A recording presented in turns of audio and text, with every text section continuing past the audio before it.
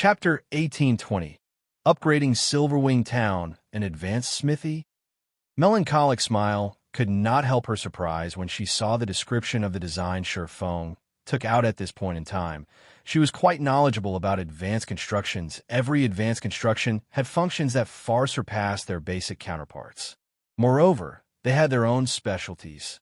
However, designs for advanced constructions were extremely difficult to acquire, although Melancholic Smile was initially excited at the identity of the design. Seeing the materials and space needed to construct the advanced smithy dampened her mood quickly. The advanced smithy required not only 2,000 pieces of extremely valuable mana, but also 1,000 advanced magic cores and 500 earthfire crystals. The mana required wasn't too much of a problem, as Zero Wing had collected quite an amount during this period.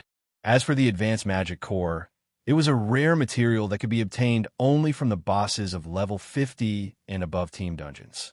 However, the drop rate wasn't 100%, so it was extremely valuable on the market. One advanced magic core sold for 5 gold. 1,000 advanced magic cores would mean 5,000 goldas for the earthfire crystal. It was even more valuable, as it could be acquired only in the fields, particularly mountainous regions with fiery environments. It was one of the main materials needed to produce high-ranking fire-resistance equipment. Although the market value of earthfire crystal was roughly 5 gold, due to its rarity and the demand, it was almost impossible to find large quantities of earthfire crystal for sale currently. Zero Wing had only a little over 600 earthfire crystals stockpiled.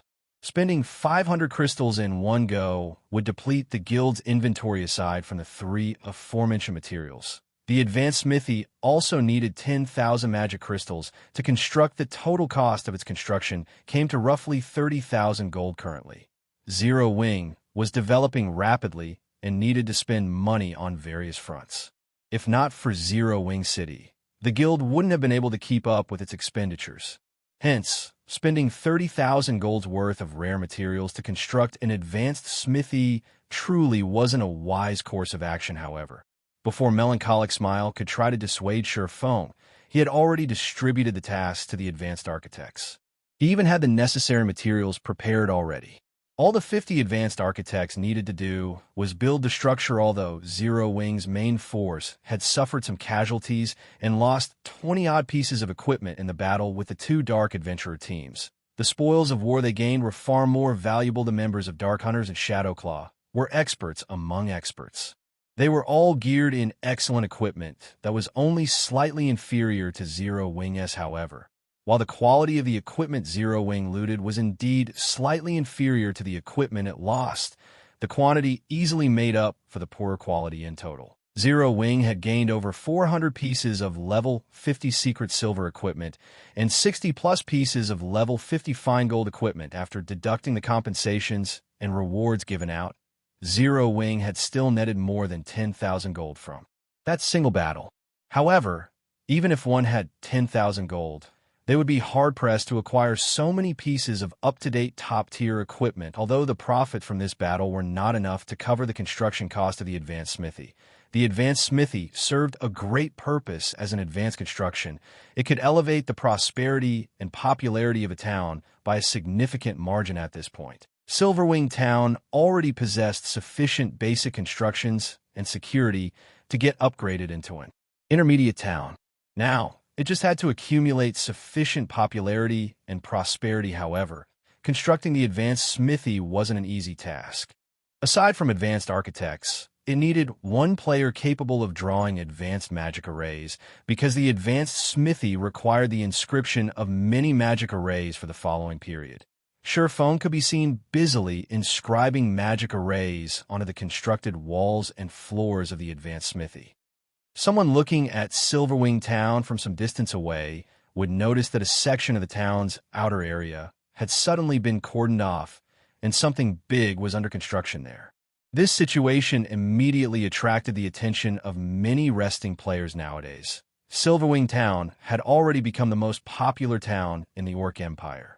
Many guild players seeking to grind in the Orc Empire or raid the teleportation war fortresses chose to rest in Silverwing Town.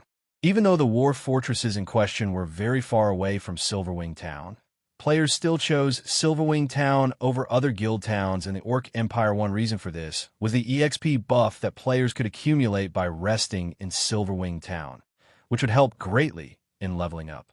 Another reason was the battle arena in the town, however. Contrary to expectations, the high mana environment of Silverwing Town wasn't the reason why its battle arena was popular. Instead, the main reason for its popularity was the fact that the town was now a hub for players originating from various kingdoms and empires. Due to this situation, experts from different countries could spar with each other. Being able to spar with a large number of different experts of the same combat standard was a tremendous benefit for experts seeking to improve themselves now that Silverwing Town had already become the =1 town in the Orc Empire. If not for the limited space, its player population could easily exceed 1,500,000. Damn. Silverwing Town is already crowded enough, yet Zero Wing is actually wasting such a large, empty space on another building. That's right. With the number of buildings in the town continuously increasing, the number of players the town can accommodate will keep declining. I'm not even sure if I can squeeze my way into the town tomorrow. The players resting in a nearby bar could not help but frown when they saw the stadium-sized structure under construction. There were simply too many players trying to enter Silverwing Town right now. To make sure Silverwing Town operated normally, Zero Wing had made it so that players who weren't Zero Wing members could stay in Silverwing Town for only 10 hours a day. If players refused to leave the town once their allocated time was up, the NPC soldiers would either forcibly remove them from the town or outright kill them. Yet, despite this restriction, Silverwing Town was still packed all day round. At this point, Zero Wing had limited the number of players allowed inside the town at one time to just 800,000. If latecomers wished to enter the town, they would have to wait for someone to exit it. Hence, as more buildings rose in the empty spaces in town, the number of players allowed and would be reduced time passed quickly. When Sherfong finished inscribing the last magic array, 8 hours had already elapsed. The 50 advanced architect had taken only 4 hours to construct the physical structure of the advanced smithy. It's finally done. Sherfong sighed ruefully as he looked at the completed advanced smithy. Although the smithy had only 3 floors in total, it was over 20 meters in height. The advanced smithy before him was definitely a cut above basic smithies, which were only 4 meters in height. This was something that could be seen from the building's external appearance alone. However, the inside of the building was even more amazing as Sherfong had personally inscribed every magic array. He had a general idea of the magic array's abilities. The advanced smithy could not only repair and produce custom-made weapons and equipment, but also break down weapons and equipment and return a player some materials used to make those items. Players could then use the reclaimed materials for new weapons and equipment. Although the recovery rate wasn't very high, it was still better than selling obsolete items to NPCs. If he revealed this ability, countless players would definitely swarm to the advanced smithy to break down their obsolete weapons and equipment. Meanwhile, Zero Wing could charge a small fee for the service good. Let's get running now. Sherfong then called up the advanced smithy system interface and chose to open the building to the public. In the next moment, the magic curtain surrounding the construction site disappeared, exposing the massive building to the public. At the same time, the sound of a system notification entered Sherfang's ears. System, Silverwing Town's popularity and security have fulfilled the requirements of an intermediate town. Do you wish to upgrade Silverwing Town? Wonderful. Just as I expected. Sherfong could not help feeling joyful when he heard the system notification. He had been waiting for this moment for a long time now. He immediately chose to upgrade Silverwing Town. Chapter 1821. Crimson Flame Fortress. A series of system notifications assaulted Sherfang's hearing after he chose to upgrade Silverwing Town. Orc Empire Region System Announcement. Congratulations to Silverwing Town for becoming the first intermediate town in a neutral map, rewarding 10,000 town popularity points and 1 caravan guard. Order Silverwing Town Region System Announcement. Silverwing Town will undergo a promotion. All players will be teleported out of the town in 1 minute. Silverwing Town Region System Announcement. Silverwing Town's promotion will take 30 minutes. Please wait patiently until it is complete. The system announcements repeated 3 times, echoing in players' ears in their respective regions. A promotion? They're already upgrading Silverwing Town. How did Zero Wing do it? Amazing. Once the town is upgraded, we'll have a much easier time getting in. For a time, Silverwing Town's players were in an uproar over the sudden promotion. As for the various large guilds, upper echelons, they wore solemn expressions when they received a report on this matter. The fat piece of meat that was Silverwing Town had already been tempting to the various major powers, and they had been trying to find a way to claim it for themselves, but the improvement speed of the town's defenses was simply absurd. The NPC soldiers the town had recruited were also becoming increasingly powerful, including the 5 magic towers. None of these superpowers felt powerful enough to capture Silverwing Town. Hence, they decided to continue accumulating their strength for now, however. Silverwing Town's promotion to an intermediate town was a huge problem. Not only would Silverwing Town be able to construct more defensive structures, but the number of NPC soldiers it could hire had also increased from 1,000 to 2,000. That would effectively double the town's defensive capabilities in terms of basic attributes. NPC soldiers were far superior to players. In addition, Silverwing Town soldiers were more than 10 levels higher than current players. If players wished to deal with these NPCs, they would have to employ Zerg tactics. Now that the town had twice as many NPC soldiers to protect it, they would need at least twice the manpower to defeat these NPCs, making Silverwing Town even more difficult to capture. Shortly after the system announcements, the players in Silverwing Town were all teleported a considerable distance away. However, instead of leaving the area, the teleported players stood outside of the town. In fact, players who grinded in the Orc Empire hurried to join the crowd.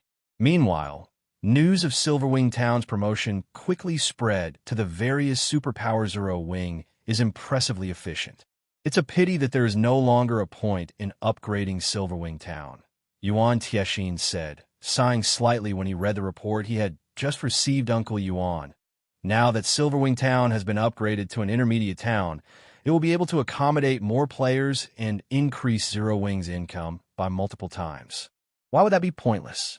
Purple Jade asked curiously. I guess it's expected that you don't know. Yesterday, I received news stating that Nine Dragons Emperor has secretly joined hands with Blackwater and Beast Emperor, and they are preparing to raid the Orc Empire's Crimson Flame Fortress, Xianxia said. The Crimson Flame Fortress is located in the Orc Empire's inner region and on one of the safer paths to the Orc capital city. In addition, the fortress offers teleportation services. Once the Crimson Flame Fortress has been captured, it'll generate massive profits for the 3 involved parties. It'll also allow them to raid the Orc capital city far more quickly. What? That's the Crimson Flame Fortress. Based on our investigations, its raid difficulty ranks among the top 5 teleportation war fortresses in the Empire. It is too difficult for current players to raid, and on top of that, dark players will definitely try to interfere. Do they really dare to raid the Crimson Flame Fortress? The news astonished Purple Jade. There were countless orcs inside the Crimson Flame Fortress, and the lowest leveled among them was level 60, with the highest leveled orcs being level 75. Furthermore, the fortress was protected by many war weapons and mythic orcs. That is exactly why Nine Dragons Emperor and Blackwater are working with Beast Emperor. Based on what we know so far, Beast Emperor will guard the battlefield with his evil beast army. Meanwhile, Blackwater and Nine Dragon Emperor's armies will be responsible for sieging the fortress.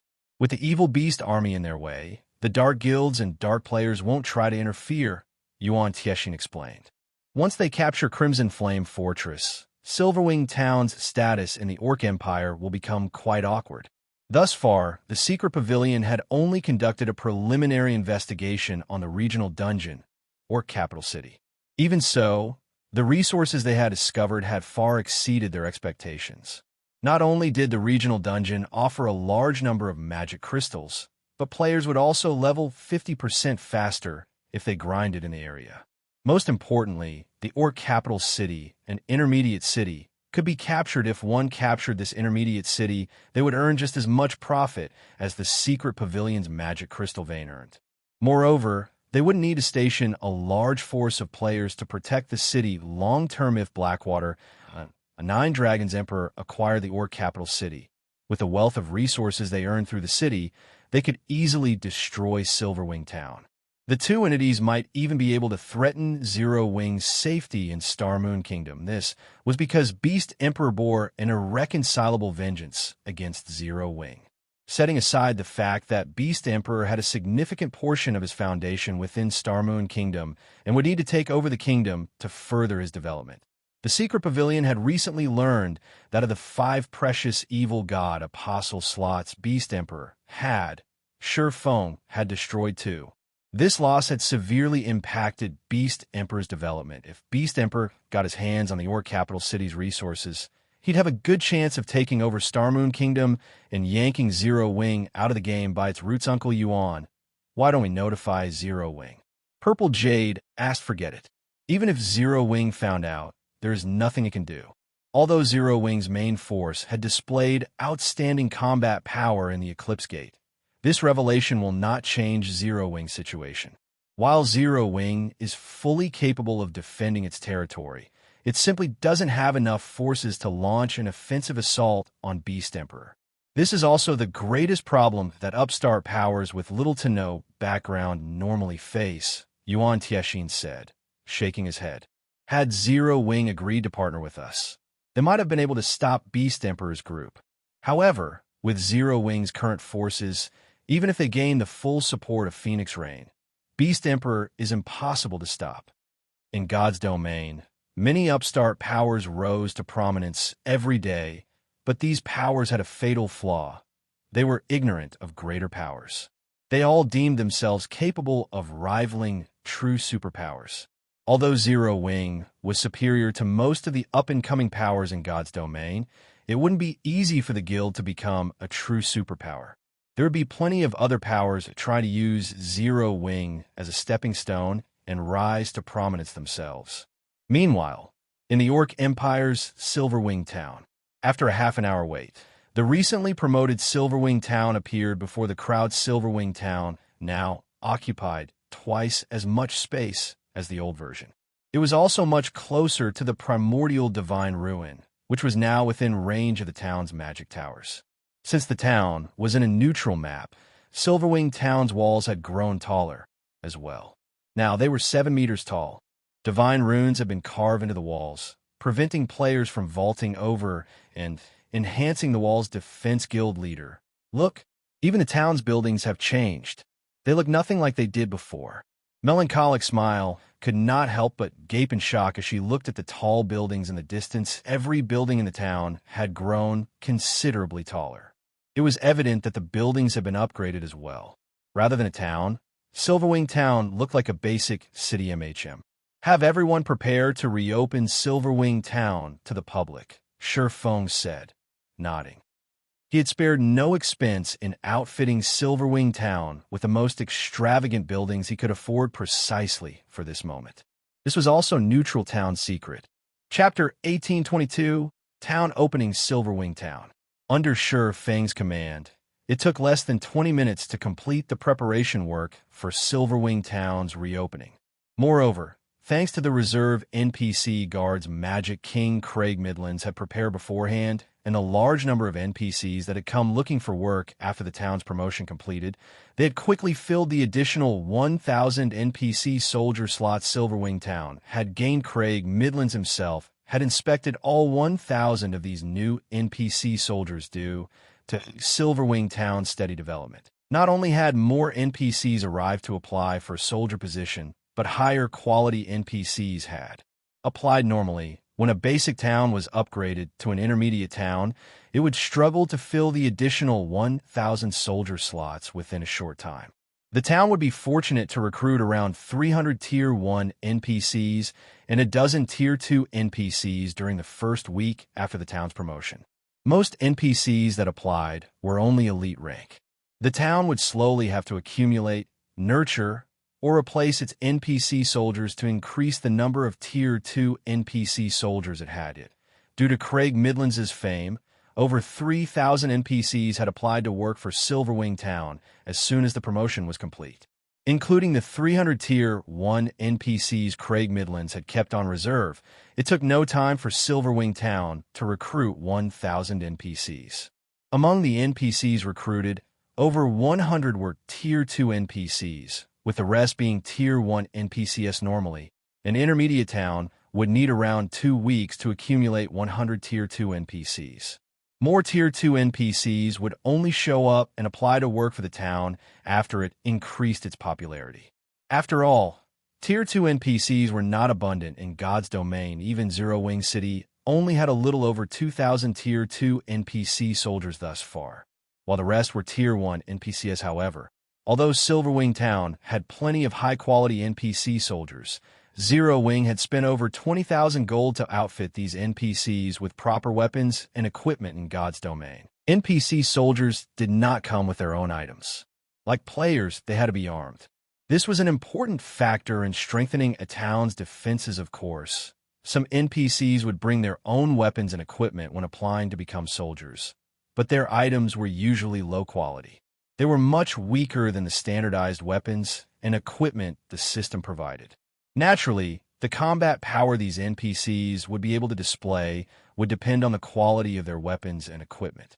For example, an NPC with bronze equipment and an NPC in mysterious iron equipment would have around a 20% difference in combat power. While 20% might not seem like much to players, but it was a lot for NPCs who possessed much higher basic attributes. When Stone Forest Town and Zero Wing City had been constructed, Zero Wing had lacked funds. Feng had only been able to outfit his NPC soldiers with the cheapest bronze weapons and equipment available. He had only started to upgrade the NPC's gear after the guild had money to spare. A large fraction of the investments needed to develop a town had to be spent on the NPC soldiers' weapons and equipment. In addition, these weapons and equipment needed regular repairs, which would also cost a considerable amount of money. These reasons were why most of the various large guilds avoided owning too many towns. This even held true for the various superpowers. Although the superpowers occupied many towns, they would not arm every one of them to the teeth. Instead, they would focus on developing a few select towns. However, arming the NPC soldiers with better items was why many first-rate guilds' headquarters were able to withstand sieges from super first-rate and super guilds. The longer a town developed, the stronger the NPC soldiers guarding it would become. When fully equipped with top-tier equipment, NPC soldiers could even contend with players of a higher tier. Fortunately, with the exception of some extremely powerful top-tier equipment, the majority of the weapons and equipment NPC soldiers used could be purchased from the system with coins. There was no need for players to invest time and effort into farming weapons and equipment. Hence, Feng had spent over 20,000 gold to arm the newly recruited NPCs. A full set of level 50 to 100 bronze equipment would cost 2 gold coins. This was extremely cheap compared to players' equipment. However, as equipment quality increased, so did the price. Level 50 to 100 mysterious iron equipment cost 10 gold per set, while secret silver equipment cost 100 gold, fine gold equipment cost 600 gold, dark gold equipment cost 1,500 gold, and epic equipment cost 6,000 gold per set. With how many NPC soldiers a town had, it was no exaggeration to say that a town's development was a bottomless pit financially. For Silverwing Town, Feng had decided to arm the Tier 2 NPCs with secret silver equipment and Tier 1 NPCs with mysterious iron equipment. Although Zero Wing had earned a lot of funding through Zero Wing City and Stone Forest Town, Feng planned to invest the majority of that money in a lost town.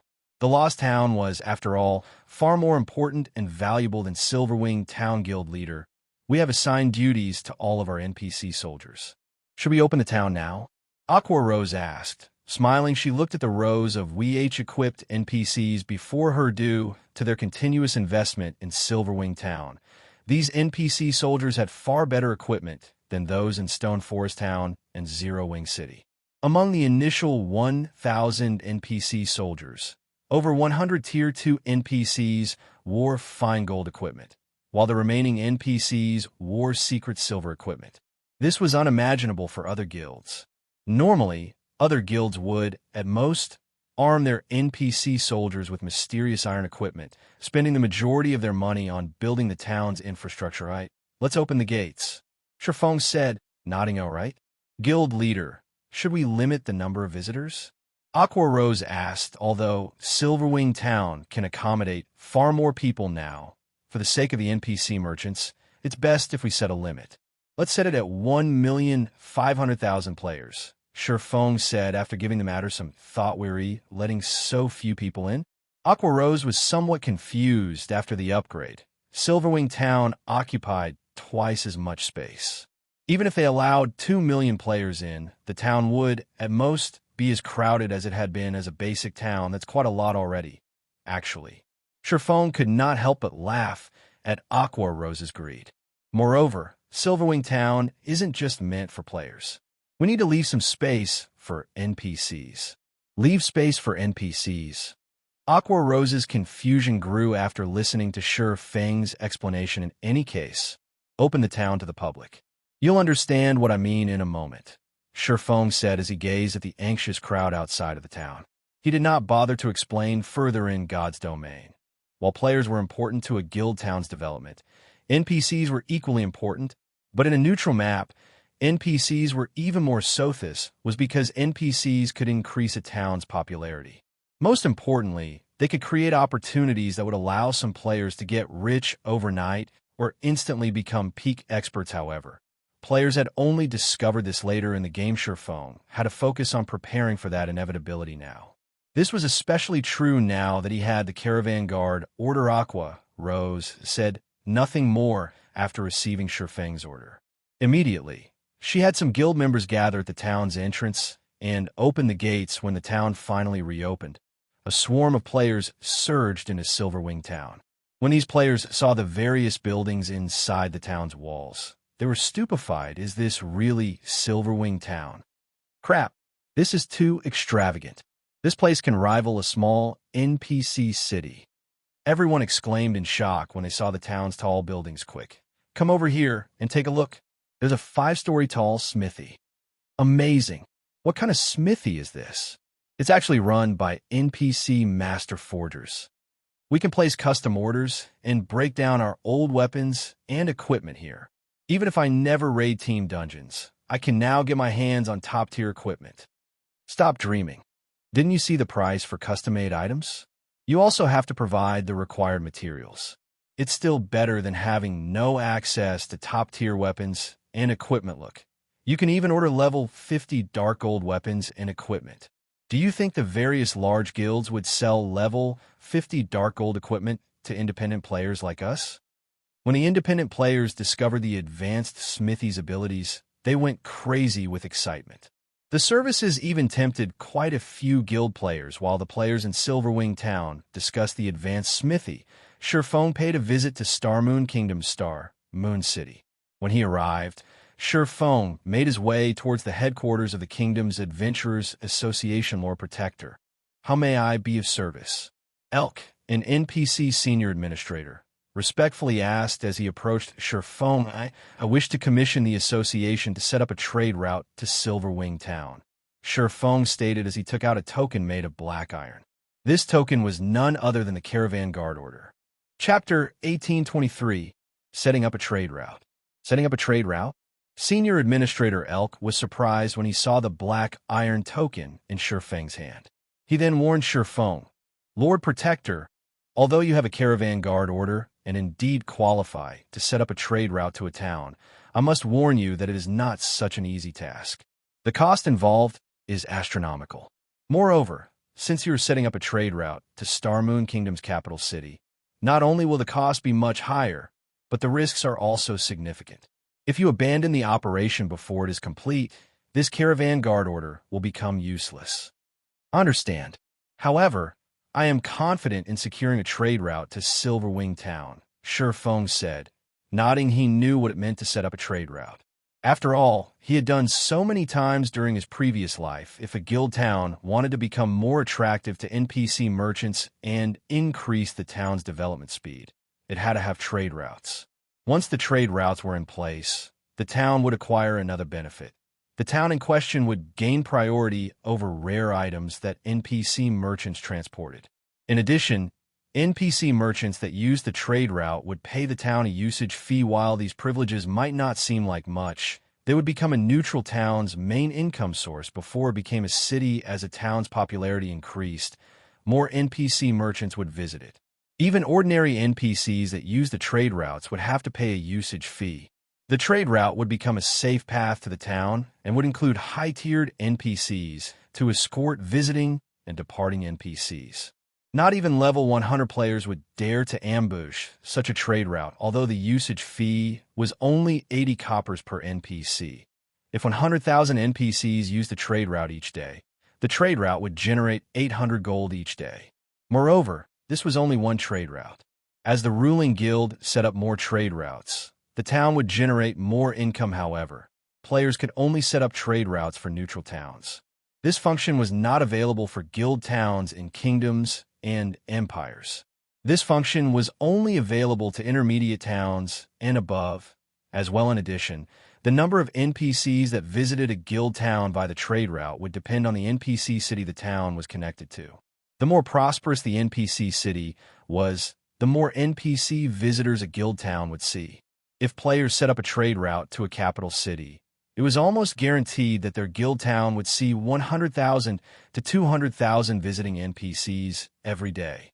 If the trade route were connected to an ordinary NPC city, the town would only receive around 20,000 to 50,000 NPCs. However, the more prosperous an NPC city was, the more difficult it would be to set up a trade route aside from a revenue source. Trade routes were a good method for players to acquire rare resources. Not all of an NPC merchant caravan's goods were available to players. A considerable portion would be reserved for other NPCs.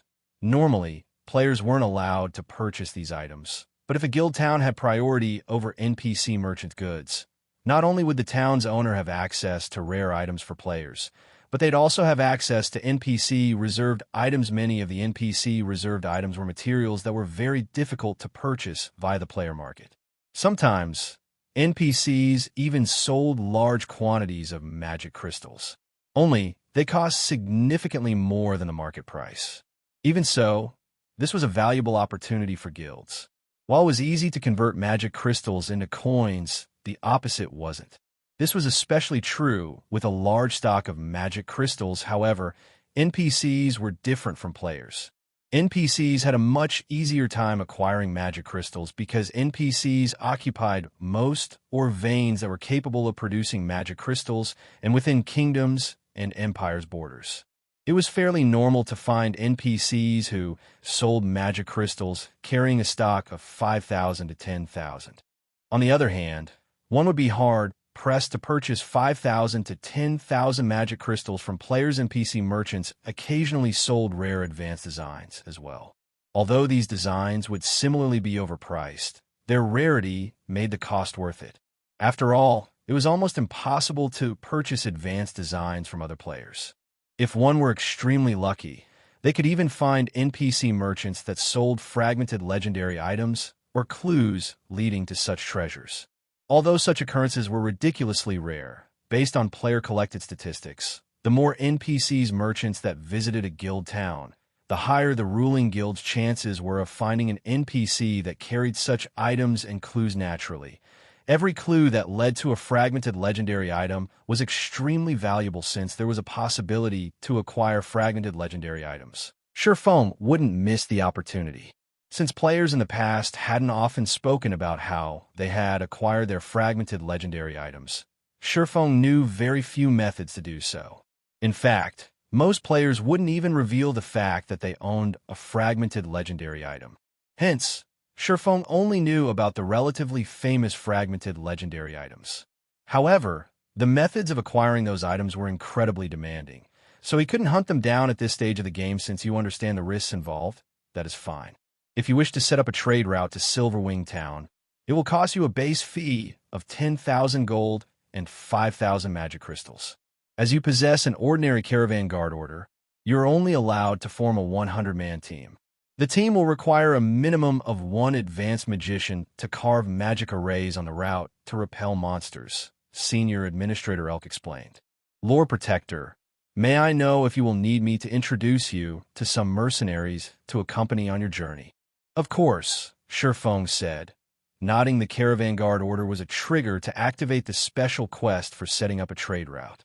While Shifeng could rely on players to complete this quest, he could also enlist the help of the Adventurers Association's mercenaries at this stage of the game. NPC mercenaries were undoubtedly much stronger than players. Hence, players that acquired a caravan guard order at this stage of the game would generally hire mercenaries to aid them. Unfortunately, the price was quite high. In the past, some guilds had tried to save money, confident that their members would be strong enough to handle the task. However, while Zero Wing's main force was very powerful, the trade route he wanted to establish required crossing the border into the Ur Empire. When establishing a trade route, the system would occasionally send monsters to interfere. These monsters would be 15 levels higher than the local monsters, and many of the Ur Empire's monsters were level 60 or higher. In that case, the interfering monsters would be level 75 and above once he entered the Empire. These monsters were too high of a level for Zero Wing's main force members at this time, so they weren't suitable for this quest. Alright, here is a list of mercenaries willing to undergo this challenge with you. Lord Protector. Elk said before handing Shifeng a list. The quest to set up a trade route was very special and very dangerous. Players couldn't simply hire whatever NPC mercenaries they wished. The available mercenaries would depend on the player's status in the Adventurers Association. The higher one's status was, the more NPC mercenaries they could choose from for the operation. Amazing. 4-star treatment in the Adventurers Association is really a great help when setting up a trade route. Shifeng could not help his surprise when he read the list. During his previous life, he had only been able to recruit 3-star, Tier 2 NPCs at best. As a result, he had struggled to set up trade routes for Shadow's neutral towns. Now, however, even 2-star, Tier 3 NPCs had applied to join his quest, not to mention 3-star, Tier 2 NPCs. He had to admit that the Spirit Slayer Advanced title came with some awesome benefits without hesitation. Shifeng spent over 15,000 gold to hire 97 mercenaries, spending almost every coin he had on hand. The weakest mercenaries he hired were level 80, 3-star, Tier 2 NPCs, with the strongest being level 83, 2-star, Tier 3 NPCs. Overall, his team had 15 Tier 3 NPCs after Shifeng handled the necessary procedures and learned how to draw the necessary advanced magic array. He summoned the level 85 Anna and level 83 Kite. With 97 other NPCs in tow, he grandly departed Starmoon City. Riding secret silver transport carriages, the secret silver transport carriages were an extraordinary sight to behold. 5-meter-tall, lightning-horned earth dragons pulled the carriages behind them. The earth dragons themselves were great lords, and watching the caravan move down the city streets was spectacular. What's going on? Is the city hosting some kind of event? That's not it. Look, the lead transport carriage's driver is a player. Could this be a player-triggered event? That player is wearing Zero Wing's guild emblem. Zero Wing is so awesome. It can actually produce such powerful carriages? Crap. There are over 10 Tier 3 NPCs in the caravan. This is ridiculous. Chapter 1824. Strong Legion. Shortly after the 10 secret silver transport carriages being pulled by lightning-horned earth dragons appeared on the streets of Starmoon City. The sight quickly sent the entire city into an uproar. The adventurer teams that made a living by delivering items were green with envy as they looked at the transport carriages. Transport carriages might not seem particularly important in the game right now, as players could simply store items inside their bag spaces and teleport to other cities. However, as players reached higher levels, transport carriages would become increasingly relevant. The number of items that could not be stored inside players' bag space would increase as players progressed further into the game. Such non-bag space items were extremely valuable, and the only way to transport them was via transport carriages. Meanwhile, the adventurer teams could purchase only horse-drawn transport carriages. On the other hand, the secret silver transport carriages had great lord-ranked, lightning-horned earth dragons pulling them. There was simply no comparison between the two. Just the aura of the Earth Dragons was enough to scare away the mobs one would normally come across out in the fields. Not to mention, the transport carriage itself was like a huge house. One could easily imagine how many non-bag space items the transport carriage could store in such a huge transport carriage as expected of Starmoon Kingdom's #1 guild. I wonder when our adventurer team will be able to obtain a transport carriage like that. That's right. If we have a transport carriage like that, we can earn over 10 gold per delivery trip. The adventurer team members seated on the advanced transport carriages parked along the streets cast covetous looks at the lightning-horned Earth Dragons currently. The minimum price in the delivery business for transporting a non-bag space item was 1 silver coin. The price scaled up depending on the distance traveled. Meanwhile, the adventurer team members estimated that the secret silver transport carriage could carry over 100 non-bag space items. This assumption was because the advanced transport carriages they owned were only the size of an ordinary horse carriage, but could already carry a maximum of 60 non-bag space items. No matter how they looked at it, the house-sized transport carriages should be capable of transporting at least 100 non-bag space items. Only Shifeng knew that the value of the secret silver transport carriage was actually not the slightest bit inferior to a secret silver speedboat. The secret silver transport carriage could carry 350 non-bag space items and 30,000 bag space items. The 10 transport carriages lent to him this time were meant to convey the materials needed to carve special magic arrays. Each of these materials took up 1 non-bag space slot moreover. In terms of speed, the lightning-horned Earth Dragons were superior to even dark gold mounts, while the players on the streets were talking about the secret silver transport carriages. The lightning-horned Earth Dragons took only a few seconds to disappear from everyone's sight as they galloped toward the city's main gate, although some members of large guilds tried to follow Shifeng and investigate his actions. Their mysterious iron mounts could only eat the Earth Dragon's dust as they watched the secret silver transport carriages disappear from view. Sure enough, secret silver transport carriages are really fast. If Zero Wing can acquire one, transporting diamond wood and 7 luminaries crystals on land would be a lot easier. Shifeng could not help but be astonished as he looked at the scenery rapidly flashing by. If a transport carriage possessed such speed, even robbing it would become a very tough proposition. However, during his previous life, first-rate guilds would be very fortunate if they could acquire even bronze transport carriages, let alone secret silver transport carriages. After traveling for about half an hour, Shifeng arrived at a crossroads. He then stopped the caravan and had all the NPCs stand guard. Someone traveling from Starmoon City to Silverwing Town on a dark gold mount wouldn't be able to complete the journey even after traveling continuously for 5 or 6 days. Not to mention, one would have to cross many high-level regions during the journey. Fortunately, he was only setting up a trade route, so he didn't need to travel its entire length. All he had to do was connect some trade routes that previously were unconnected. By doing so, he would be able to bypass a few high-level regions and carve out a trade route to Silverwing Town that would come across monsters no higher than level 80 if this task were left to a first-timer. Creating such a safe path without several days' worth of research would be impossible, due to a lack of familiarity with the existing trade routes of Starmoon Kingdom. Shifeng, however, knew the trade routes present within the kingdom like the back of his hand.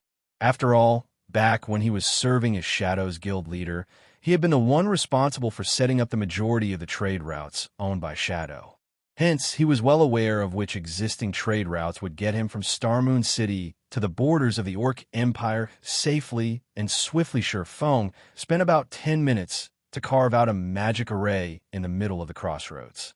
When he activated the magic array, a blue ripple spread out from the magic array and stopped only after covering a 30,000-yard radius. The monsters close to the crossroads immediately started distancing themselves from it.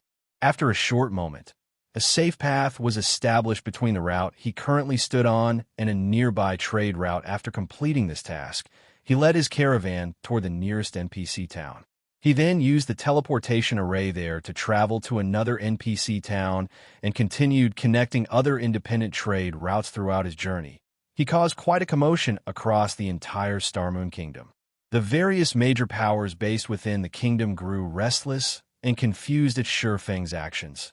Unable to figure out what Zero Wing was trying to do after running around for a day or so, Sherfeng successfully created a new trade route that connected Starmoon City and the border between Starmoon Kingdom and the Orc Empire for the remainder of the trade route.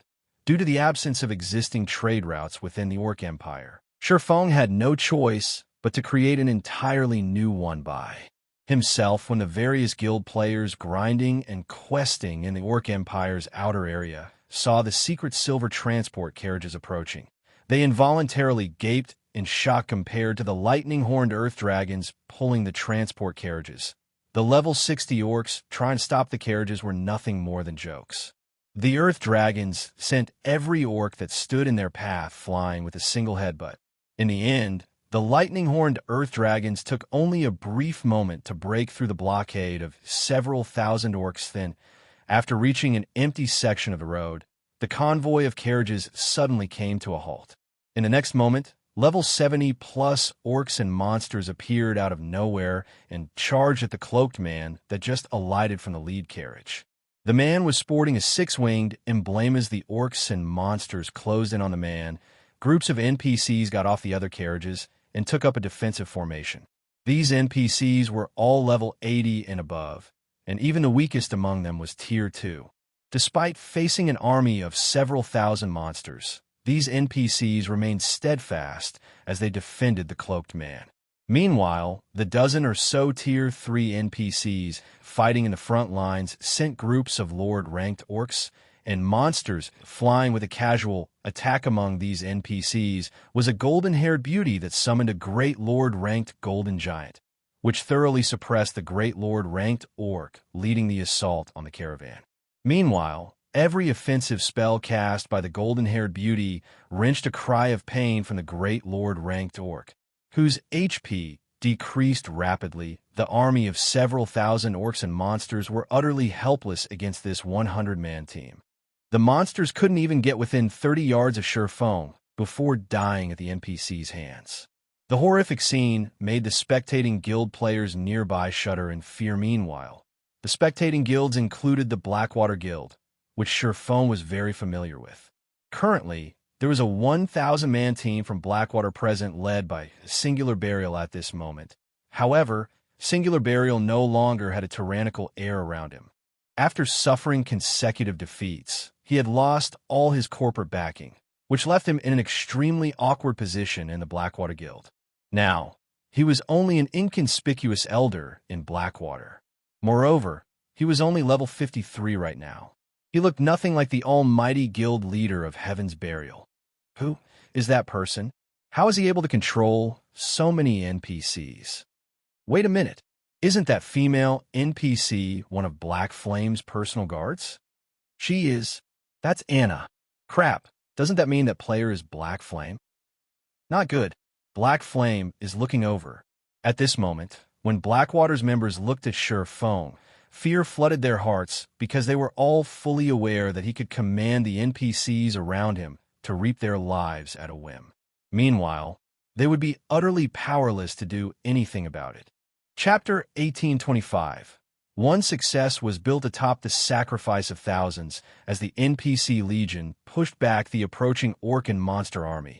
A wall of corpses quickly formed on each side of the road. These NPCs are so strong. I get the feeling that this NPC team can even raid an ordinary guild town. I know, right? Just look at those Tier 3 NPCs going. They are throwing level 70-plus Great Lords with a single hit. Their individual combat power is likely even higher than Grand Lords of the same rank. Even if these Tier 3 NPCs aren't enough to raid a guild town, they're more than enough to kill every one of us. As expected of Starmoon Kingdom's #1 expert, with the ability to control so many powerful NPCs, Black Flame could easily annihilate armies of tens of thousands of players. It's no wonder why the various superpowers are helpless against Zero Wing. The various spectating guilds and adventurer teams gulped as they watched the fight between the NPCs and monsters. Tier 2 NPCs were much stronger than Tier 2 players of the same level. Only peak experts with several pieces of epic equipment could possibly contend with an ordinary Tier 2 NPC.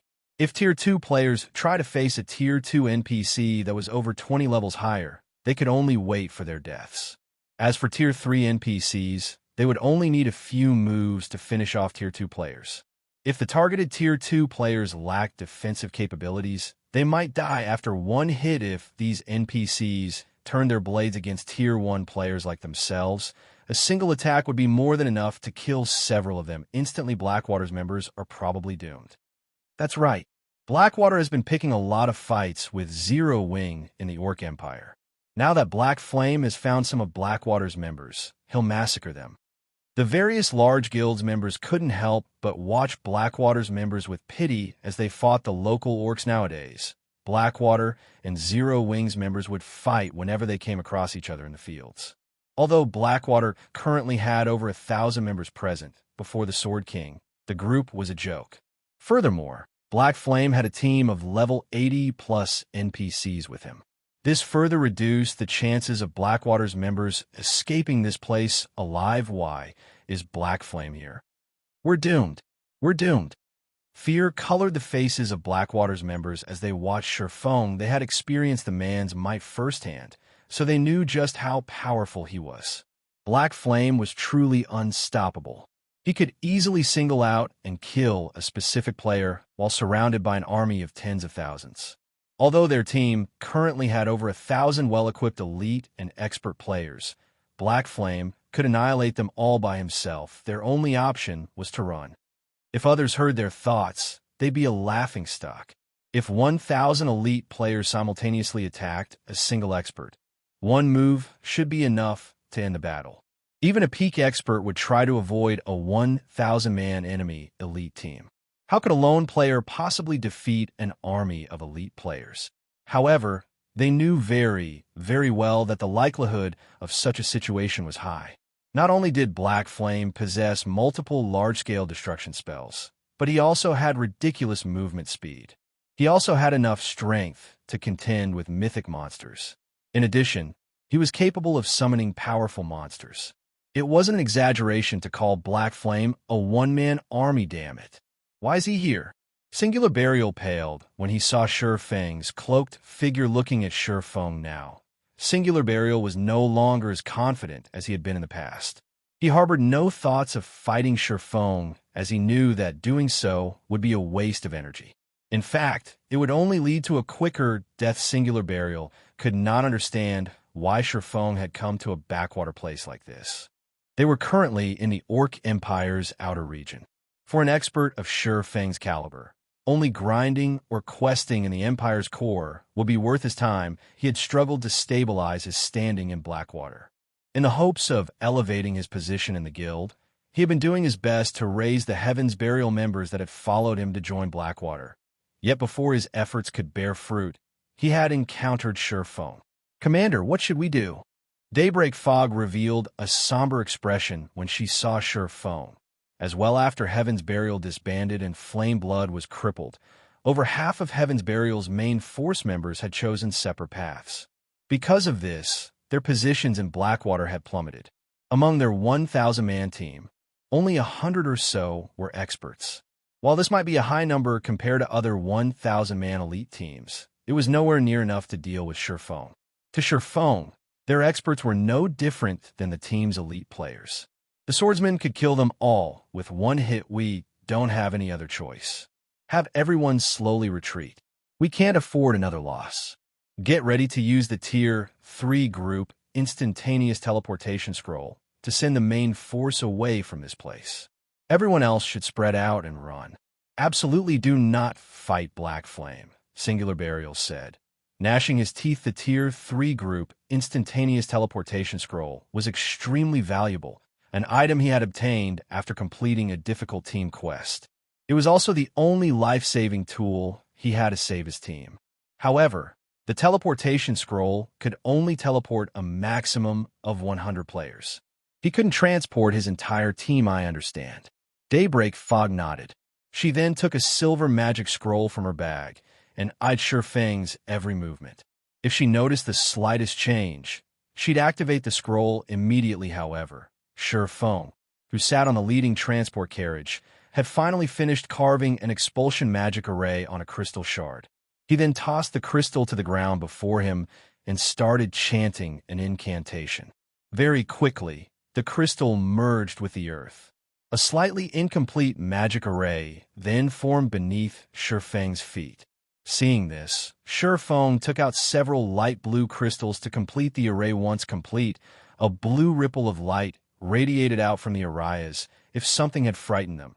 The level 70-plus orcs and monsters, which had been busy fighting the NPCs, fled from the caravan.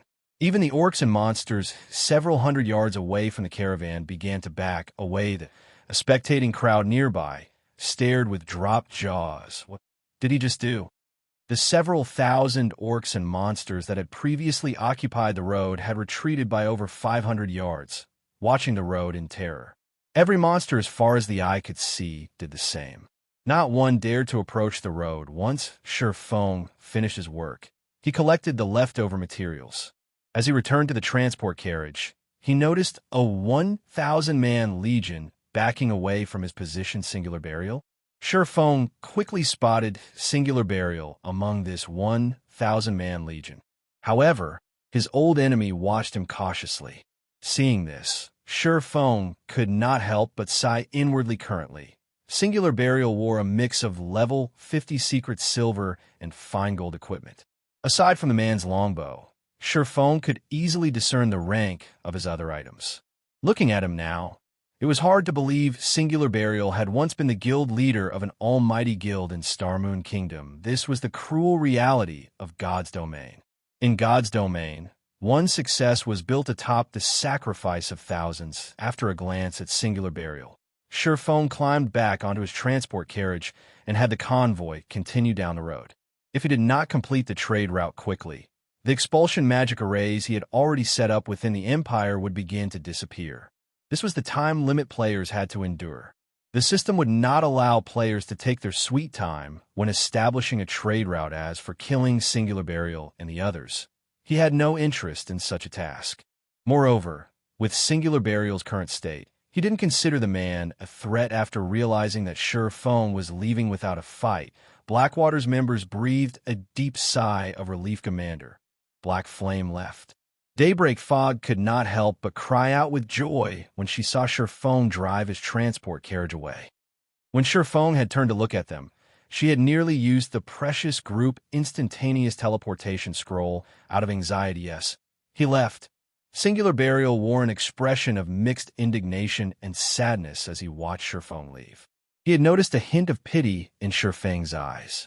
This discovery had dealt an unprecedented mental blow. Is he trying to say that I don't even qualify to face him now? Chapter 1826. Vulcan Sigh. After Shifeng left, all of the various large guilds members visibly relaxed. Black Flame is leaving. Just like that? He doesn't intend to deal with Blackwater's members? My guess is that Black Flame finds it beneath him to deal with them. I've watched the battles that occurred at the Primordial Divine Ruin. Black Flame had soloed a mythic monster. Then he sent both Blackwater's army and the Evil Beast army running with their tails tucked between their legs. A measly 1,000-man elite team probably isn't worth his effort. Black Flame is too strong. His presence alone was enough to make the various large guilds shrink back with fear. It's no wonder why Black Flame is recognized as Starmoon Kingdom's #1 expert.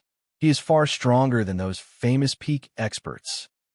The adventurer teams, watching from a short distance away, were shocked when they looked at the various guild players, who watched the departing convoy cautiously. They had never thought that the presence of a single player would be enough to deter so many guild players. They had all heard many rumors about Black Flame, but they had assumed the rumors were jokes and baseless assertions. However, they simply treated those rumors as jokes and baseless assertions. However, after seeing the man in person today, they finally understood that the rumors were actually true. In fact, Black Flame was even scarier than the rumors made him out to be. Because of this discovery, many of these independent players, who hadn't been interested in joining any guild, began to have second thoughts. They all considered joining Zero Wing, especially the Swordsman players. This was especially true for Swordsman players. Unbeknownst to Shifeng, his casual action of sparing Blackwater's members had made many independent players in the Orc Empire reconsider their position about joining his guild. At the same time, news of Shurfang's appearance in the Orc Empire had reached the various dark players hiding in the Empire Commander. We have discovered Black Flame. Where?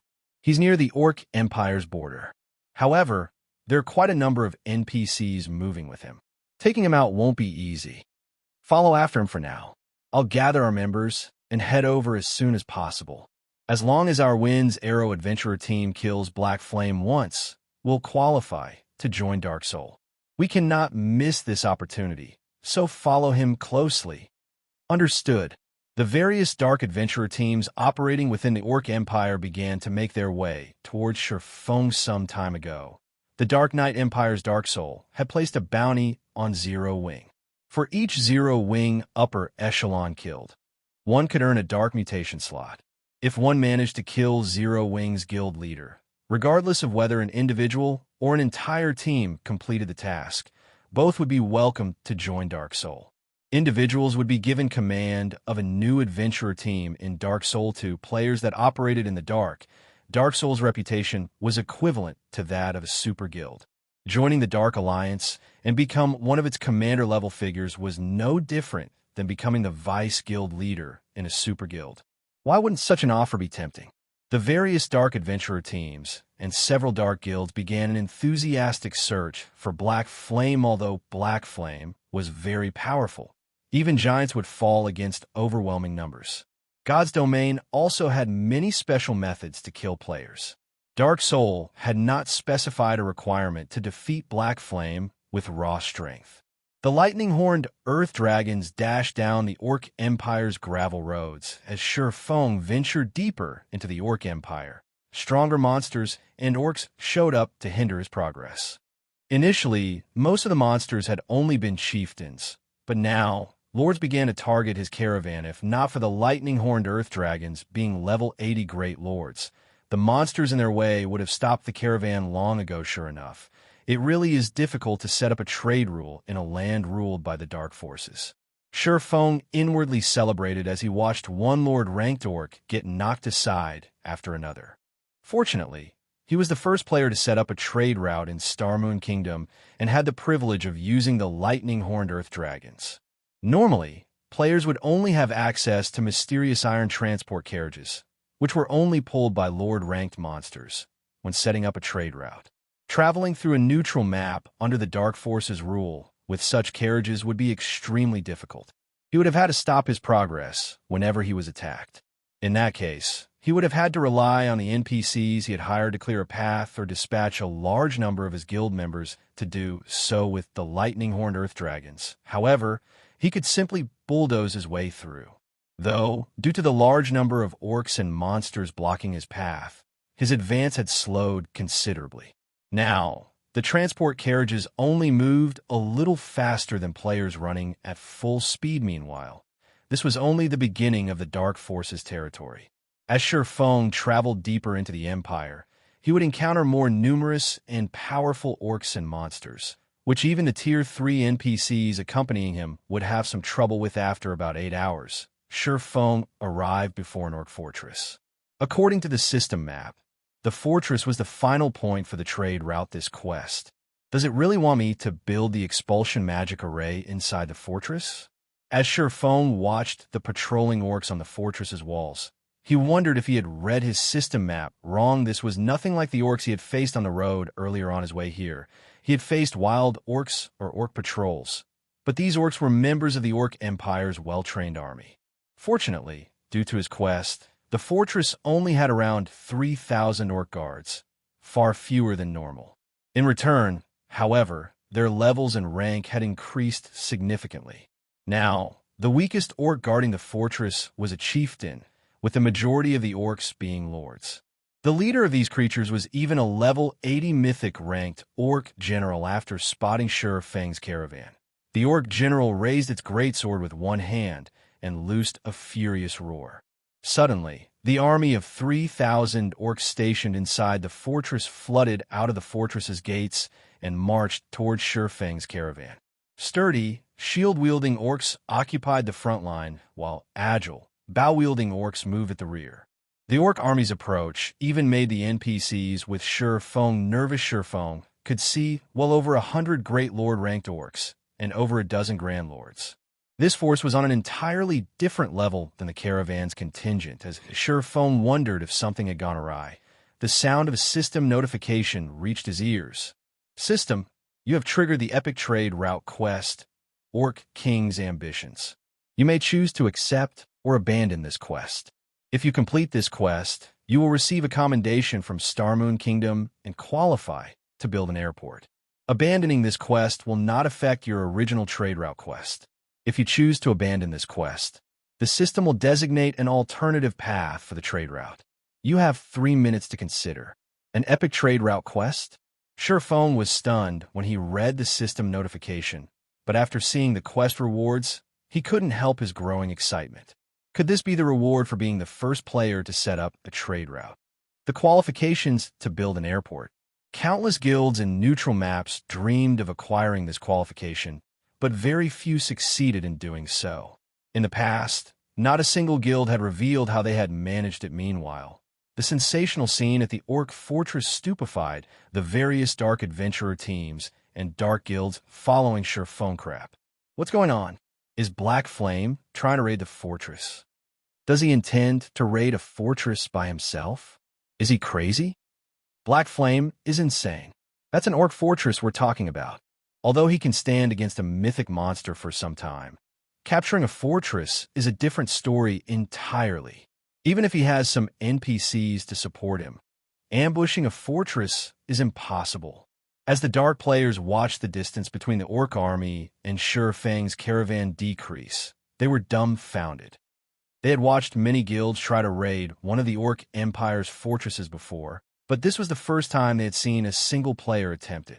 Commander, what should we do? Should we attack Black Flame? These orcs are too high-leveled. Moreover, there's a mythic orc among them. If we attack carelessly, we might get dragged into the fight. Let's wait. It won't be too late to take action once the orc army pushes Black Flame and his NPCs back. All of the dark adventurer teams and dark guilds following Shurfeng came to the same decision. Meanwhile, as the orc army approached the caravan, Shurfeng and his NPCs prepared for battle. Let's give it a try. Shurfeng decided after analyzing his current combat power and the challenge. The quest had only mentioned that he needed to set up an expulsion magic array in the fortress, not capture the fortress. There was a huge difference between the two tasks. Naturally, the former was far easier. Moreover, this was a valuable opportunity. It would be a huge waste to give it up. Grinding his teeth, Shurfeng accepted the quest. He then pulled a magic scroll with crimson divine runes from his bag. This magic scroll was none other than the Tier 4 continuous use magic scroll, Vulcan's Sigh, which he had acquired from the gold magic crystal treasure chest in the Eclipse Throne. The magic scroll was even more valuable than ordinary epic equipment. Vulcan's Sigh was also an extremely rare summoning scroll. He had hoped to save the scroll as a trump card for any future guild wars, but using it to complete this epic trade route quest was worth the expenditure. Following which, Shurfeng injected 1,000 magic crystals of mana into the magic scroll and activated it in the next moment. A crimson, threefold magic array manifested beneath Shurfeng's feet. The sky also began to transform, and the earth started to quake. Why did the sky suddenly go dark? Everyone noticed dark clouds block out the sun. A moment later, the space around Shurfeng began to freeze. The spectating dark players felt a powerful aura assault their minds and bodies. Chapter 1827. Battle of Monsters. As the dusky space froze, over 24 magic arrays appeared in the cloudy sky, radiating a light that illuminated the orc fortress and its surroundings. As these magic arrays manifested, the dark players felt their aura's intensity increase, making their bodies feel much heavier than a moment ago. As the heavy feeling grew, they began to panic. What's going on? Why can't I move? What did Black Flame do? Everyone quickly discovered that they couldn't even move a finger, much less walk away. They felt as if time had stopped. Moreover, they weren't the only ones subjected to this phenomenon. Even the orc army had fallen deathly silent. Some orcs had even lost strength to stand and fell to a knee, terrified, following which the sky shattered and formed a massive black hole. If one looked closely, they would notice a pair of flaming eyes, as large as small mountains. Within the black hole as these eyes appeared, the pressure on the players present increased yet again. Immediately, all of the orcs, including the mythic ranked orc general, slumped to the ground and shuddered in fear. What's going on? It's over. We're doomed. Damn it. This must be a trap black flame set up. We've been tricked. As the dark players looked up at the massive pair of eyes, they sensed their impending death and destruction. They weren't even ants before the owner of those eyes. As long as the creature willed it, its aura alone would slay these players. It wouldn't even need to attack. The players from the various dark adventurer teams and dark guilds suddenly regretted their decision to target Sherfone just as everyone cowered before their doom. The pair of flaming orbs vanished abruptly before fire began to pour from the black hole, raining down on the orc empire like meteors. Boom, boom, boom. A series of explosions shook the orc fortress and the area. The ground trembled so violently that the dark players, who stood quite a distance away, nearly lost their footing. The shower of fire continued for 6 seconds, transforming the earth under the orc army into a burning hellscape.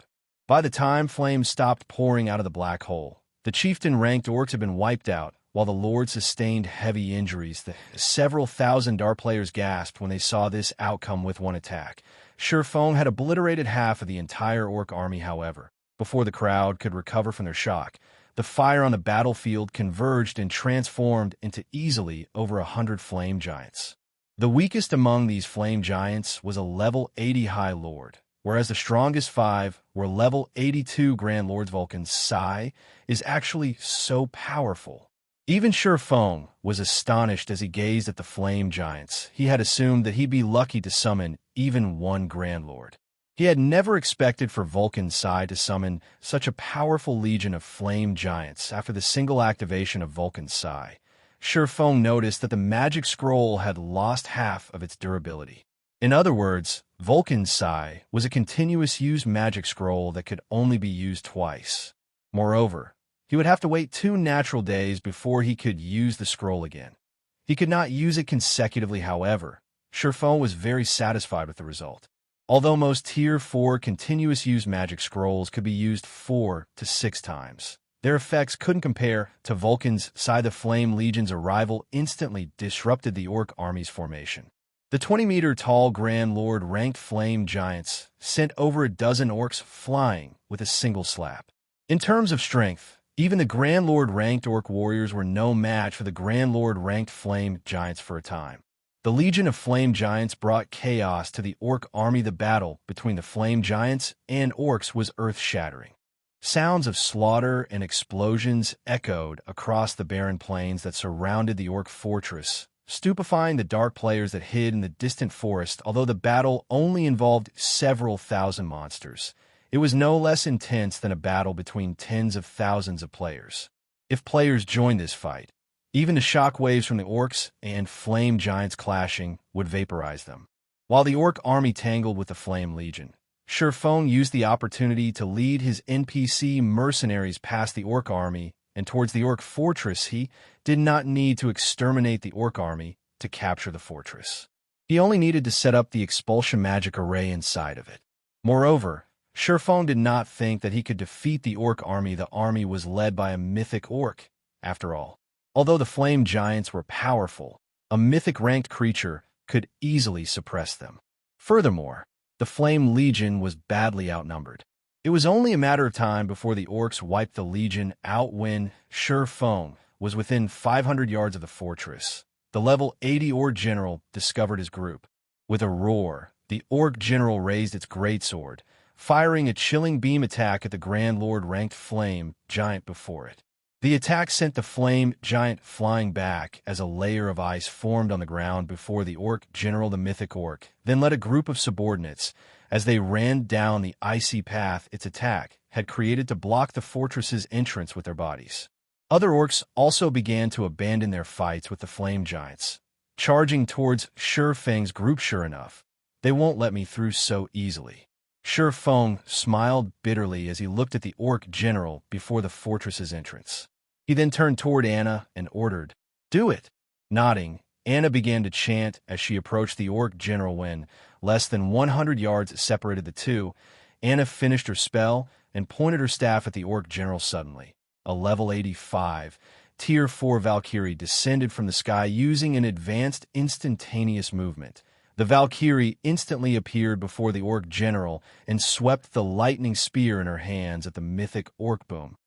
Failing to react in time to the strike, the orc general and a dozen or so Great Lord ranked orcs got sent flying over 100 yards to the side.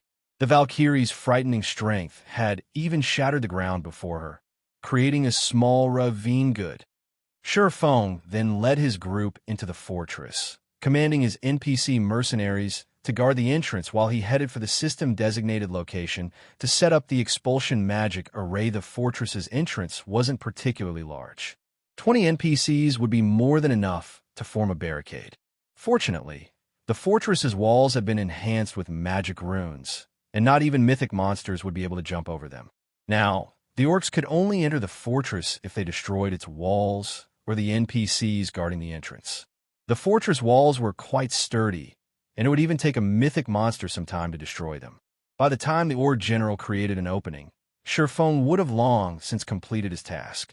The only way the orc general could get into the fortress before Feng finished was through the main entrance. Hence, stationing guards would be enough very quickly. Feng found the targeted location. Wasting no time, he immediately took out a large, blue crystal from his epic rank spatial bag and began to engrave the expulsion magic array. As the seconds ticked by, more orcs tried to force their way into the fortress. The Tier 2 NPCs defending the entrance began to die, one after another. Only the Tier 3 NPCs barely held their ground against the Grand Lord-ranked orc warriors. The Valkyrie fought a fierce battle against the orc general outside of the building, doing her best to injure the mythic orc. Meanwhile, the orc general was utterly powerless to stop the beating. Although the orc general was a level 80 mythic ranked creature, the Valkyrie was a level 85 mythic ranked angel. There is a massive difference between the two beings' life ratings. The Valkyrie completely overpowered the orc general, and it took everything it had just to block the Valkyrie's attacks. Occasionally, the orc general slipped up, and the Valkyrie's attacks sent it flying. The watching Dark players were flabbergasted that the various commanders and upper echelons from the Dark Adventurer teams and Dark guilds wiped the sweat from their foreheads. They inwardly celebrated the fact that they hadn't rushed to attack Feng. The consequences would have been unimaginably dire by the time the Valkyrie disappeared. The orc general was heavily injured, greatly reducing its combat power. Now, it was only slightly more powerful than the Grand Lord-ranked orc warriors. I need to hurry. When Feng saw the orc general attack the guard at the entrance, he began to inscribe runes faster. 20 seconds, 40 seconds, 60 seconds. Once the orc general rejoined the fight, more NPC mercenaries began to fall. In just 60 seconds, over 10 Tier 2 NPCs had died. One of the Tier 3 NPCs had even sustained heavy injuries when there were fewer than 30 NPC mercenaries remaining. The orc general used a powerful skill and charged past the blockade. Upon entering the fortress and spotting Feng, the orc general roared and swung its greatsword at the offending swordsman. Suddenly, a cold energy beam shot toward Feng, and everything it passed froze while inscribing the magic array. Feng couldn't move without canceling the inscription process. He'd have to start all over again. Hence, Feng had no choice but to activate absolute defense. After the energy beam disappeared, everything except for Feng's immediate surroundings had frozen solid. When the orc general saw that Feng had survived, it was further enraged. It charged up to Feng, brandishing its greatsword despite the fact that the power of the orc general's attacks shattered the ground around him. Feng remained unharmed. However, his heart pounded with nervous energy, rather than feeling relieved just when absolute domain's duration was about to end. The blue crystal in Feng's hand suddenly lit up. He had finally finished inscribing the magic array. Go. Feng shoved the crystal into the ground before the crystal melded with the ground, a magic array appeared beneath Shifeng's feet. Seeing this, Shifeng activated Heavenly Dragon's power, his attributes skyrocketing scram. Shifeng yelled as he swung Killing Ray at the Orc General Lightning Slash. A blue lightning bolt struck the Orc General, and like a cannonball, the creature flew backward, only stopping when it crashed into a nearby. While losing this opportunity, Anna had her 10 Rock Guardians form a magic array around the Orc General, trapping the mythic Orc. Meanwhile, Shifeng took out several small crystals for the magic array's finishing touches. Since Shifeng was now very familiar with the process, he only needed 10 seconds to complete the array. As the magic array completed, a blue ripple of light enveloped the War Fortress. A moment later, a series of system notifications reached Shifeng's ears. Chapter 1828, Advanced Manager System. Congratulations. You have completed the Epic Trade Route Quest, Orc King's Ambitions. Rewarding Star Moon Kingdom Reputation plus 100, plus 50% EXP of current level, and 1 Star Moon Kingdom Airport Building Order Orc Empire Region System Announcement. Congratulations to Zero Wing's Silverwing Town for becoming the first town in the Orc Empire to set up a trade route. Rewarding 10,000 popularity points to Silverwing Town and 1 transportation firm design. The system announcement echoed 3 times in the ears of every player within the Orc Empire. Set up a trade route. What's that? It should be something that can lure in more NPC merchants. If that's true, doesn't that mean we can obtain even more rare items from the NPCs of Silverwing Town now? Zero Wing is really amazing. Silverwing Town got promoted into an intermediate town just recently. Now, Zero Wing has even managed to set up a trade route for it. The Orc Empire will definitely fall under Zero Wing's dominion in the future. That's for sure. Previously, the Evil Beast army was already helpless against Zero Wing. With how rapidly Silverwing Town is developing right now, I believe it will surpass Ancient Rock City before long. It would be great if that's the case. If Silverwing Town really does surpass Ancient Rock City, we won't have to worry about getting ambushed by dark players when grinding in the Orc Empire's outer area. The players grinding in the Orc Empire promptly started a discussion about Zero Wing. They all held an optimistic view of Zero Wing's future. At the same time, they also hoped that Silverwing Town could develop quickly. For some reason, Ancient Rock City had actually become a mecca for the Dark Forces. A large number of Dark players was currently gathered there since Ancient Rock City was located in the Orc Empire's inner area. The Dark players' main sphere of activity encompassed the Orc Empire's inner area and the boundary between the inner and outer areas. As a result, the independent players trying to grind and do quests in these areas frequently came under attack from Dark players. As for Silverwing Town, which was the town closest to Ancient Rock City, while it could be considered a mecca for normal players like themselves, as the town could accommodate only a very limited number of people, not that many players gathered around the town. Hence, the number of normal players operating within the vicinity of Silverwing Town was relatively low, far from enough to contend against the Dark players operating around Ancient Rock City. However, if Silverwing Town were developed further, the number of players gathering at the town would also increase. The influx of normal players would naturally pose a deterrent to the Dark players. At the very least, they would refrain from boldly launching attacks in large numbers. Although the news of Silverwing Town setting up a trade route brought joy to the independent players operating within the Orc Empire, somber expressions appeared on the faces of the various major powers' upper echelons when they received this piece of news. At this point in time, the number of players willing to operate within the Orc Empire had already peaked. In other words, the player population within the Orc Empire would no longer increase significantly like before. Meanwhile, the various major powers that had captured a town within the Orc Empire all needed to lure more players to their towns to develop their towns. However, if most of the players operating within the Empire were heading to Silverwing Town, how were these major powers supposed to develop their own guild towns? With this recent development, the Ancient Rock City you're managing is in for a tough time. Falling Fire, who held a crystalline crimson staff, said when he heard the latest system announcement. A grin appeared on his face as he turned to look at the level 55, Tier 2 Berserker standing beside him to begin with, We only joined hands with the Dark players to use their strength to whittle down Zero Wing. This change will bring no loss to the evil god's temple, Wind Hunter said indifferently. Moreover, no matter how Zero Wing develops Silverwing Town, it is already too late. Don't you agree? Indeed. While Zero Wing's black flame is indeed very scary, unfortunately for him, a guild can't become strong just by relying on one person. At the end of the day, a war between guilds is decided by the financial strength and foundations both sides possess, Falling Fire said as he looked at the Crimson Flame Fortress, whose defensive magic array had already been shattered. We'll let Zero Wing maintain its arrogance for now. As long as we capture the Crimson Flame Fortress, Zero Wing's existence will be over. The Crimson Flame Fortress was one of the most important fortresses within the Orc Empire's inner area. It was also one of the relatively safe transport hubs in the Empire. Capturing the Crimson Flame Fortress would be equivalent to taking control of the majority of the players heading to the regional dungeon Orc capital city.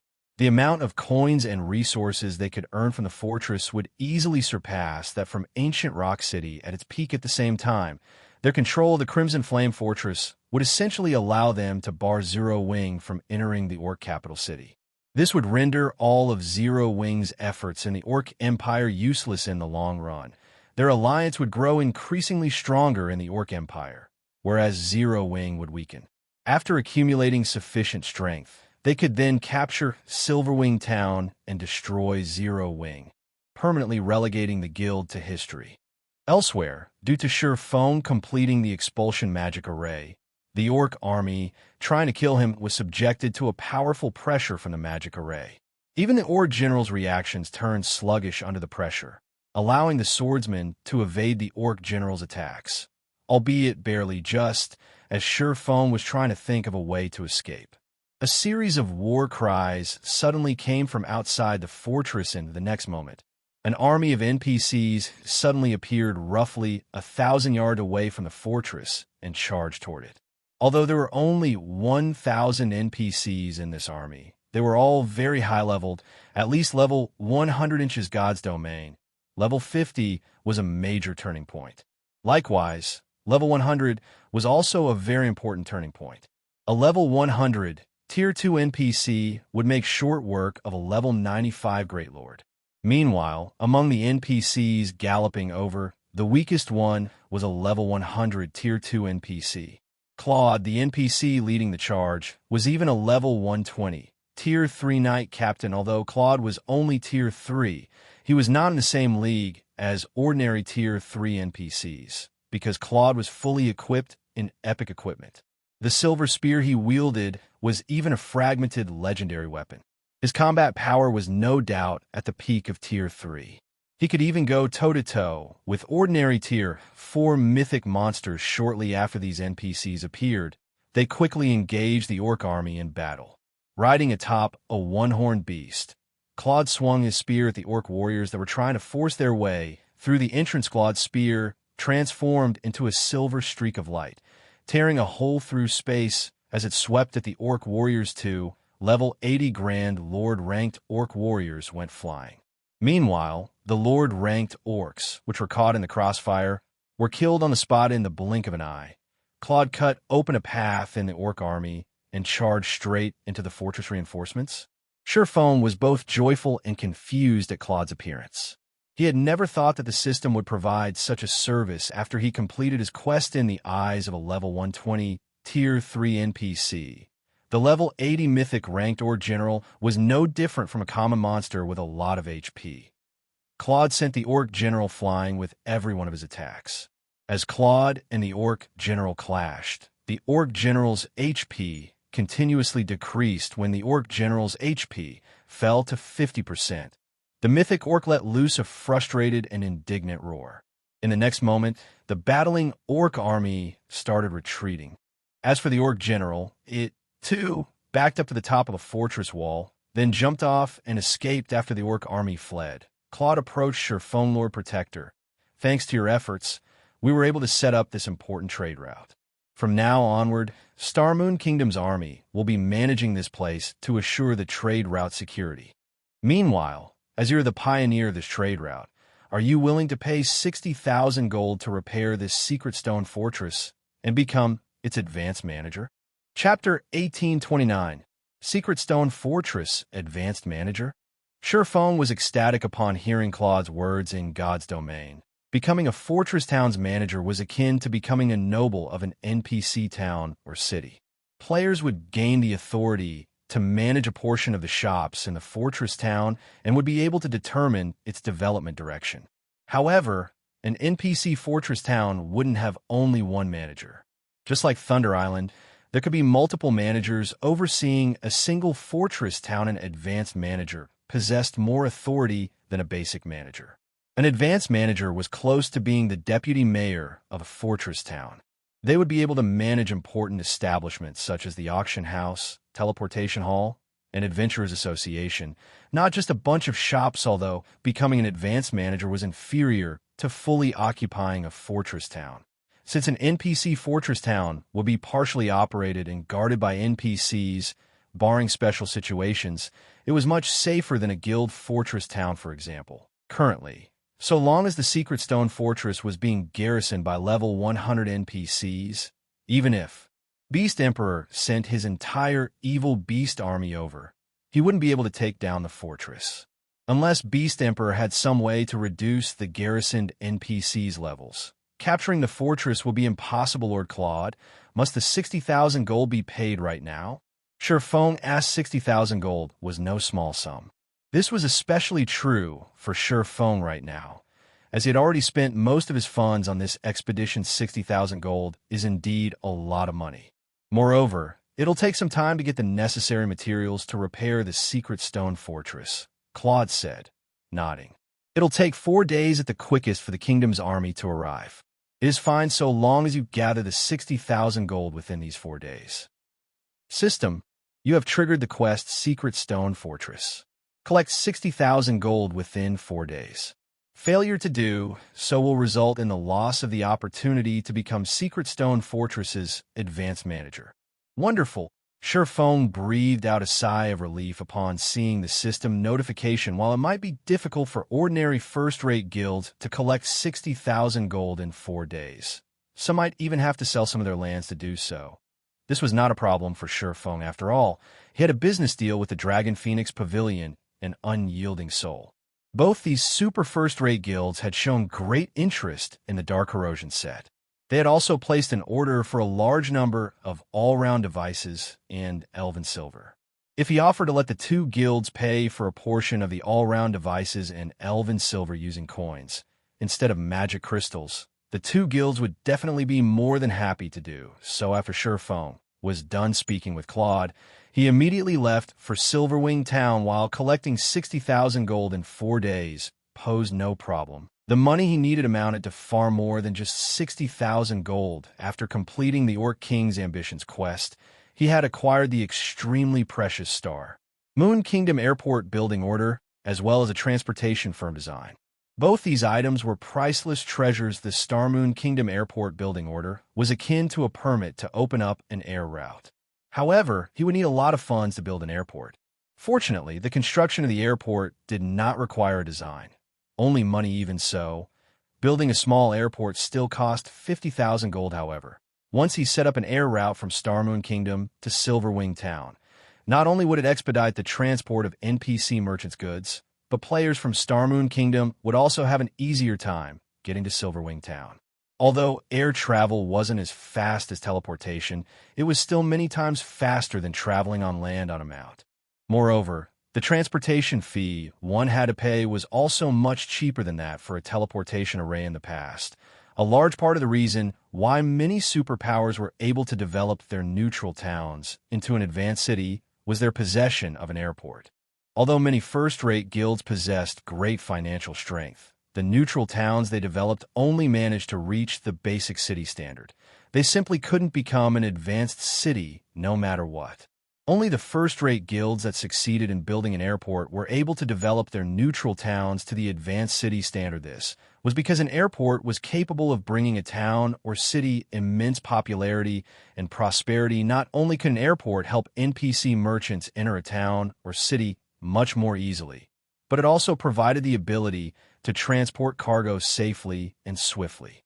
A delivery trip that normally took 1 or 2 days by land could be completed in just a few hours by airship.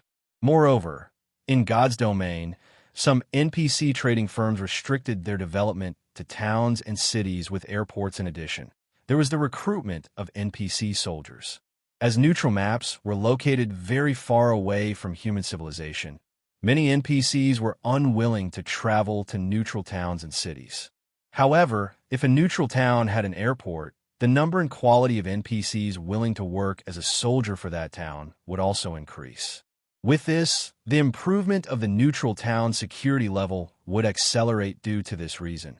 The development speed of a neutral town with an airport far surpassed that of a neutral town without an airport. This was also the reason why Xianxia had decided to undertake the Orc King's Ambitions quest, no matter what, as for the transportation firm.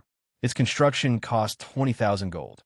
The transportation firm was something that would be of great help to the players developing in the town where the firm was based. Once he constructed it in Silverwing Town, players would be able to pick up transportation quests in Silverwing Town. When players completed these quests, they could not only obtain a large sum of coins, but also accumulate transportation firm contribution points. Players could then spend the CPs and coins they earned to purchase items that were exclusively traded between NPCs to players that were incapable of raiding high-difficulty team dungeons. This was a good opportunity to acquire top-tier weapons, equipment, and tools.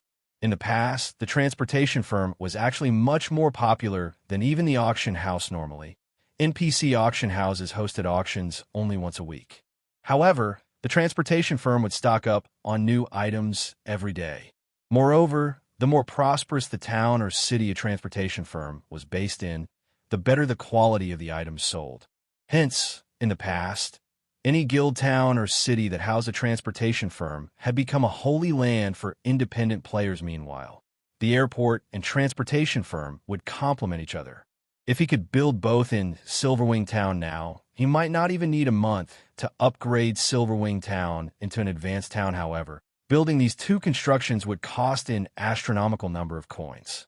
Hence, he needed to take action as soon as possible the moment Xianxia exited the Secret Stone Fortress. The members of the various Dark Adventurer teams and Dark Guilds immediately shifted their gaze to him. Commander, should we move out now? A level 54 assassin asked, licking his lips as he turned to look at the level 54 Tier 2 Ranger standing beside him. The other adventurer teams and guilds seemed to be getting ready to take action as well. After the battle with the orcs ended, the NPCs following Xianxia had also disappeared. The various dark players hiding in the forest grew restless at this development. Although they had seen Black Flame's strength, the remuneration offered by Dark Soul was simply too tempting, so much so that they were willing to risk attacking Black Flame. After all, so long as they succeeded, what awaited them was a life of glory and financial security. Chapter 1830, Shocking Retreat.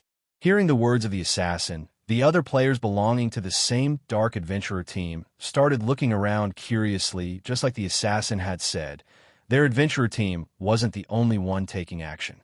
The members of the 24 or so other adventurer teams and several dark guilds around them had also started sneaking closer to Xianxia. It was obvious that these dark adventurer teams and dark guilds were growing impatient in God's domain. The dark forces were constantly oppressed. During the early stages of the game, players belonging to the dark forces had a much more difficult time getting by than normal players. After all, the dark forces were still incapable of contending against the various kingdoms and empires right now. Meanwhile, dark adventurer teams and dark guilds with the potential to become a superpower were extremely rare. The conditions to join one such power were extremely stringent. Powers like Dark Soul, which was as strong as a superpower and also offered its members the freedom of an adventurer team, were even rarer. Joining Dark Soul would definitely bring plenty of benefits to their future development. They also wouldn't have to worry about getting hunted just because they killed the members of certain guilds. Moreover, they could grind in the high-resource maps occupied by Dark Soul and not make do in poor maps. Commander, the assassin could not help but call out to the silent Tier 2 Ranger once again. If we don't make a move now, I'm afraid we'll lose this chance to the other adventurer teams. Fine. In for a penny, in for a pound. Even if we fail, at worst, we'll lose a level.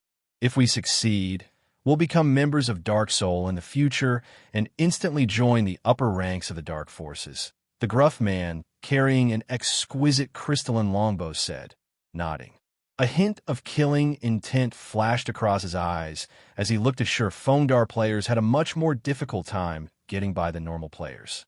The difficulty of finding a strong support to rely on as a dark player was also much greater than what normal players faced when trying to join the various superpowers. Now that there was an opportunity to join Dark Soul, how could he possibly let this chance get away?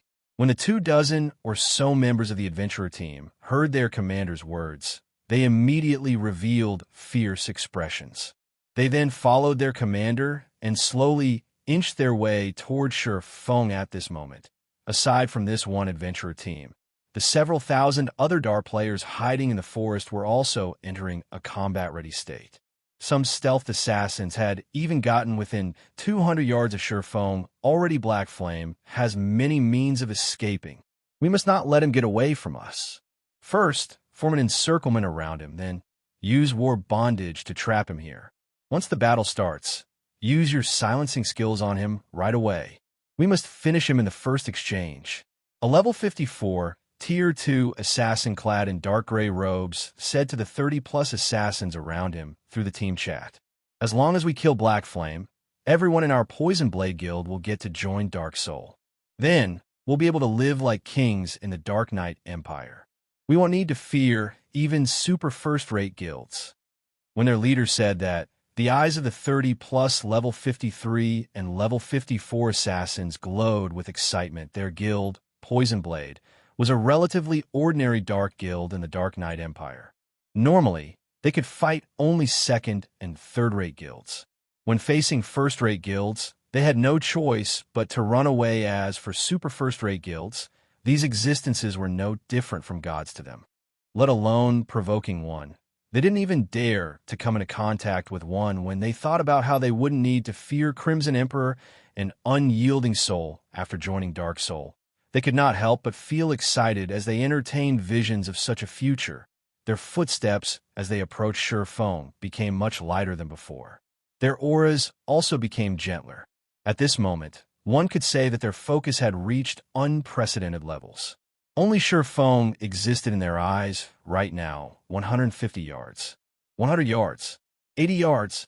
As these assassins closed in on Feng's rear, they also grew increasingly nervous when the assassins were within 50 yards of Feng.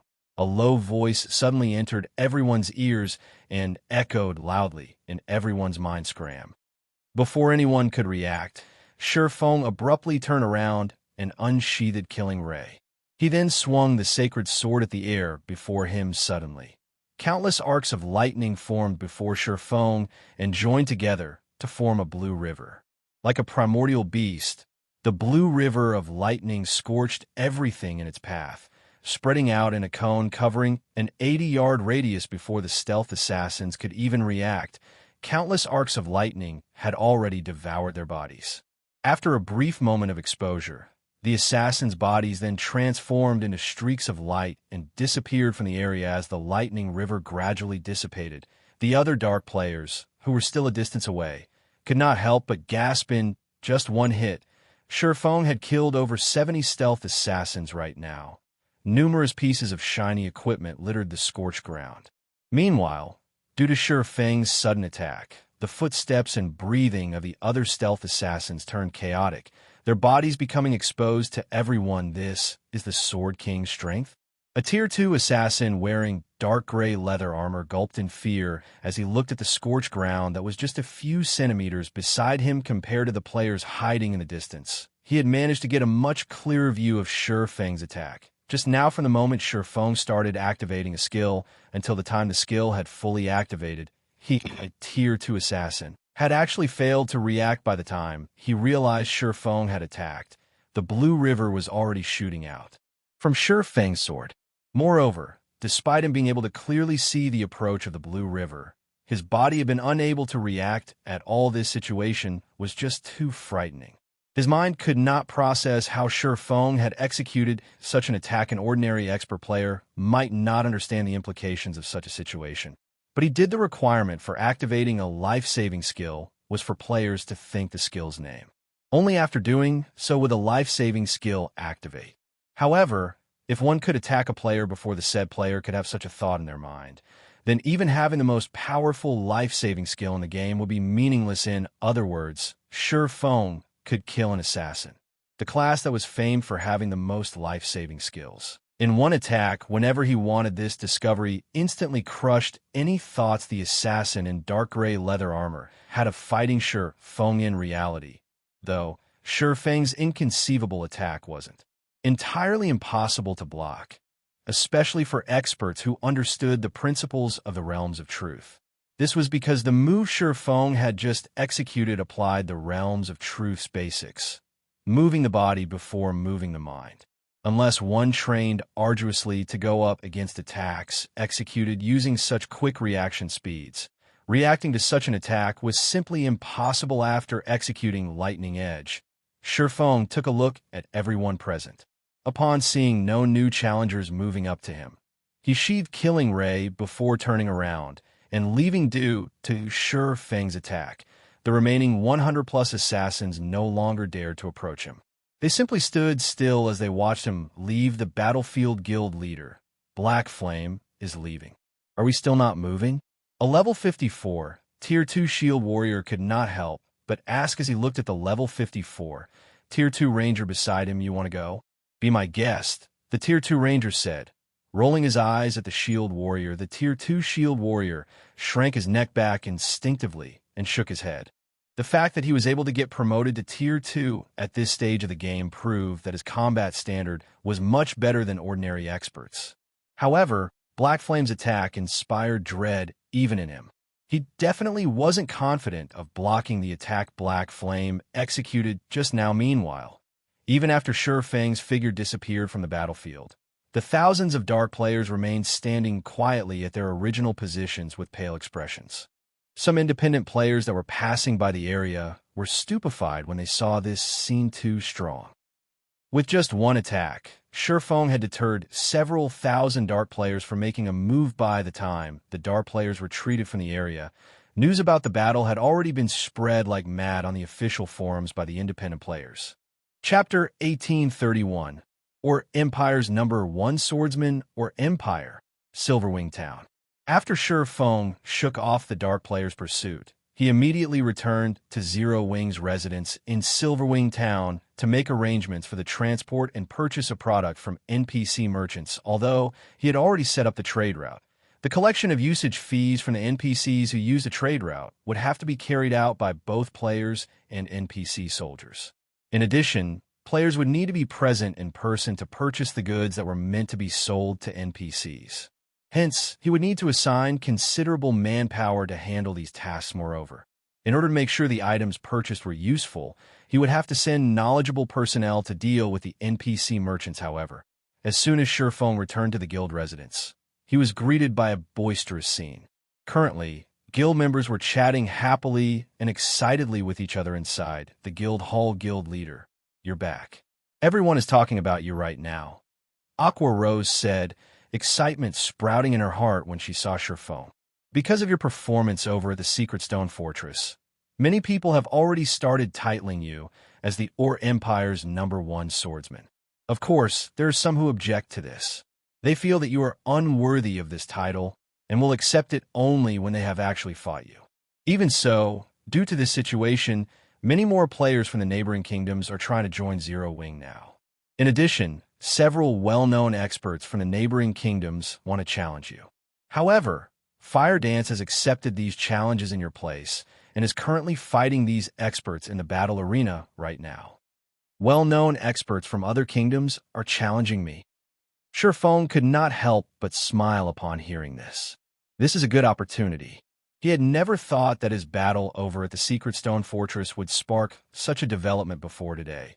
He had received many challenges from experts before. However, back then, these had been limited to the experts of Starmoon Kingdom. Now, however, even the experts of other kingdoms were challenging him. This proved that his fame had already reached a considerable degree in those kingdoms. Otherwise, the well-known experts of those kingdoms wouldn't have come to challenge him meanwhile. The fact that these experts had come to challenge him was a good thing for Silverwing Town Aqua. From today onwards, set up a challenge arena in the battle arena, specifically for people wishing to challenge me. However, they cannot just issue a challenge without restrictions. Before I accept their challenge, they'll have to win 10 consecutive matches against people of our choosing. For now, select our fighters from our main force members. The challengers have to pay 5 gold for each match.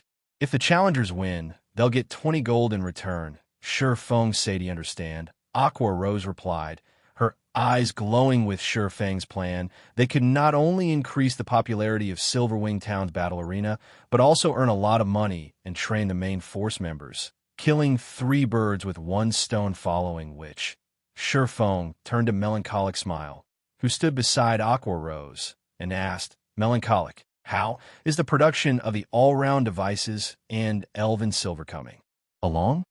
Before he embarked on his quest to set up a trade route, he had left matters regarding the all-round devices and Elven Silver to Melancholic Smile. To handle the all-round device was an item he personally created. Hence, he could make as many copies of its design as he wanted. The only reason he had not bothered trying to mass-produce the all-round device until now was the much lower success rate other people would have when producing the all-round device compared to him, the creator. In addition, the production costs for the all-round device were also extremely high. However, now that everyone's forging techniques had improved, it wasn't entirely impossible to mass-produce the all-rounded device currently. Only I have a feasible success rate when producing the all-round device. Hence, I'm the only one producing it right now. I have already made 53 all-round devices. I am still far from fulfilling the 200 pieces you requested. However, Coco has become a master forger in Titan City. If we include her help, I believe it'll take only 1 more day for us to get the required 200 pieces. As for the Elven Silver, we already have over 200 bottles produced. We can deliver them to you at any time. Melancholic Smile reported joyfully. Coco has already been promoted into a master forger. Sure Feng was overjoyed at this piece of news. A master lifestyle player would be welcomed by any major power, not to mention a master of the forger subclass, which was one of the 3 most popular subclasses. Now that Cream Coco had already become a master forger, the Candlelight trading firm's forging standards would also improve. Although Candlelight had 2 master forgers, as he was a guild leader, he was always busy with one thing or another. He simply could not afford to stay cooped up producing items. Likewise, Melancholic Smile had to manage the Candlelight trading firm.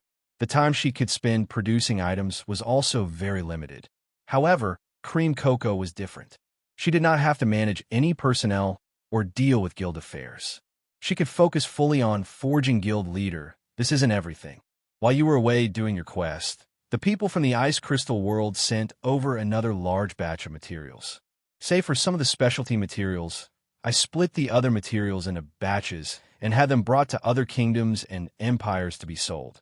I also reserved a portion for our own use.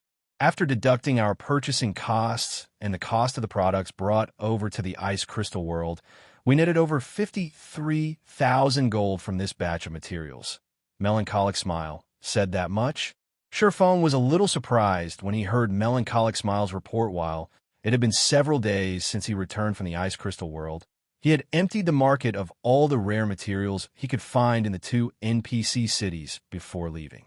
He had never imagined that the players there would refill the market with materials so quickly. He had to admit that the wealth earned by selling the rare materials obtained from other worlds was truly amazing. Of course, a large part of the success this time was due to the Azura Adventurer Team and Adventurer Alliance. Without these 2 organizations, collecting so many rare materials from the Ice Crystal world wouldn't have been possible. Meanwhile, they had already generated such massive wealth despite occupying only 2 NPC cities. If they could occupy the entire Ice Crystal world, the wealth they could generate would be many times more than even what the Secret Pavilion's magic crystal vein could provide. It was no wonder the various superpowers fought heavily over other worlds during his previous life. Back then, The intense competition for other worlds didn't allow second- and third-rate guilds to poke a hand into the competition. Even first-rate guilds could only fight for the scraps left behind by the various superpowers. I got it after pondering for some time. Sherfong turned to Aqua Rose and said, Aqua, contact Phoenix Rain and Unyielding Heart and tell them that we'll have their items ready by tomorrow. If they're lacking in magic crystals, they can pay a portion of the bill using coins. I'll notify them right away. Aqua Rose nodded after Sherfong was done dealing with these matters. He promptly headed to Silverwing Town's advanced smithy currently. The advanced smithy was overcrowded with players. The majority of these players were here to disassemble their obsolete weapons and equipment, after which they would use the materials they obtained to order custom-made weapons and equipment. Whenever these players used the services offered by the advanced smithy, 10% of the total bill would go into Zero Wing's coffers. For the item breakdown service, Zero Wing would receive around 10 to 15 copper for bronze equipment, 20 to 30 copper for mysterious iron equipment, 40 to 50 copper for secret silver equipment, 70 to 80 copper for fine gold equipment, and 1 silver to 1 silver, 50 copper for dark gold equipment. While this might not seem like much, there are tons of people coming to get their old equipment disassembled, including the money received from repairs and custom orders. Zero Wing earned over 400 gold from the advanced smithy every day. However, this was only the beginning. As players reached higher levels and the fame of the advanced smithy spread, more and more players would come to order custom-made equipment. At that time, the advanced smithy could earn 1,000 to 2,000 gold per day. After Sherfong took a look at the advanced smithy situation and had his weapons and equipment repaired, he used a return scroll and teleported back to White River City. He then made his way to Starmoon City's Adventurers Association. Starmoon Kingdom, Starmoon City. Inside one of the Adventurers Association's VIP rooms. Lord Protector, how may I be of service to you today? The NPC senior administrator asked as he looked at Sherfong. I wish to construct a transportation firm in Silverwing Town. Here is the design for it. I hope that you can start construction as soon as possible. Sherfong replied before placing the transportation firm design on the table before him previously. As his funds had been insufficient, he had planned on setting the transportation firm aside for the moment. However, now that he was rich again, he naturally had to get it constructed as soon as possible. That won't be a problem. The construction fee will be 20,000 gold, the senior administrator said. Nodding after confirming that there was nothing wrong with the design, Sherfong presented Sherfong, then took out 20,000 gold and handed the sum over to the senior administrator. After Sherfong completed the transaction, a system notification suddenly entered his ears. Chapter 1832, 3 Great Trading Firms. System, congratulations. You are the first player to have constructed a transportation firm. Rewarding 1 silver Twin Lions trading firm token. The system announcement repeated 3 times, the system's emotionless voice echoing in Sherfang's ears. Upon hearing these words, Sherfang fell into a daze that lasted for a long time. Silver Twin Lions token? Sherfang stared in shock at the silver token in his hand. Carved on this circular silver token was the image of 2 lions. There were also golden divine runes etched along its rim. It radiated an extremely ancient aura, obviously having existed for a very long time. Lord Protector, congratulations on obtaining this Twin Lions Trading Firm token. You are now a silver VIP of the Twin Lions Trading Firm, one of God's domain's 3 most ancient trading firms. It is very difficult to become one of the trading firm's VIPs. This token will be of great help to you when you're doing business or transporting goods. Lord Protector, please make sure to keep the token secure. You will not be given a new one if you lose it, the NPC senior administrator explained. However, at this point, Sherfang wasn't even listening to the NPC's explanation anymore. After all, he had a clearer understanding of the value of the Twin Lions Trading Firm's token than even the NPC administrator. Having long familiarity with the ability and influence of the trading firm, the Twin Lions Trading Firm was one of the oldest trading firms extant in God's domain. Its origins were unknown. However, rumor had it that the Twin Lions Trading Firm had a hand in the establishment of the famous War God's Temple. Although the Twin Lions Trading Firm currently did not possess as extensive an influence as the War God's Temple, whose influence spanned the entire continent of God's domain. It was still more influential than an ordinary empire. Only the four great empires of God's domain could possibly rival the trading firm in influence. Meanwhile, to guilds, the Twin Lions trading firm was much more important than even the four great empires. In fact, the trading firm's importance to guilds surpassed the war god's temples. This distinction was because the Twin Lions trading firm's trade routes covered over half of the entire continent. Anyone ferrying non-bag space items would prefer to use the trade routes of the trading firm, as these were much safer than the trade routes operated by players.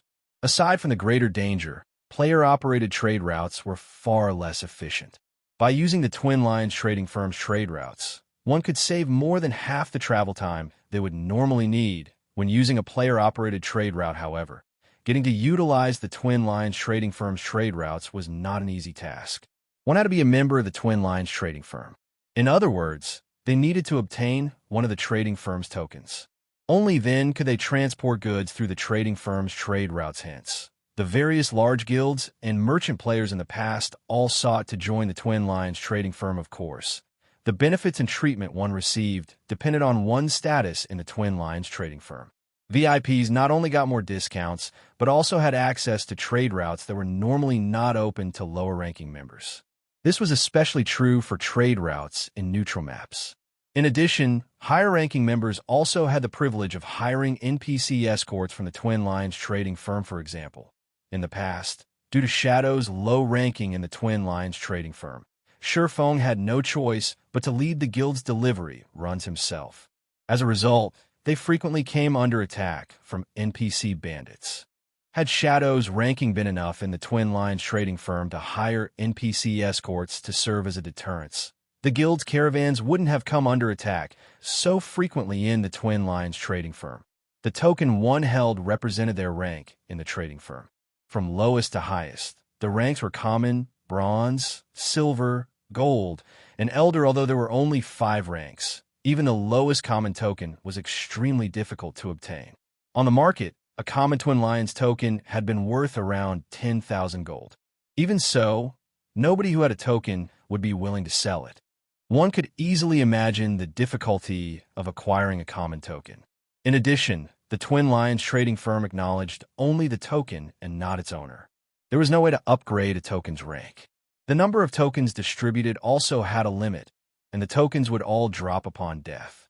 Hence, many players and powers had sought to steal the tokens in the past. From what Xianxia knew, there were only 99 common tokens, 49 bronze tokens, 24 silver tokens, and 12 golden tokens in the game at any time. As for the Elder token, he had never heard any information about it. However, he expected it to be limited to 10 with the billions of players in God's domain. This small number of tokens simply wasn't enough to satisfy the demand. Hence, every token was extremely valuable, regardless of its rank in the past. Xianxia had managed to get his hands on a common token only by a stroke of good luck. He had never dreamed of obtaining a silver token in this life. With this, transporting important items across neutral maps will no longer be a problem. Looking at the Twin Lions token, Xianxia cooked up many new plans. Non-bag space items were always worth a fortune. This was especially true for specialty products that were unique to a certain area. The main reason for their high value was the high cost of transporting them. However, many items important to players generally required the use of these materials. Moreover, as players reached higher levels, the development of guild towns and cities would also start to require more and more non-bag space items. In addition, some special weapons and tools would necessitate the use of non-bag space items. Hence, the Twin Lions trading firm had been extremely popular among the various large guilds and merchant players. Now that Xianxia had a silver token, he would have no problem traveling across many neutral maps. He could also use these specialty non-bag space items to make a fortune. In addition, the Twin Lions trading firm would hold an auction once a month. The standard of this auction far surpassed any auction hosted by players and empires. One could say that the Twin Lions trading firm's auction was the highest standard auction in the entire God's domain. In the past, even legendary items had appeared in the auction, as well as fragmented legendary items in significant quantities. As for epic items, They were no different from commonplace items in the auction in the past. Every Twin Lines trading firm auction was a time for the various large guilds to increase their combat power. However, participating in the auction was not easy. At the very minimum, one needed to possess a common token. Depending on the rank of one's token, the number of people one could bring into the auction would differ. The common token allowed only one person entry into the auction venue, whereas the bronze token allowed 2 people, the silver token allowed 3, and the gold token allowed 5. As for the Elder token, as nobody had ever obtained one even after 10 years had passed in God's domain, nobody knew how many people the token allowed entry to it. Seems I can have Aqua start tasking some people with transporting the diamond. Would we have stockpiled to the Apocalypse Empire shipyard? Sherfong smiled as he looked at the silver token previously. As he had been worried about having insufficient strength to protect the shipment, he had not bothered transporting the diamond would they collect it. Now that he had a silver token, he could borrow the Twin Lines trading firm's power. By spending a little money, he could easily send the stockpile of diamond wood over to the Apocalypse Empire. Although he didn't have a bronze speedboat design right now, using diamond wood to construct advanced speedboats would still increase the attributes of the speedboat somewhat. Afterward, Sherfone contacted Aqua Rose and had her dispatch some guild experts to make the necessary preparations. As for himself, he returned to the Candlelight trading firm and started producing all-round devices. Although Cream Cocoa and Melancholic Smile could indeed produce enough all-round devices for the Dragon Phoenix Pavilion and Unyielding Soul, he was also in dire need of the all-round devices himself, as he planned to head to the Flame Demon's Valley and activate the World Gate as soon as possible. Only with the help of the Philosopher's Hand could he increase the development speed of Candlelight's lifestyle. Players. The production of ships required a large number of master engineers, not to mention the production of the Hell Chariots and Guardian Puppets. Having just 2 or 3 master engineers simply wasn't enough. Meanwhile, over at Silverwing Town, the transportation firm's construction was just completed. The sudden appearance of the 3-story, stadium-sized building immediately caused a commotion among the players in the town. Chapter 1833, Gathering at Silverwing Town. The 3-story tall transportation firm was located close to Silverwing Town's main entrance. Meanwhile, 10 level 100 NPC guards stood before the entrance, one of which was a Tier 3 guard captain. The guard captain carried a greatsword on his back and wore silver armor.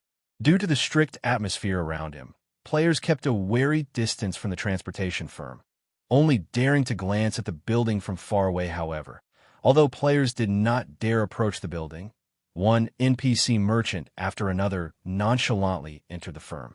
Large caravans also moved their goods into the building on a regular basis. After several minutes, the stadium-sized building was crowded with carriages and NPCs. Many players mustered their courage and entered the building after such a lively scene. Amazing. There are so many NPC merchants here. Upon entering the transportation firm's first-floor hall, the curious players immediately spotted many NPC merchants lined up at the front counter, handling some formalities. There were easily over 1,000 NPC merchants in the building, some of which had set up stalls in front of their parked carriages, selling a variety of precious items. The scene was simply dazzling. Meanwhile, the most eye-catching thing in the transportation firm had to be the gigantic crystal hovering in the center of the hall. The crystal displayed the transportation quests available today and their corresponding rewards. The quest difficulty and requirements were also listed. Players' jaws dropped after they inspected the colossal, translucent crystal in the hall. Delivery to Bronze Teeth Town. Difficulty 2-star. Requirement: Tier 2. Must have completed 5 1-star quests. Remuneration: 3 gold, 300 contribution points, and 1 void magic gold. Recruiting 6 people. Delivery to Bronze Teeth Town. Difficulty 1-star. Requirement: level 50 or above. Remuneration: 80 silver, 50 contribution points, and 1 smart armor kit. Recruiting 10 people. Every quest offered tempting rewards. Many expert players drooled over the 2-star quests. In particular, at this stage of the game, many expert players wouldn't earn 3 gold even after a full day of grinding. Although the reward items might not be as valuable as the gold, they were also highly sought after. For example, Void magic gold could be used to increase a weapon's sharpness and lower its durability consumption. However, void magic gold wasn't normally sold on the market to the expert players present. The void magic gold was far more valuable than 3 gold coins naturally. The 3-star quest rewards even tempted players from the various major powers. 3-star quests actually awarded rare Tier 2 skill books upon completion. Even the various major powers experts lacked Tier 2 skills. Aside from purchasing such skills with legacy points, players could only obtain them by farming monsters for skill books. However, even the drop rate for Tier 1 skill books was extremely low, not to mention Tier 2 skill books. After everyone finished gawking at the quests on the giant crystal, they noticed an exchange counter. This exchange counter allowed players to spend the contribution points and coins they earned to purchase rare items. The NPC merchants sold that available rare items were impossible to purchase elsewhere. In fact, the NPC merchants even had epic items for sale. Upon seeing these items, the players in the hall immediately went into an uproar. Quick, notify the guild leader. We must get those epic items before the other guilds. The members of the various major powers immediately contacted their respective guilds' upper echelons and notified them about the transportation firms for the independent players present inside the transportation firm. Their eyes glowed with excitement upon seeing the item list. Epic items. Independent players only dreamed of obtaining such items. Yet as long as they earned enough coins and contribution points, they could purchase these items. In other words, they now had the possibility of acquiring an epic item for a time. News of the transportation firms spread like a plague throughout the empire and the neighboring countries. We can purchase epic items just by collecting enough contribution points from quests. There's no status restriction. In that case, our adventure team can contend with the various large guilds for these epic items. The rewards for Silverwing Town's transportation quests are actually so bountiful. That's at least triple the amount we get from the usual transportation quests. We need to head to Silverwing Town to develop right this instant. Many adventurer teams and independent players decided to shift their base of operations to Silverwing Town. Setting aside the fact that they could earn more money by developing there, the fact that they could purchase top-tier weapons and equipment was the final push. For a time, players swarmed towards Silverwing Town. Vice Guild Leader, what should we do? The number of players trying to enter the town has suddenly increased by more than 200,000. By the looks of it, even more people will show up later. However, we've already reached the town's entry limit of 1,500,000 players, and the players waiting outside are making a huge fuss. Yeah, Aqua Rose's assistant said as she ran up to Aqua Rose, who is currently swamped with work. I understand. Temporarily increased the town's entry limit to 1,800,000. Aqua Rose said, nodding as she pinched the bridge of her nose due to the transportation firm's appearance. Many merchant players had contacted her, expressing their interest in renting a shop in Silverwing Town long-term. Some top adventurer teams had even asked to garrison in Silverwing Town. These top adventurer teams had declared their willingness to purchase private houses at a high price and sign a garrison agreement with Zero Wing. She never thought that Silverwing Town will become the focal point of the empire and its several neighboring countries. This had all happened so suddenly, and she hadn't been prepared. Meanwhile, Feng, who currently forged all-round devices in the Candlelight trading firm, remained ignorant of the situation. He simply focused on forging and increased the pile of all-round devices on his table after working for more than half a day. Feng received joyous news. Liang Jing, his temporary assistant, had finally come to a compromise with Xiao Yu and would officially join God's domain today. Moreover, she had already joined Zero Wing and used a guild transfer scroll to teleport to White River City's guild residence to help her acclimate to God's domain. Feng decided to have her assist Melancholic Smile in managing White River City's Candlelight trading firm for the moment. This way, Melancholic Smile could somewhat relax. So, this is the Candlelight trading firm? Liang Jing, who wore a set of long, white robes and held a wooden staff, couldn't help but gape at the towering building before hearing her opinion. A virtual reality game was only a form of entertainment. However, after logging into God's domain, she discovered that this game was no different than reality. In fact, she felt that her senses in the game were much sharper than her senses in the real world, if not for the diamond markers and HP bars hovering above the players around her.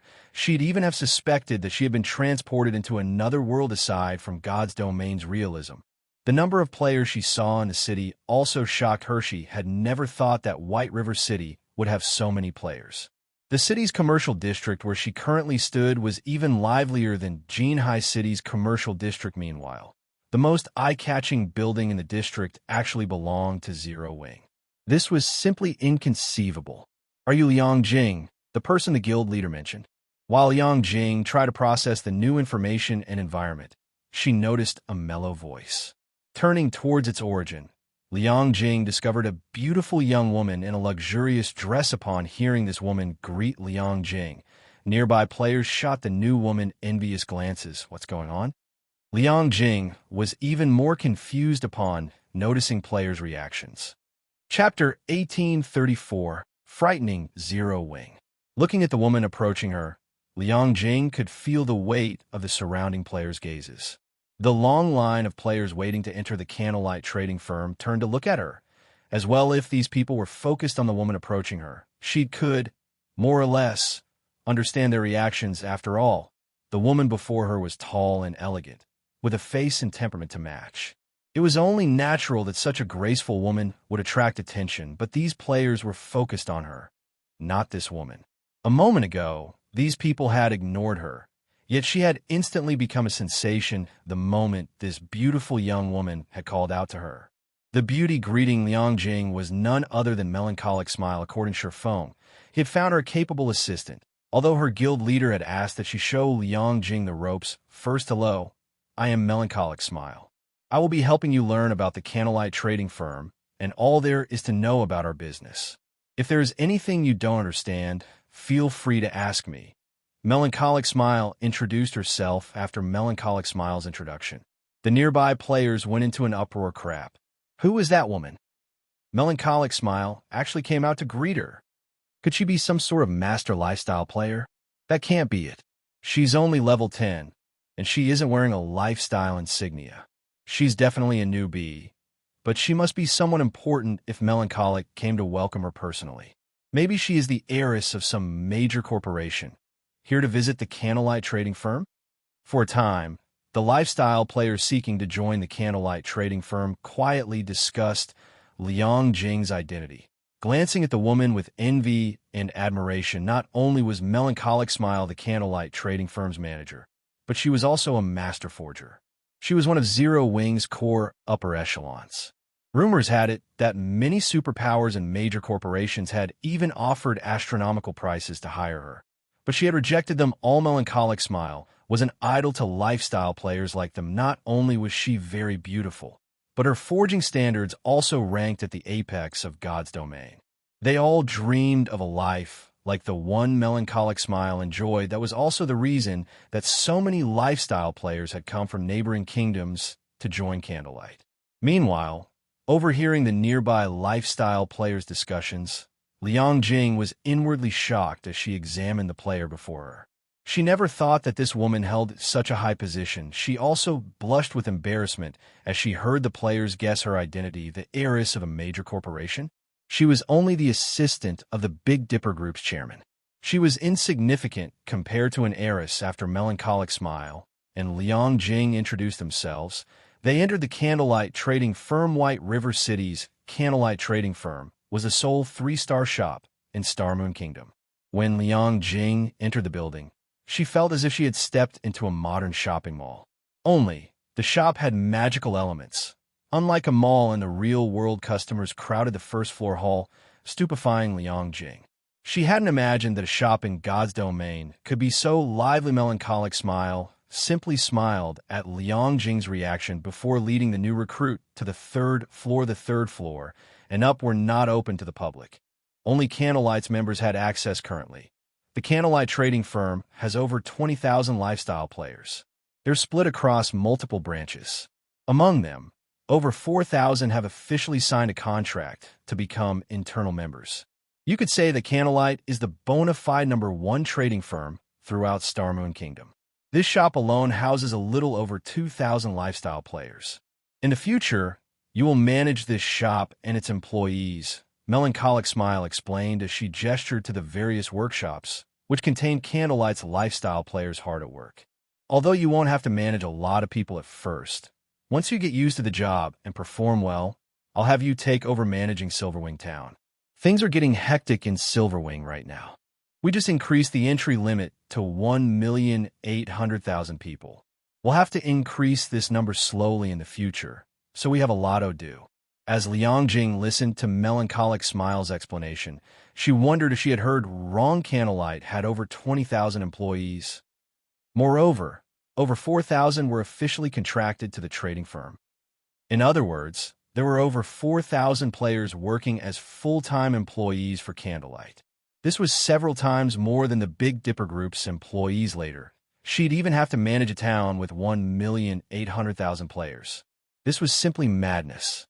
If the situation was as Melancholic Smile had described, as the assistant of the Big Dipper Group's chairman, she was certain that Zero Wing was far wealthier than the Big Dipper Group. There was simply no comparing the two. She had always wondered why Sherfong acted so nonchalantly towards the Big Dipper Dojo's offers.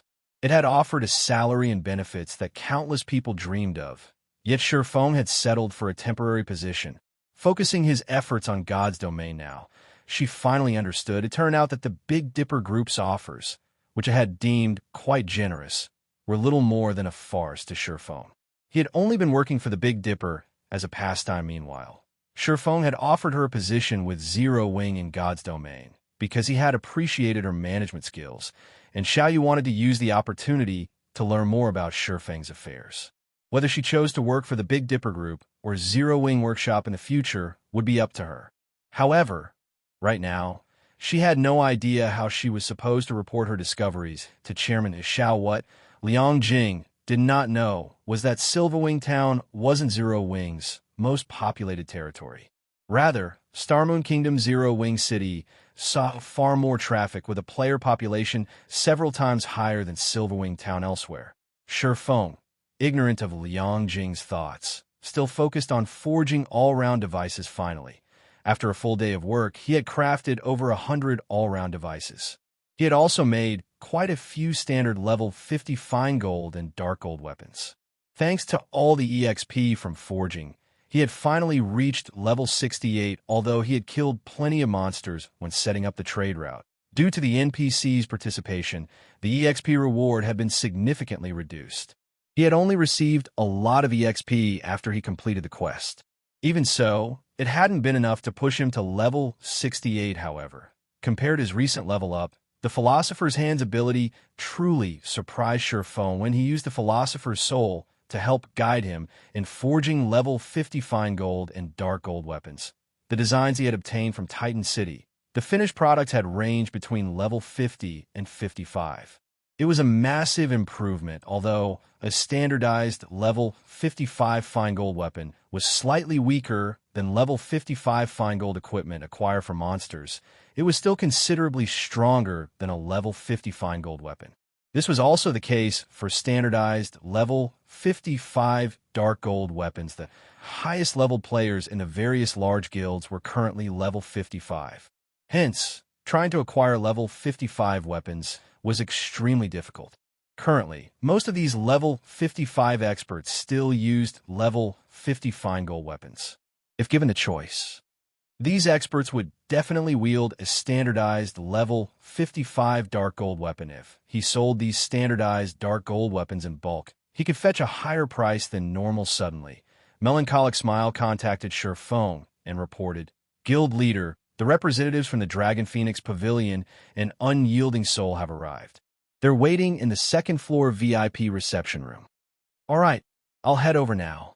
Nodding, Sherfong collected his forged items and headed to the reception room. Chapter 1835, Massive Profits. Candlelight Trading Firm's VIP reception room. Currently, Phoenix Rain, Blue Phoenix, Unyielding Heart, and Mu Lingsha waited in the reception room. "Uncle Heart, are the items you mentioned really that effective?" Mu Lingsha asked worriedly. "The guild has employed various methods, but we still haven't made it into the Dark Battlegrounds inner region. Moreover, the Silent Water's corrosion is extremely powerful. Even the rare advanced toughness potion only extends our survival rate a little. We shed all pretenses with the Starline Corporation already and are engaged in an all-out war with them. We can only spare a very limited amount of resources. If we spend so many magic crystals and these items end up being useless, it'll be disastrous. When she had asked Unyielding Heart to lead a team in assisting Zero Wing, she had assumed that the guild only needed some help with a slightly difficult quest. Yet when Unyielding Heart had returned, he had told her that Zero Wing had secured the Hell Mode Eclipse Throne's first clear the report, had left her flabbergasted. She had never realized that Zero Wing's main force was so powerful. Moreover, Unyielding Heart had praised Zero Wing's black flame. His praise was rare, even an unyielding soul. Unyielding Heart had gone on to mention that Zero Wing possessed some special tools that could help them deal with the Dark Battleground severe environment. This revelation had further increased her shock. Truthfully, she wanted to believe Unyielding Heart's claim, but she couldn't bring herself to do so. Their guild had expended a lot of effort to reach the Dark Battleground's inner region, but every method they tried had been a failure. She had even worked herself to the bone to find a solution to this problem yet.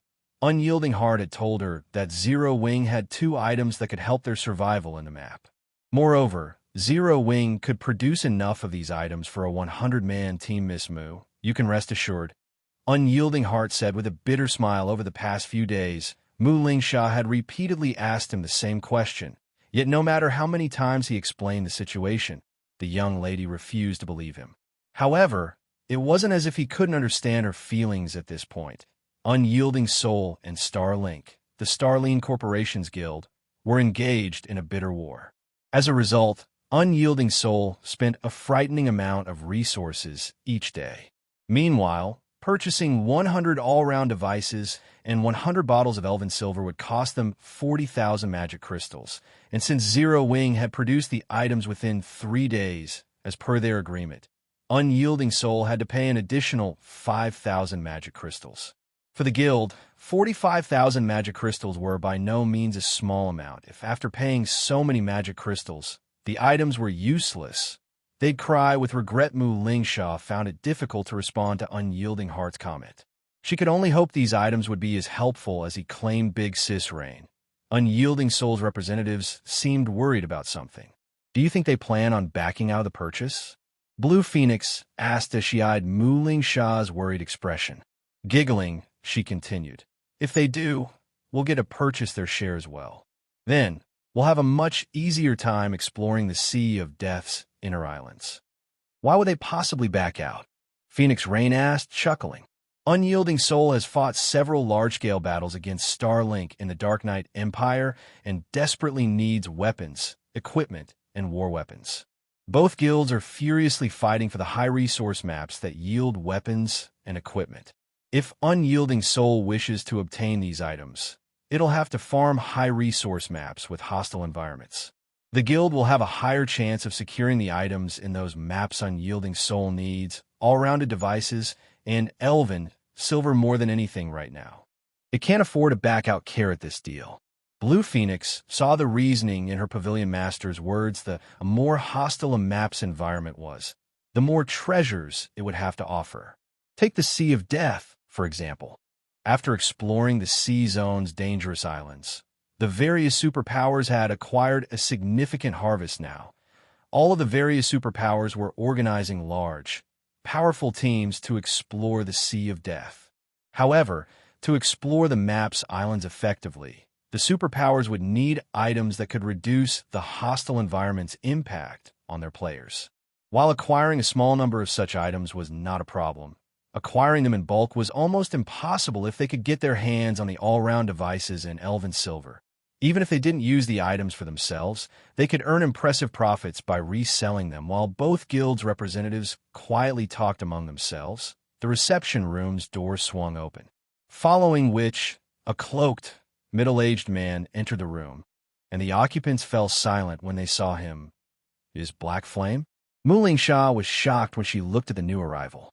What a powerful aura! Shurfeng radiated an extremely strong, violent aura. In Xianxia's eyes, Shurfeng felt like a primordial beast, rather than a player. What Xianxia did not know was that the aura didn't belong to Shifeng. Instead, it radiated from the Abyssal Blade at his waist. The Abyssal Blade's aura could no longer be contained after Shifeng had upgraded it to level 50. Because of this, Shifeng had chosen to appear as Black Flame for this meeting. Sorry for the long wait. I had some business to deal with. Shifeng apologized. It's fine. We just arrived as well, Unyielding Heart said, chuckling. Moreover, if it means we can obtain the all-round devices and elven silver, even a several-hour wait would be worth it. Phoenix Rain, who sat close to Unyielding Heart, could not help but smile when she heard the man's words. She hadn't expected Unyielding Heart to be so direct about his desire for the items. Since everyone is here for these two, let's get straight to business, Shifeng said. He then took out the all-round devices and elven silver he had prepared and placed them on the table before him. After working around the clock with my people, we forged a total of 400 all-round devices and 450 bottles of elven silver. According to our previous agreement, 200 of each item will go to the Phoenix Pavilion Master, while 100 of each item are reserved for Brother Heart. As for the 5,000 magic crystals we agreed on before, we'll just forget about that. I'd like to sell the remaining 100 all-round devices and 150 bottles of elven silver via a private auction. You may bid for these extras with coins. May I know your opinions about this arrangement? All right, I have no problems with that. Upon hearing that Shifeng had so many extra items, Phoenix Rain could not help but inwardly celebrate. I don't have any arguments, either. Unyielding Heart nodded in agreement. Only, he slightly regretted his previous decision. Had he known Zero Wing was capable of producing so many all-round devices and elven silver, he would have ordered more. However, when he considered his uncertainty about how useful the elven silver would be against the Silent Water, he dismissed his regret. Hearing the two players' agreement, Shifeng proceeded with fulfilling their previous arrangements. In the end, Shifeng received 80,000 magic crystals from Phoenix Rain and 40,000 magic crystals from Unyielding Heart. He then allowed both to bid for the additional all-round devices and elven silver, auctioning the items off in batches of 10. As the transaction could be completed using coins, both guilds bid on the items without issues. In the end, Phoenix Rain had purchased 80 all-round devices and 120 bottles of elven silver, while Unyielding Heart bought the rest. When comparing foundations, Unyielding Soul was definitely superior to the Dragon Phoenix Pavilion. However, Unyielding Soul didn't have as much financial freedom due to its war with Starlink. Meanwhile, Phoenix Rain had earned quite a bit from the authority she wielded on Thunder Island and the harvest from the Sea of Death. Hence, in terms of financial strength, the Dragon Phoenix Pavilion was currently stronger than Unyielding Soul. After selling the extra items, Shifeng had made over 20,000 gold. Both super first-rate guilds were also quite satisfied with the outcome, as the representatives of both guilds were about to leave. Since we've sold the all-round devices and elven silver, let us start the auction for today's main course, Shifeng said, intentionally dragging out his statement. Main course? You have something even better than the all-round devices and elven silver. Phoenix Rain and Unyielding Heart gave Shifeng confused looks. How could he possibly have something more valuable than the two items? Correct. Shifeng then began to pull the standardized level 55 dark gold weapons from his bag, putting them on display before his guests. Chapter 1836, Arming Teams. The one-handed saber Shifeng placed on the table looked quite modest, like a very ordinary weapon, yet radiated the glow unique to dark gold weapons, a dark gold weapon that could be used up to level 55. When Phoenix Rain and Unyielding Heart looked at the dark gold weapon, they could not help their confusion in terms of attributes. It was only slightly better than a level 50 dark gold weapon. While it might be very tempting to ordinary expert players to guild upper echelon like themselves, it was nothing special, though a level 55 dark gold weapon was indeed very valuable. In terms of usefulness, there was simply no comparison between it and the all-round device or elven silver, not to mention the level 55 dark gold weapon Shifeng just took out did not possess any special traits. It neither added any resistances nor granted extraordinarily high attributes. Hence, they found it truly confusing that Feng was treating this weapon as the finale item, just as Phoenix Rain and Unyielding Heart were wondering what Feng's intention was by taking out such a plain dark gold weapon. Feng took out another weapon from his bag and placed it on the table this time. It wasn't a saber, but a greatsword, instead selling 2 items. Blue Phoenix, who was watching from the side, was also baffled by this situation, let alone 2 level 55 dark gold weapons. Even 2 epic weapons wouldn't be enough to tempt representatives of super first-rate guilds like Phoenix Rain and Unyielding Heart, however. Just as Blue Phoenix was having such thoughts, Feng proceeded to take out another weapon from his bag. Moreover, he showed no signs of stopping, even after revealing the 3rd weapon 3, 5, 8.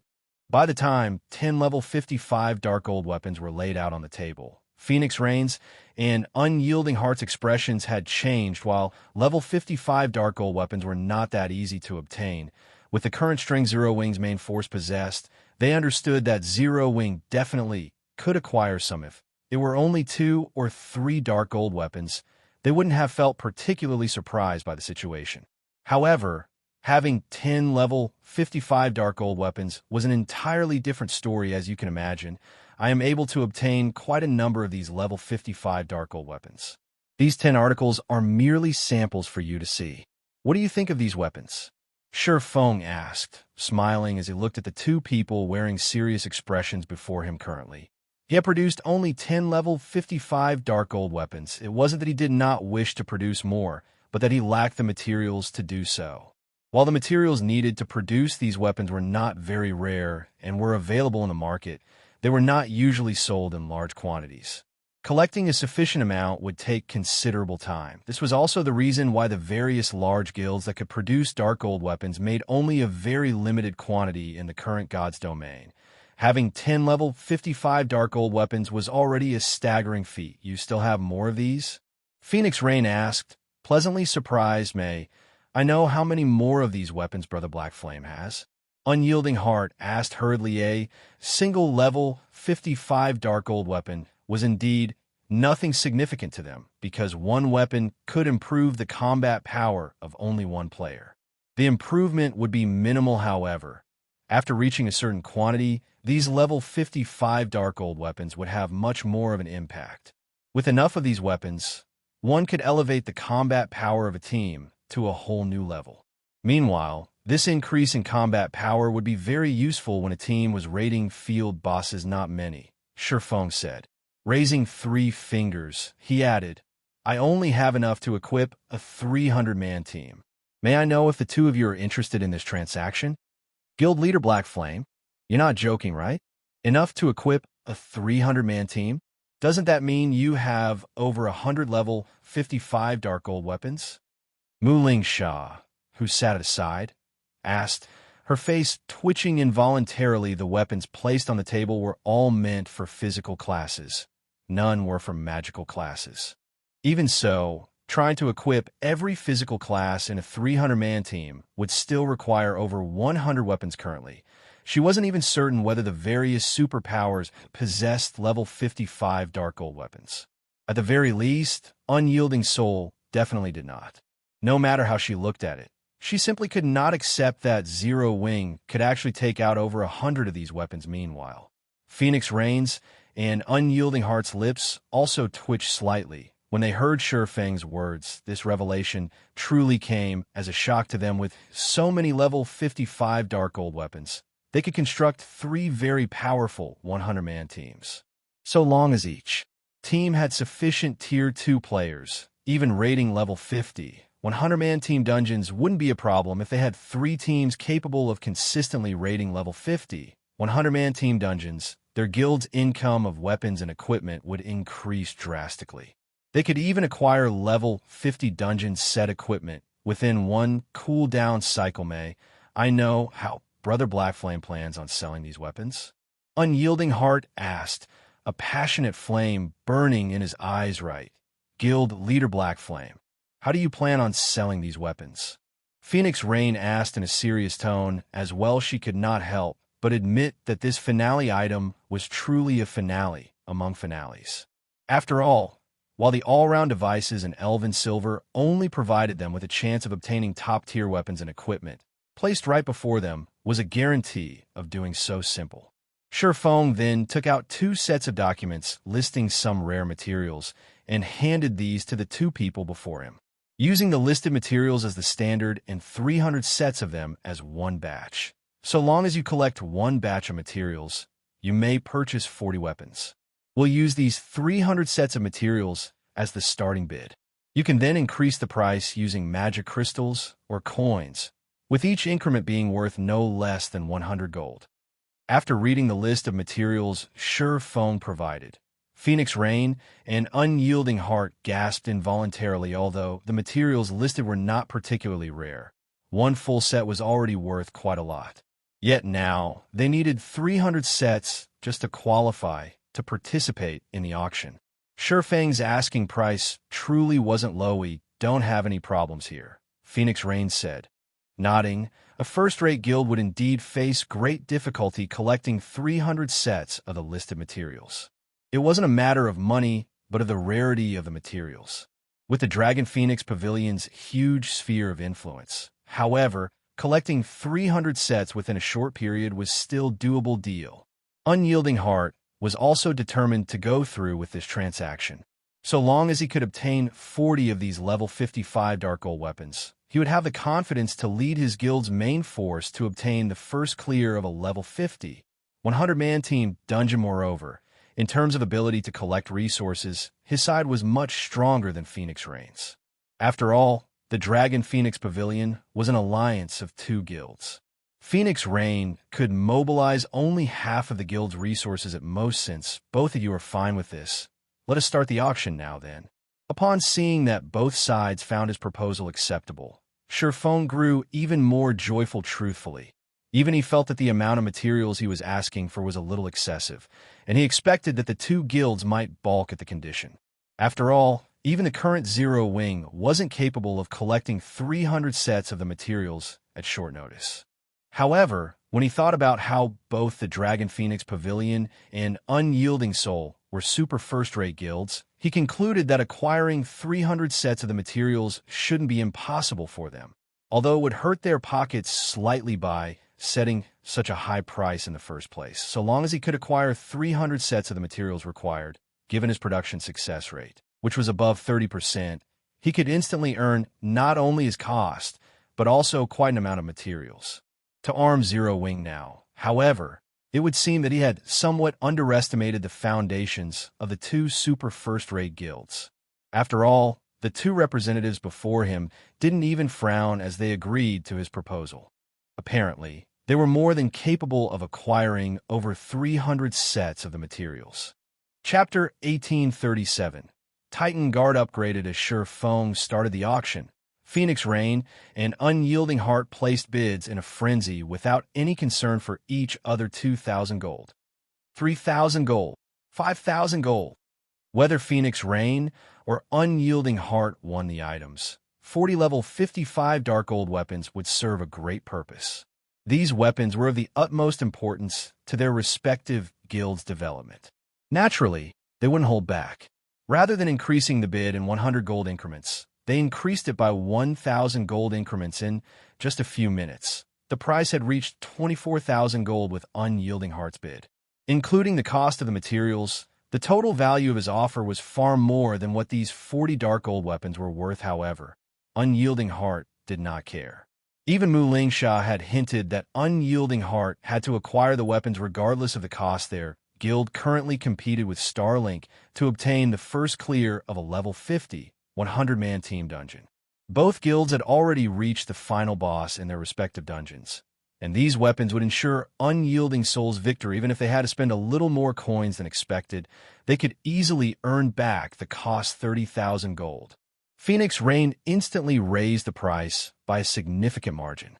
She had already acquired the all-round devices and Elven Silver, but if she had these Dark Gold weapons as well, capturing the Sea of Death's inner islands would become far easier after competing for several more minutes. Phoenix Rain won the first batch of weapons for 40,000 gold and 300 sets of materials. Unyielding Heart then claimed the second batch for 43,000 gold and 300 sets of materials.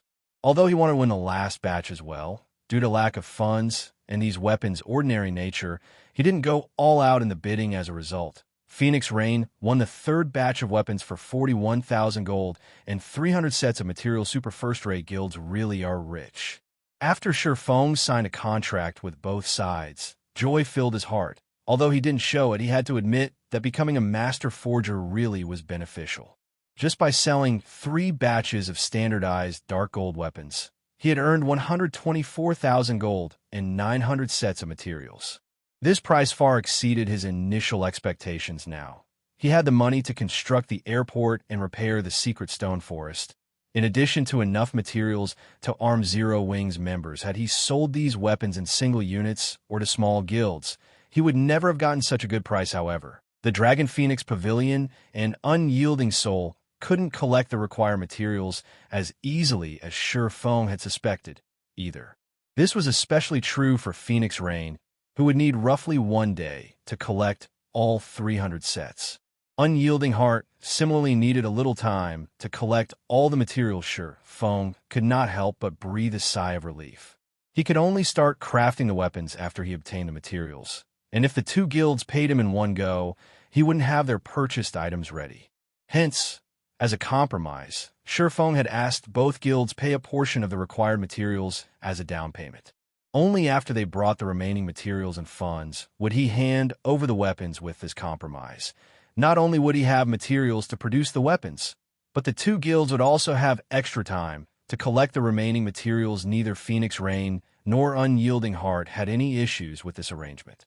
They hadn't brought enough money for the purchases to begin with, so it was expected that Shifeng asked for a down payment. Doing so would also ensure that Zero Wing couldn't sell the 120 dark gold weapons to anyone else. Neither Phoenix Rain nor Unyielding Heart had suspected that Zero Wing had crafted these weapons. They had assumed that the guild had acquired the items from farming monsters. Since their guilds didn't have the full payments ready, a down payment was understandable. Phoenix Rain and Unyielding Heart had their subordinates deliver the agreed-upon down payment, which was 30% of the full amount. In return, both guilds would be granted a full day to collect the remaining funds and materials. When the 270 sets of materials were delivered, Shifeng recruited Melancholic Smile and Cream Cocoa to help him craft the weapons. Although standardized level 55 dark gold weapons required a lot of time to produce, with 3 master forgers working around the clock and the Philosopher's Hand's guidance, it took them no time at all to complete the 120 weapons after less than half a day. The 3 had used all 270 sets of materials and produced 114 weapons. Including the original 10 Shifeng had made, they had a total of 124 level 55 dark gold weapons. Now, once the weapons had been forged, Shifeng left the transaction's follow-up work to Melancholic Smile. He then contacted Aqua Rose and had her gather 20 main force members. He planned to head to the level 70 neutral map, Flame Demon's Valley, after his trade with the Dragon Phoenix Pavilion and Unyielding Soul. Shifeng realized that he had to prioritize unsealing the Philosopher's Hand fully. Partially unsealing the Philosopher's Hand had already been so profitable. If he could fully unseal it, he could nurture a large number of master lifestyle players. Not only would he be able to arm Silverwing Town to the teeth, but he'd also be able to fortify the Lost Town. Then he wouldn't have to worry about the Evil God's Temple, which grew stronger with each passing day in the Orc Empire. He wouldn't have to worry about Blackwater either. He could definitely afford a battle of attribution with both the Evil God's Temple and Blackwater simultaneously. After all, war was a competition of wealth and resources. Thinking up to this point, Shifeng felt even greater need to head to the Flame Demon's Valley in less than half an hour. Aqua Rose had gathered Cola, Fire Dance, Violet Cloud, and the other core upper echelons. As the group approached the guild's meeting room, they chatted and discussed the recent challengers they had faced in Silverwing Town's battle arena. After Shifeng had set the battle arena's new rules, quite a few famous experts from the neighboring kingdoms and empires visited Silverwing Town to challenge Zero Wing's guild leader. Some experts had also visited the town purely to spar with Zero Wing's experts. The battle arena's popularity in Silverwing town had skyrocketed, and it was now even more popular than the battle arena in Zero Wing City. Meanwhile, Cola and the others' arrival in White River City's guild hall had caused a commotion among the other guild members. Now that I'm so close to them, I can really feel how powerful our guild's main force members are. Commander Fire Dance is especially powerful. Recently, I've heard that of all the challenges she accepted, she won every single one of them. I've even heard that she defeated the 5th-ranked assassin in the Black Dragon Empire. Commander Fire Dance has a 3-digit winning streak. That's right. I've also heard that on the latest issue of the God's Domain Experts list, Commander Fire Dance ranks as the 319th expert thanks to her excellent battle records. But I still think that she hasn't revealed all of her strength yet. Her rank will definitely climb in the future. That's only natural. However, the current God's Domain ranking list has changed. Now, if you want to earn a spot on the list or improve your rank, you have to be strong enough and have a dazzling battle record. I wonder when I'll become a main force member. I really want to train directly under Commander Fire Dance. The guild holds a qualifying tournament once a month. You can participate as long as you become a core member. Right. I'll work hard to become a core member first.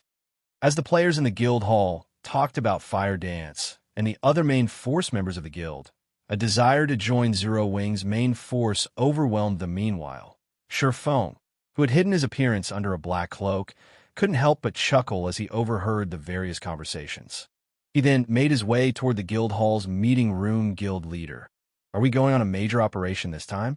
Cola asked eagerly after Sherfone entered the room. He had improved significantly in the battle arena lately and itched to display his new strength, of course. However, we have to replace your equipment first, Sherfone said, nodding. Replace my equipment? Cola was confused. He currently wore the Dark Corrosion set, the best available Dark Gold set equipment in the game right now, and quite a few of his other pieces were epic rank. He didn't understand what Sherfone wanted to replace. Give me your shield first. Sherfone said shield? Cola revealed an excited expression as he guessed. Could it be? That's right. We didn't have enough magic crystals before, but we do now, Sherfone said. Nodding, Cola eagerly handed his Titan Guard to Sherfone, anticipation filling his eyes. Although he had been saving his own magic crystals, it would take him forever to collect 100,000 on his own. Moreover, the guild always needed magic crystals, making it almost impossible for him to upgrade his shield. After Sherfone received the Titan Guard, he immediately chose to upgrade it. Chapter 1838, Fragmented Legendary Shield's Hidden Effect inside the Resplendent Meeting Room. After Sherfone clicked to upgrade the Titan Guard, the shield began to glow with a brilliant light that forced the players in the room to close their eyes. By the time everyone reopened their eyes, they felt a horrific pressure wash over them. Instinctively, these players took up a defensive stance. What's going on? What's with this powerful aura? Could it be from that shield? This can't be possible, right? This aura is as intense as that of a mythic monster. All of these players were experts, and they had experienced countless life-or-death battles. They had long since developed senses that surpassed that of a wild beast. If they hadn't known that they were absolutely safe in this meeting room, they would have pulled out their weapons and prepared for combat. Once the intensity of the Titan Guard's aura reached its peak, it began to fade. So, this is a fragmented, legendary shield? Sherfone was inwardly shocked as he felt the Titan Guard become lighter than it had been, although the shield had never been particularly heavy. Holding it still restricted his movement. Now, however, the Titan Guard was as light as a feather. It felt as if the cold, tough metallic frame were merely an illusion. The shield's hidden effect was truly frightening. It was common knowledge in God's domain that shields were so large, so the MTs could effectively block a boss's attacks. In return, the shields were considerably heavy. Of course, there were lighter shields, such as wooden or steel bucklers, although a buckler was easier to use and gave MTs more freedom of movement. Its flaws were apparent with a buckler's small size. Blocking attacks properly was strenuous. This was especially true during a high-speed fight. Hence, the various large guilds, MTs, usually used large, heavy shields. However, now not only did the Titan Guard possess a huge defensive area, but it was also light. It was a dream shield for any MT. Moreover, compared to the Titan Guard's hidden effect, its new attributes were truly frightening. Titan Guard, Shield, Fragmented Legendary Rank. Minimum Equipment Level. 50 Equipment Requirement. Strength 1,400 attributes adjust according to user's level defense plus 9,450, level 50. Block rate 39%. Strength plus 245. Endurance plus 224. Agility plus 190. Defend skill plus 3 levels. Reaction ability plus 2. Strength increased by 35%. Agility increased by 30%.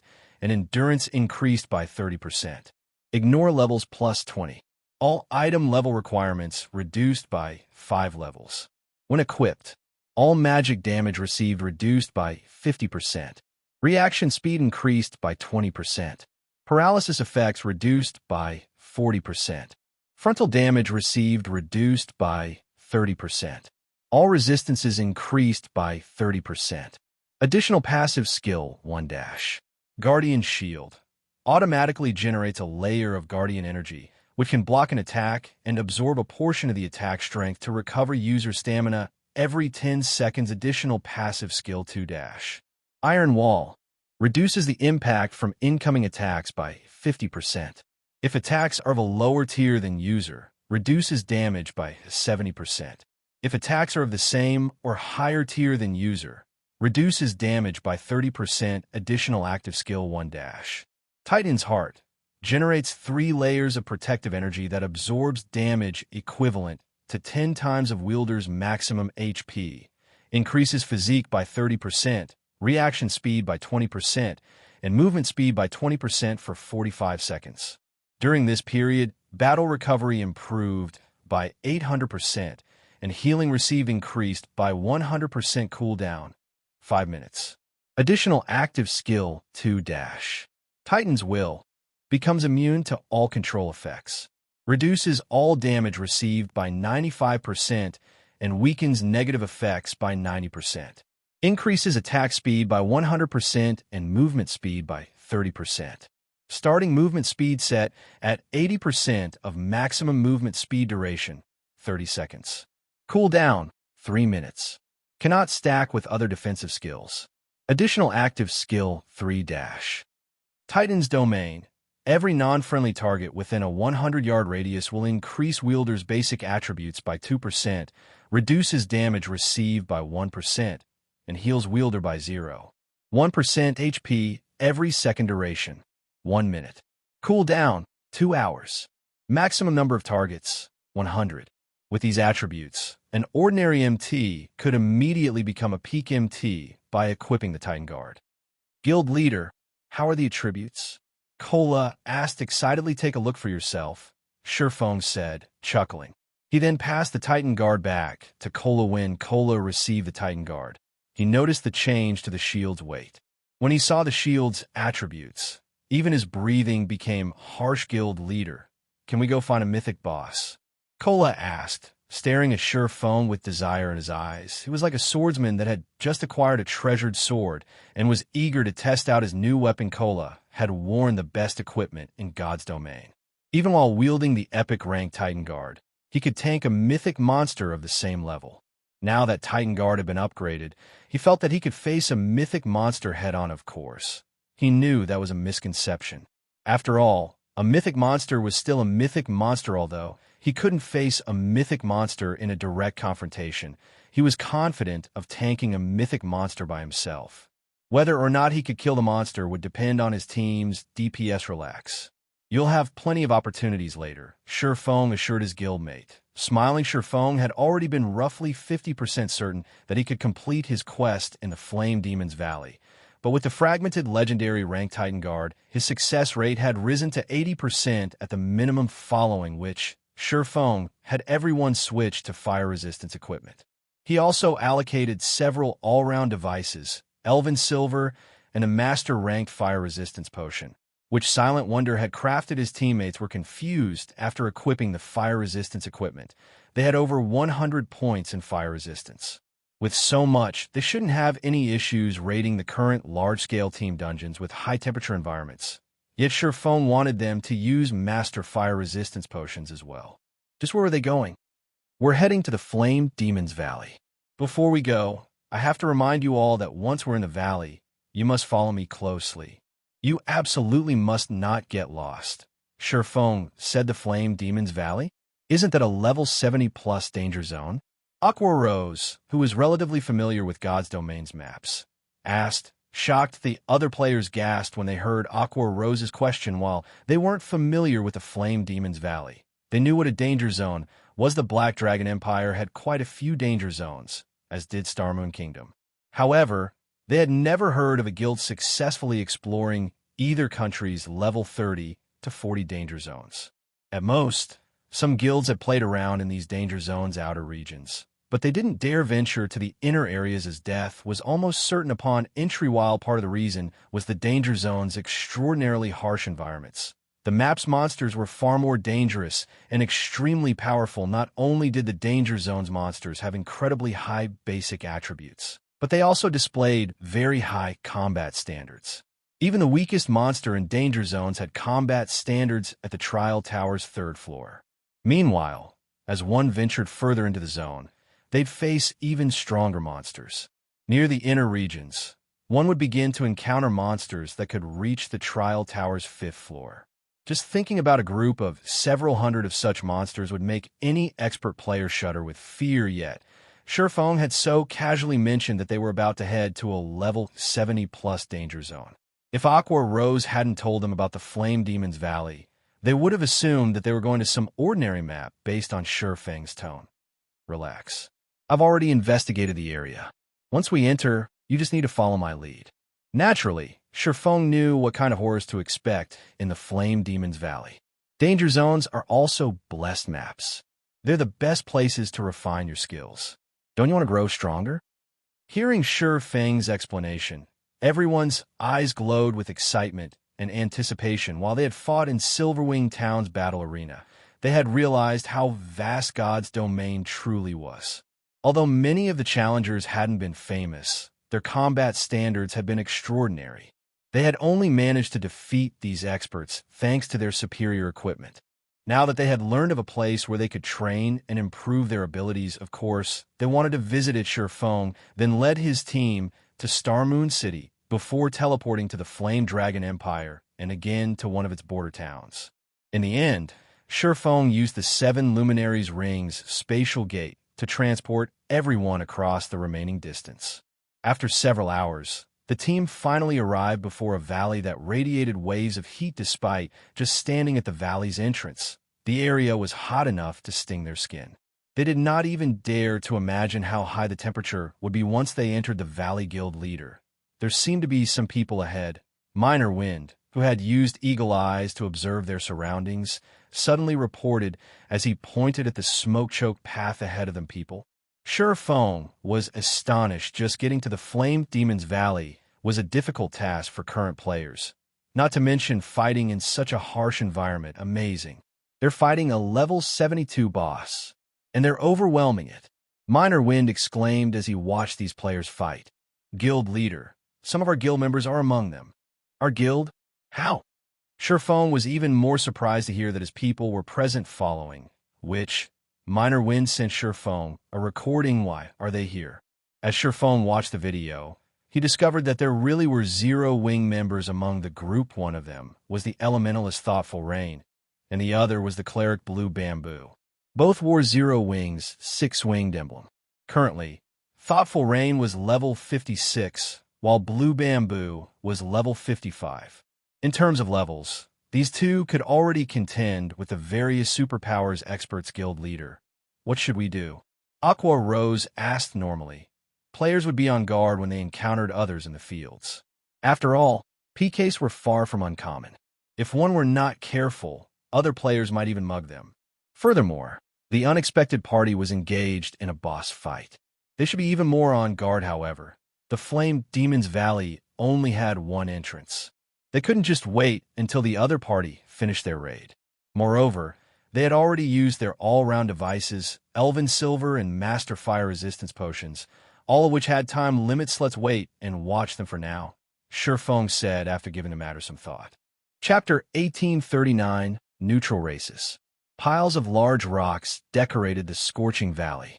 Due to the constant screen of black smoke from within the valley, it was extremely difficult to examine the area with the naked eye. One would be fortunate if they could see up to 200 yards away. Even those with stronger physiques would only see an additional 20 or 30 yards. Only with skills like Eagle Eyes could players see up to 700 to 800 yards, while 700 or 800 yards might seem far. It was nothing to monsters in a level 70-plus danger zone. These monsters could normally see up to 500 yards. Due to the level difference between these monsters and Zero Wings players, the monsters would have an easier time discovering them. If they were not careful, the monsters might even notice them from 800 yards away under Sherfang's lead. Zero Wings' team quickly moved to 200 yards away from Thoughtful Rain's team. Rocks and smoke obscured their position, so the other team would find it difficult to notice their presences sent that rain. Akka Rose was a little surprised as she watched Thoughtful Rain in battle. Her combat standard has improved by quite a bit. Thoughtful Rain dealt with 3 level 70 Lord-ranked Flame Demon Guards, which moved alongside the boss monster by herself. Yet despite being outleveled and outnumbered, she faced the 3 lords on equal footing. She had thoroughly distracted the 3 flaming humanoids, allowing her teammates to focus on the boss. It was evident that her combat standard had already reached the refinement realm. However, Thoughtful Rain's teammates were even more surprising. None of these players were human, but foreign races. They were either half-beastmen with tiger ears and tails or half-elves with snowy white skin and pointed ears. What is going on? They're not actually human? Fire Dance exclaimed in shock. Every player on Zero Wings' team was shocked. As far as they knew, it was only possible to play a human when starting the game. There weren't any other races to choose from. Although they had encountered demon players and monster players, they were transformations. Technically, they still identified as human. However, the players on Thoughtful Rain's team were different. Their initial statistics showed that they weren't humans who could transform. Instead, their races identified as half-beastmen or half-elves. While Sherfong found the situation surprising as well, he did not find it particularly strange. Moreover, he finally understood why these other players were here in God's domain. Players were only allowed to play as human at the start of the game. There were no other racial options to choose from. However, after reaching level 30 and beyond, players could head to neutral races habitats to complete conversion quests, becoming half-beastmen or half-elves. Although players would gain some racial abilities after becoming half-beastmen or half-elves, they'd abandon their identities as human and lose the protection of God's domain's ruling race. These players would find it far more difficult to move about on the continent, and in the game not all kingdoms and empires permitted entry to neutral races. Only a very small number of countries did so. Even so, there were still many expert players that willingly converted neutral races. Racial abilities were very tempting, and although these abilities wouldn't improve one's basic attributes directly, they would improve one's physical abilities. For example, half-beastmen generally gained more mobility, reaction speed, and perception. Half-beastmen were natural-born warriors. As for half-elves, they were magic's favored children. They would find magic-related tasks far easier than the other races. Both the half-beastmen and half-elf races also provided higher innate resistances. As a result, neutral players could survive and fight in maps with harsh environments, such as danger zones. In addition, like demon players, half-beastmen and half-elves were differentiated based on their bloodline purity. The purer one's bloodline, the stronger their racial abilities would be in exchange for these benefits. Not only would players face racial discrimination, but they'd also have a more difficult time upgrading their tiers with the same combat standards and combat power. A human might be promoted to Tier 3, but a half-beastman or half-elf might only reach Tier 2. This was one of the main reasons that the human race oppressed the various neutral races. The human race had far more apex members than the neutral races. This was the law of equivalent exchange in God's domain. and it would be up to players to decide which path they would take. Those who were confident in their strength could definitely challenge the limitations neutral races faced. If they successfully broke past those limitations, they would no doubt become much stronger than human players of the same tier. After Shurfang's team observed these neutral players for some time, the level 72 Great Lord ranked Flame Demon Commander's HP finally fell to 50% suddenly. A level 56 half-elf female elementalist shouted, "Melee players, pull back. Dodge the boss's team wipe skill." Hearing this half-elf's command, the 9 half-beastman players fighting the Flame Demon Commander darted back from the boss. The 6-meter-tall Flame Demon Commander roared. Towering pillars of fire rose from the ground around it, melting the earth until it was molten lava. In the blink of an eye, the monster had formed a field of lava void of life. As the lava field continued to expand, the half-elf elementalist used a tier 2 ice-type curse. Ice River. The lava then stilled, cooling until only frozen dirt remained. The Flame Demon Commander was also frozen, becoming an ice sculpture attack with everything you've got. The half-elf elementalist shouted with the half-elf elementalist command. Everyone bombarded the level 72 Great Lord with their most powerful attacks, decreasing the Great Lord's HP much faster than before. Frightening damages appeared above the Great Lord's head, one after another. Even the weakest attacks dealt over minus 10,000 damage, whereas the stronger blows dealt over minus 20,000 damage in 2 short minutes. The Flame Demon Commander's HP fell to 30%. Once it did, the Great Lord's flaming body split into balls of flame, forming miniature Flame Demon Commanders. There were 50 miniature versions of the Great Lord, and each one had half of the Flame Demon Commander's basic attributes. They were still stronger than the Lord-ranked Flame Demon Guards, but they only had 600,000 HP each. Despite so many miniature Flame Demon Commanders, the half-beastmen and half-elves coped. Each player fought 2 or 3 copies and steadily shaved away the copy's HP. Once every miniature Flame Demon Commander had died, the flames gathered and merged once more. In the blink of an eye, the real Flame Demon Commander stood before the team. This time, however, it only had 10% of its HP remaining. It took less than 2 minutes for the team of neutral players to kill the Flame Demon Commander. As the Great Lord's flaming body dissipated, it left behind 5 items and flaming wreckage. Even a large guild's main force would be awed by how fast these players had dealt with a level 72 Great Lord. After watching these neutral players slay the boss, a voice called out to Shurfang as he prepared to lead his team over to greet the other players. "You guys have been watching us fight for quite some time now. It's about time you show yourselves, don't you think?" The female half-elf elementalist asked coldly as she turned towards the rock Shurfang and the others hid behind. "If you refuse, we'll come to you." Hearing the female half-elf statement, the other half-beastmen and half-elves turned towards Zero Wings members with frosty expressions. Chapter 1840. No need for explanations. Guild leader, it seems that we've been discovered, Aqua Rose said as she felt the killing intent radiating from the female half-elf elementalist. However, she did not reveal any signs of panic at being discovered. Instead, she calmly smiled and said, "It also seems that the other party doesn't appreciate our good intentions."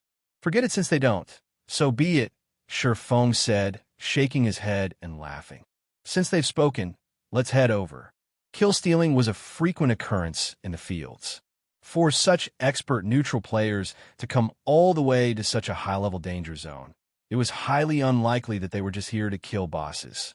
The only possibility he could think of was that these players were here for a high-rank quest or had found a clue leading to one. Either way, they wouldn't like being discovered by other players, for example. Shurfang didn't want anyone to learn about his quest to unseal the Philosopher's hand.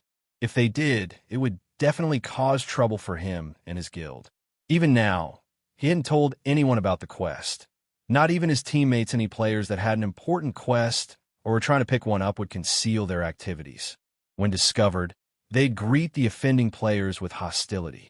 It wouldn't even be surprising if these players attacked without warning hints. To avoid a misunderstanding, Shurfang had decided to maintain his distance, hiding his team throughout the raid first. He wanted to avoid unnecessary combat second, Thoughtful Rain, and Blue Bamboo were members of this neutral team. If Zero Wings members suddenly showed up in this deserted area, the team would suspect Thoughtful Rain and Blue Bamboo of leaking information third. He didn't want others to know what Zero Wing was doing in the Flame Demon's Valley, however. The female half-elf elementalist perception had exceeded Sure Feng's expectations. He had never expected the woman to sense them 200 yards away despite her involvement in the intense battle. Even with his physique, he had barely seen the battle from this distance. The only other player that had seen the battle clearly was Minor Wind, who had activated Eagle Eyes. The other team's members had been busy with the fight, making it impossible to maintain Eagle Eyes. Hence, he hadn't expected to be discovered, however. Since the team had noticed them, he had no choice but to reveal himself and see how events unfolded. Meanwhile, the half-beastmen and half-elves warily watched Sure Feng's group approach guild leader. Our tracks have been discovered. Should we kill them? A level 55, Tier 2 Berserker, a half-beastman in armor and wielding a white-bone spear, asked, lacing his words with killing intent. Let's hear them out first. At the end of the day, this map is controlled by the human race. Moreover, we're already halfway through our quest. An interruption will only make it more difficult to complete. The female half-elf elementalist quietly responded during the battle.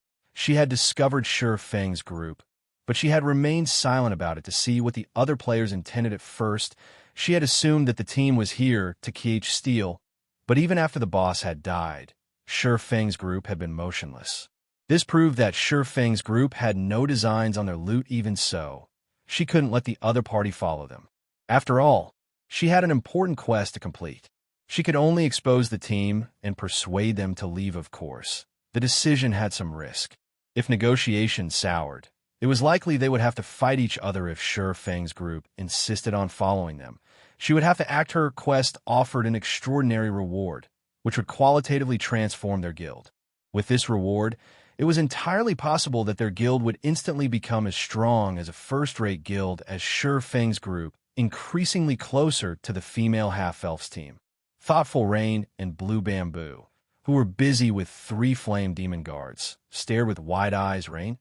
Aren't they from our guild? Even Vice Guild Leader Aqua and Commander Fire Dance are here, Blue Bamboo said, stupefied. What should we do? Will Big Sis Melody suspect us of leaking information? The team they had joined on this expedition to the Flame Demon's Valley for a quest was extremely important to Melody, the guild leader of Ninth Heaven. This quest could even determine the life or death of Melody's guild. Hence, the woman had repeatedly forbidden them from telling anyone about the quest. Neither she nor Thoughtful Rain had spoken a word of their actions, yet their guild members had shown up here. At this point, avoiding a misunderstanding was almost impossible. We don't have a choice. We have to explain to Big Sis Melody and hope that she understands. But this is really a terrible coincidence, Thoughtful Rain, who kept the 3 flame demon guards busy, said helplessly. Unfortunately, as Sure Feng's group approached, Melody and the other Ninth Heaven members noticed the 6-winged emblem on these players' chests. A 6-winged emblem? Isn't that the same one that Rain and Blue wear? Could they be Zero Wings members? Guild leader, we haven't said anything about this operation to anyone. How could Zero Wings members be here? Could it be? Did Rain and Blue? I knew outsiders couldn't. Suddenly, the half-beastmen and half-elves turned to Thoughtful Rain and Blue Bamboo. Although they did not question the two directly, they watched the women with questioning gazes. Enough. I'll handle this.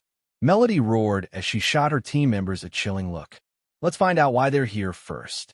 Suddenly, this team of neutral players heard a deep voice. Sigh and Black Flame, Zero Wings guild leader. My team and I have a task in the Flame Demon's Valley. May I ask you to remain here for some time? Once we're done, we'll invite you in. Sure Feng's voice was sonorous, echoing throughout the valley. Moreover, his aura was imposing. He felt like an ancient behemoth that had just woken. Damn it. It's true. When Melody's team members heard Sure Feng's statement, they glared at Thoughtful Rain and Blue Bamboo with indignation. Meanwhile, Thoughtful Rain and Blue Bamboo were at a loss for words. They felt as if any explanation would be useless. Guild leader, since they come to steal our quest, we should kill them. One of the Tier 2 Berserkers said, exuding killing intent. I want to see just how powerful Zero Wing truly is. They had more or less heard of Zero Wing. This guild, which had started with nothing, had gone on to take control of Star, Moon Kingdom. The guild was powerful enough to rival a first-rate guild, many times stronger than Ninth Heaven, however.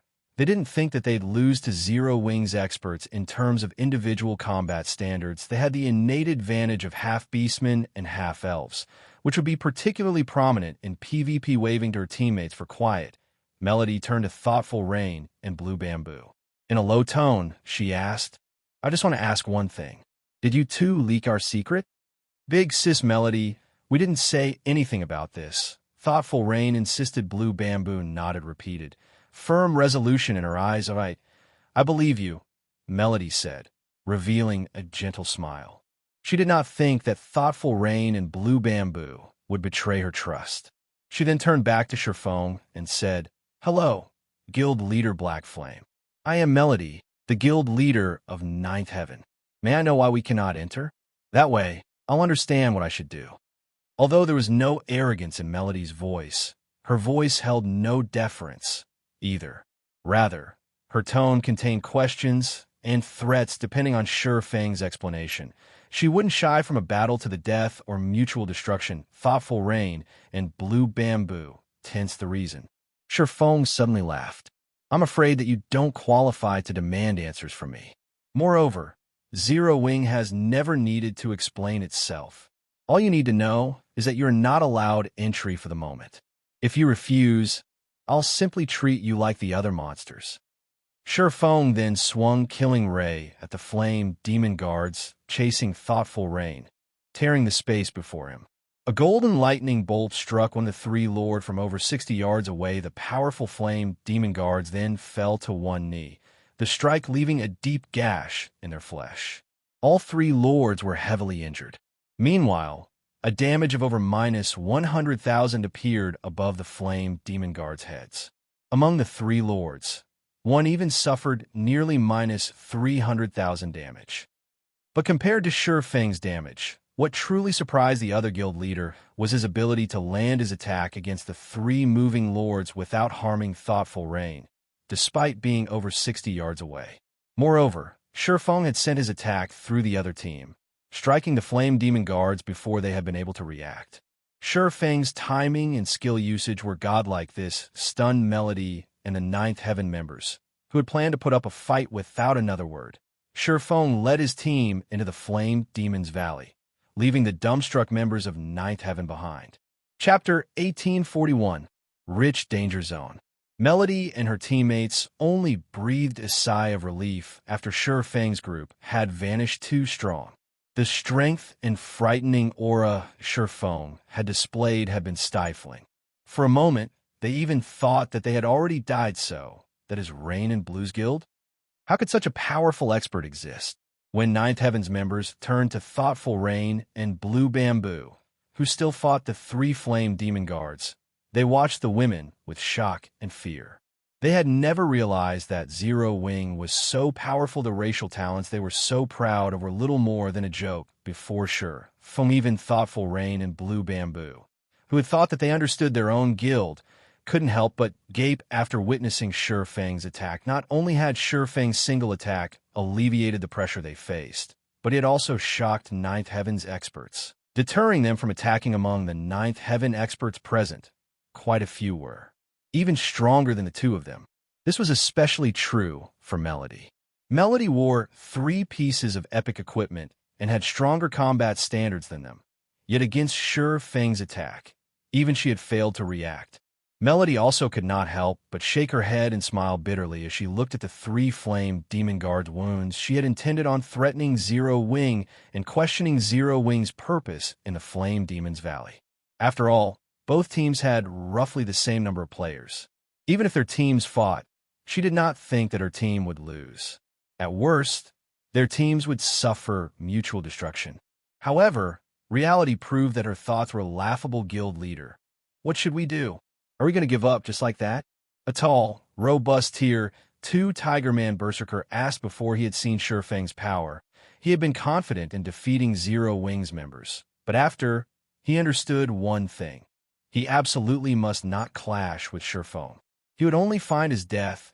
If he did, he hadn't only come to that conclusion because of Sherfang's superior basic attributes, but also because of the technique the swordsman had displayed. Why should we give up?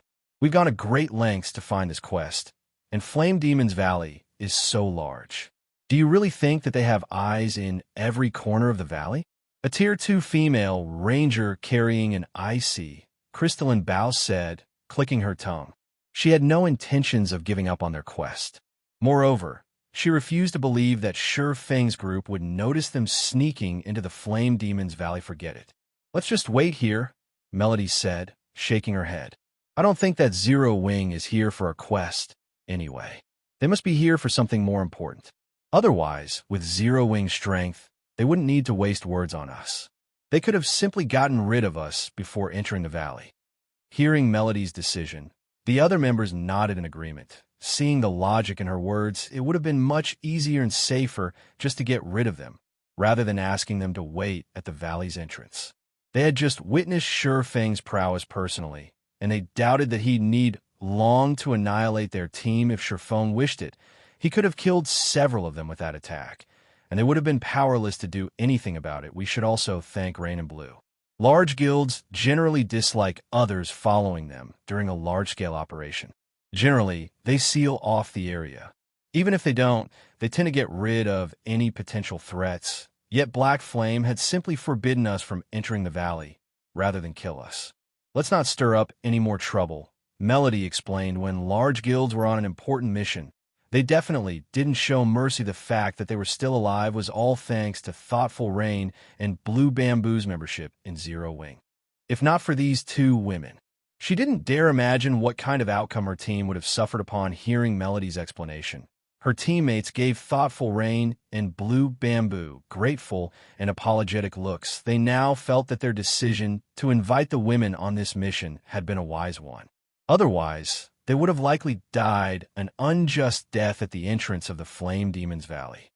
This turn of events had also bewildered Thoughtful Rain and Blue Bamboo, who still tried to figure out how to clear up the prior misunderstanding a moment ago.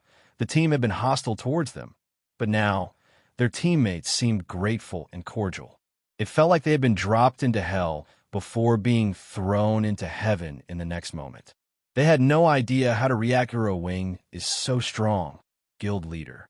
And I've heard that Candlelight, the guild's trading firm, is doing quite well.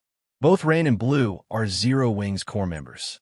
If we can get acquainted with Black Flame through them and partner with Zero Wing, our guild's development in Forest City will definitely go more smoothly. The Tiger Man Berserker quietly suggested as he looked at Thoughtful Rain and Blue Bamboo. I get what you're trying to say. I'll ask them for their opinions later. However, I must say this. If they don't want to help us in that way or find it too difficult, you will let the matter rest. Melody nodded as she turned to the Tiger Man Berserker in surprise. Previously, the Tiger Man Berserker had been very opinionated about Thoughtful Rain and Blue Bamboo's participation in this operation. She had never expected him to suggest that they cozy up to the women. The Tiger Man Berserker nodded silently in response. Meanwhile, in the Flame Demon's Valley, Sherfang remained ignorant of the fact that his behavior had made Thoughtful Rain and Blue Bamboo VIPs in Ninth Heaven. He simply led his team toward the Flame Demon's Valley's core region. Although the Flame Demon's Valley didn't house a lot of flame demons as a danger zone, its severe environment was incredibly uncomfortable for those who entered despite having equipped fire resistance items and drinking Master Flame resistance potions. Zero Wing's team sweltered in the heat. This prevented them from displaying their full strength, although Sherfang had been very careful in selecting their path. Due to Aqua Rose and the others' low levels, they still attracted flame demons.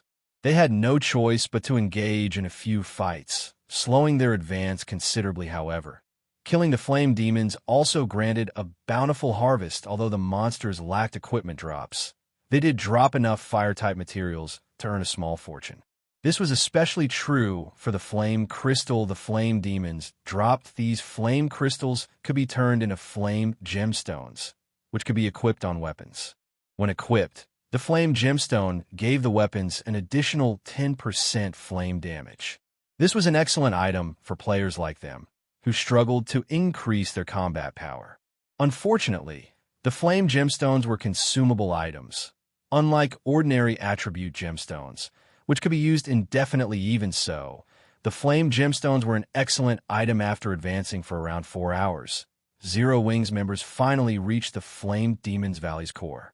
Sherfeng then contacted Thoughtful Rain and notified her that her team could now enter the Flame Demon's Valley. To current players, the Flame Demon's Valley's core was absolutely off-limits, even for half-beastmen and half-elves. Without the all-round devices, elven silver, and sufficiently high fire resistance, players would die in a matter of seconds upon setting foot in this area. Hence, he was not worried that others would discover his activities after another half an hour. Fire Dance, who scouted ahead, excitedly reported in the team chat, "Guild leader, I found something. Something good." Sherfeng muttered, curious when he heard Fire Dance's trembling, excited voice. The Flame Demon's Valley was a danger zone. It had many valuable things to offer. She shouldn't have sounded so excited. "Guild leader, you won't guess what I found. I actually found an Orvain," Fire Dance proudly proclaimed. Chapter 1842, Attributed Orvain. Upon hearing Fire Dance mention an Orvain, everyone's eyes glowed with excitement. Orvains were extremely rare in God's domain, and particularly in Starmoon Kingdom. This was because Starmoon Kingdom was a relatively balanced kingdom. While the kingdom had no lack of herbs, ores, wood, and food materials, it did not specialize in any of these resources. Hence, Orvains were very rare in the kingdom. Whenever one was found, it would be highly contested over an Orvain. "What type is it?" Sherfeng asked curiously. He wasn't particularly surprised by the fact that an Orvain had appeared in the Flame Demon's Valley. After all, this was a mountainous region. It was also a danger zone, a map famed for abundant resources. However, although Orvains were generally quite valuable, they were also differentiated by rank. For example, the difference between a bronze vein and a magic crystal vein was like heaven and earth. Although a bronze vein could tempt ordinary large guilds, it wouldn't be particularly helpful to Zero Wing. At the very least, it wouldn't be occupying if it were in the Flame Demon's Valley. The Flame Demon's Valley was a danger zone and home to very dangerous monsters. The map's harsh environment would only make it even more difficult to mine the vein. Even super guilds had a hard time setting up mining operations in danger zones within kingdoms and empires, and the Flame Demon's Valley was both a neutral map and a danger zone. Normally, superpowers ignored Orvains in danger zones. The rewards simply weren't worth the effort. A source fire vein.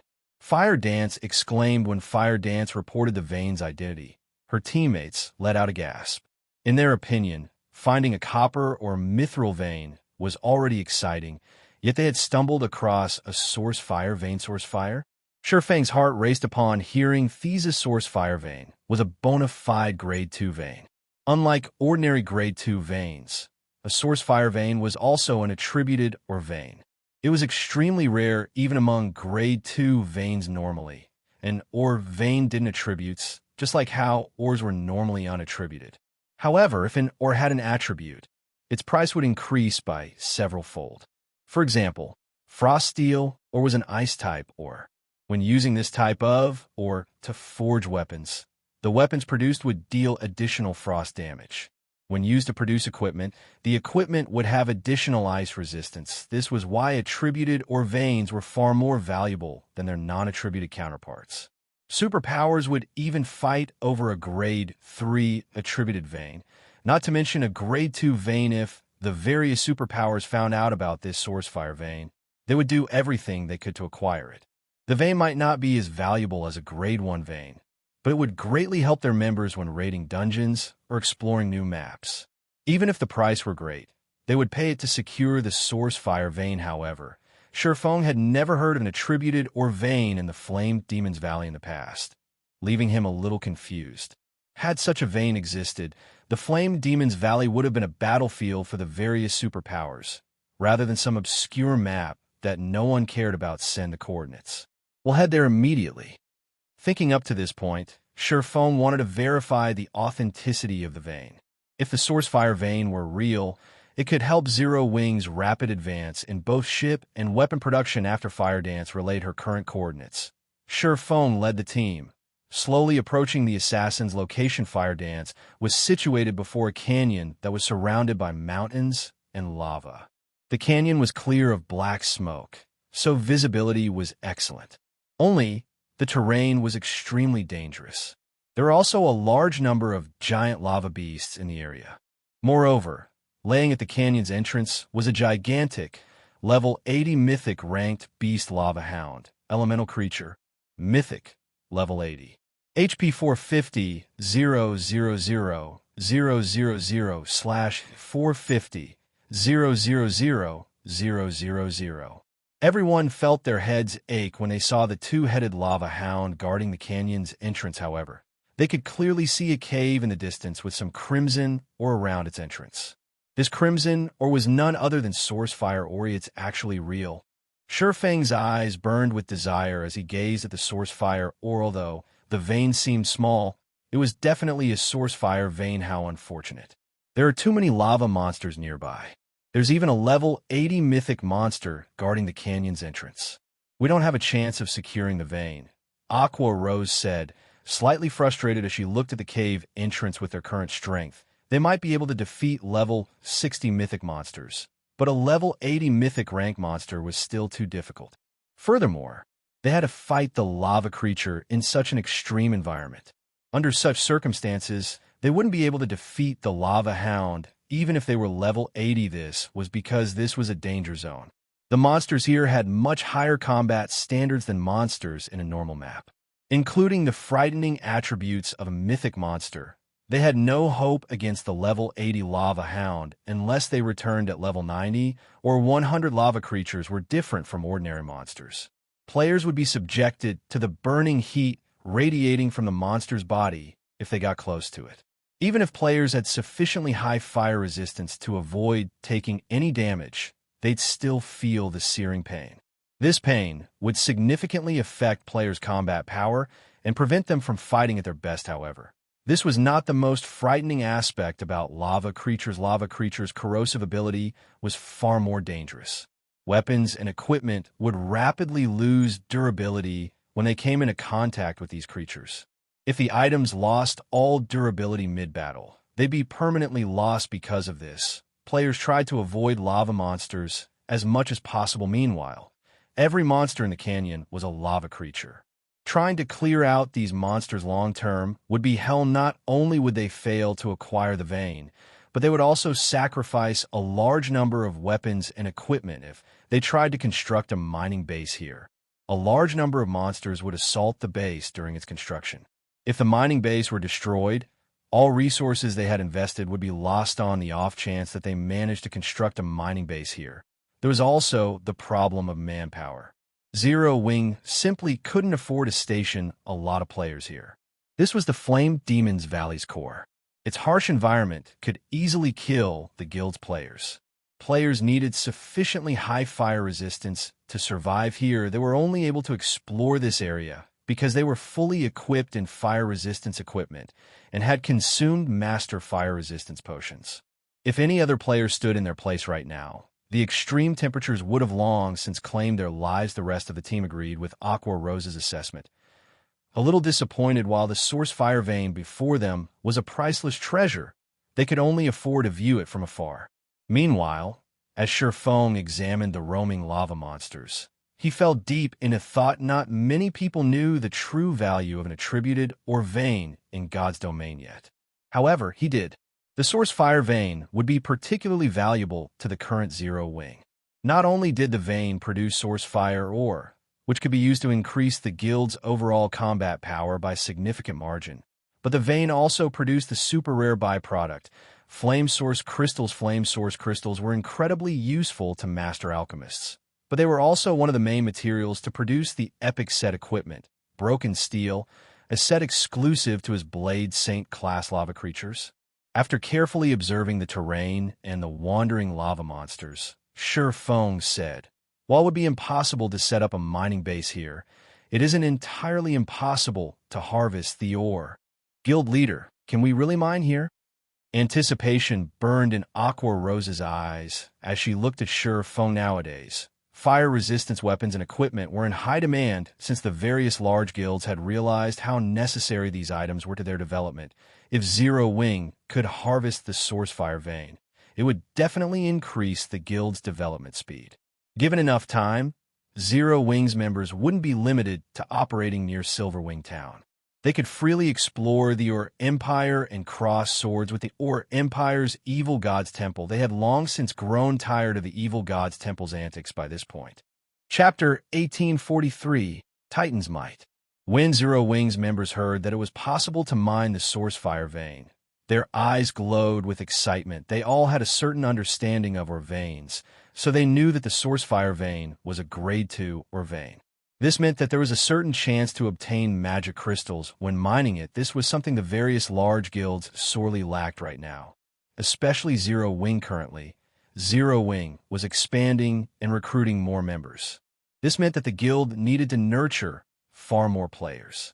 Although Zero Wing had training locations like the Battle Arena, the guild members still had to train in the Divine Colosseums. Trial Tower Zero Wing's battle arenas simply couldn't accommodate enough people. The Trial Tower also provided comprehensive training, testing players' limits. If Zero Wing could acquire a large number of magic crystals, the guild would be able to transform the new recruits into usable combat power. Right now, the majority of Zero Wing's members wouldn't be useful in large scale combat. This was also why Zero Wing's members couldn't venture far from Silverwing Town, and the guild couldn't develop properly in the Ur Empire. We'll have to give it a try before we'll know if it's truly possible.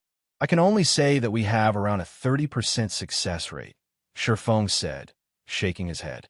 He wasn't particularly confident in his plan. While it was common knowledge that lava monsters were extremely difficult to deal with, not many knew that lava monsters also had obvious weaknesses: ice and water-type attacks. In addition, an ice or water-type environment would dull the lava monster's reactions to an extreme. Once the lava creature's reactions dulled, they become far easier to deal with. However, lava monsters filled the canyon before them. In addition, they were nowhere near the monster's levels. If they tried to lure a single lava monster, they'd likely attract a large group instead. They also had to worry about the level 80 mythic lava. Moreover, this was the Flame Demon's Valley. The environment was extremely hot.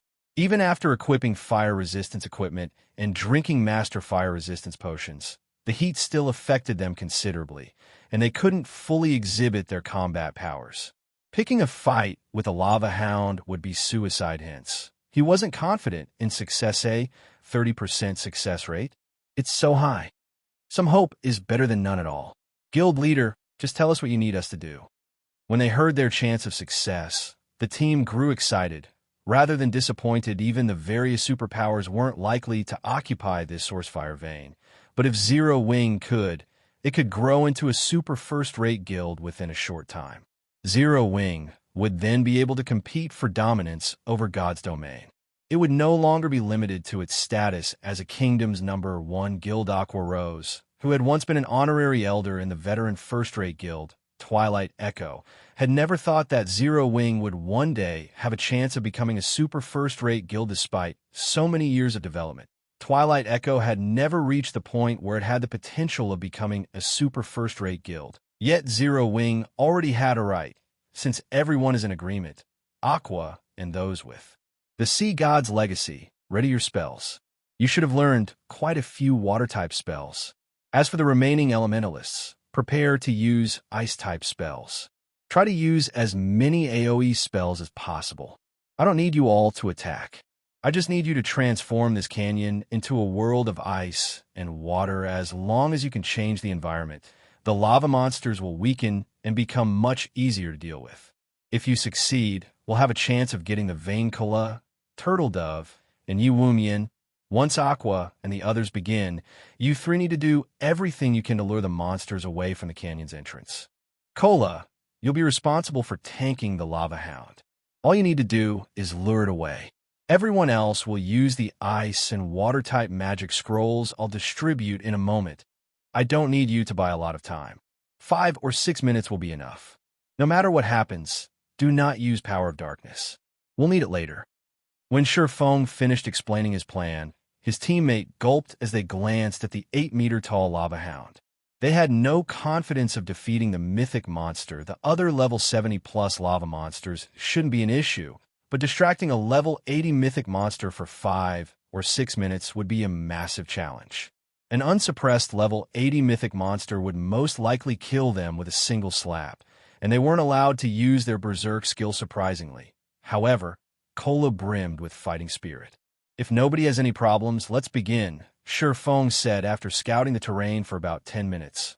Aqua Rose and the other casters finally decided on their positions. Meanwhile, after Cola, Turtle Dove, and Yiwumian prepared to pull every monster's aggro in the canyon good. "Let's begin," Feng commanded once everyone was in position immediately. Aqua Rose and the others started to chant incantations and draw runes, drawing a large amount of water and ice-type mana towards them. The non-magical class players also activated their water and ice-type magic scrolls. The flow of mana soon attracted the attention of nearby monsters. These monsters instantly searched for the change's source, however. Before these lava monsters discovered Aqua Rose and her companions' locations, Zoe spells began to descend. Boom, boom, boom. Suddenly, icicles and waterfalls rained down from the top of the canyon walls as the streams of ice and water reached the bottom of the canyon. The molten lava vaporized the ice and water, filling the canyon with a dense mist.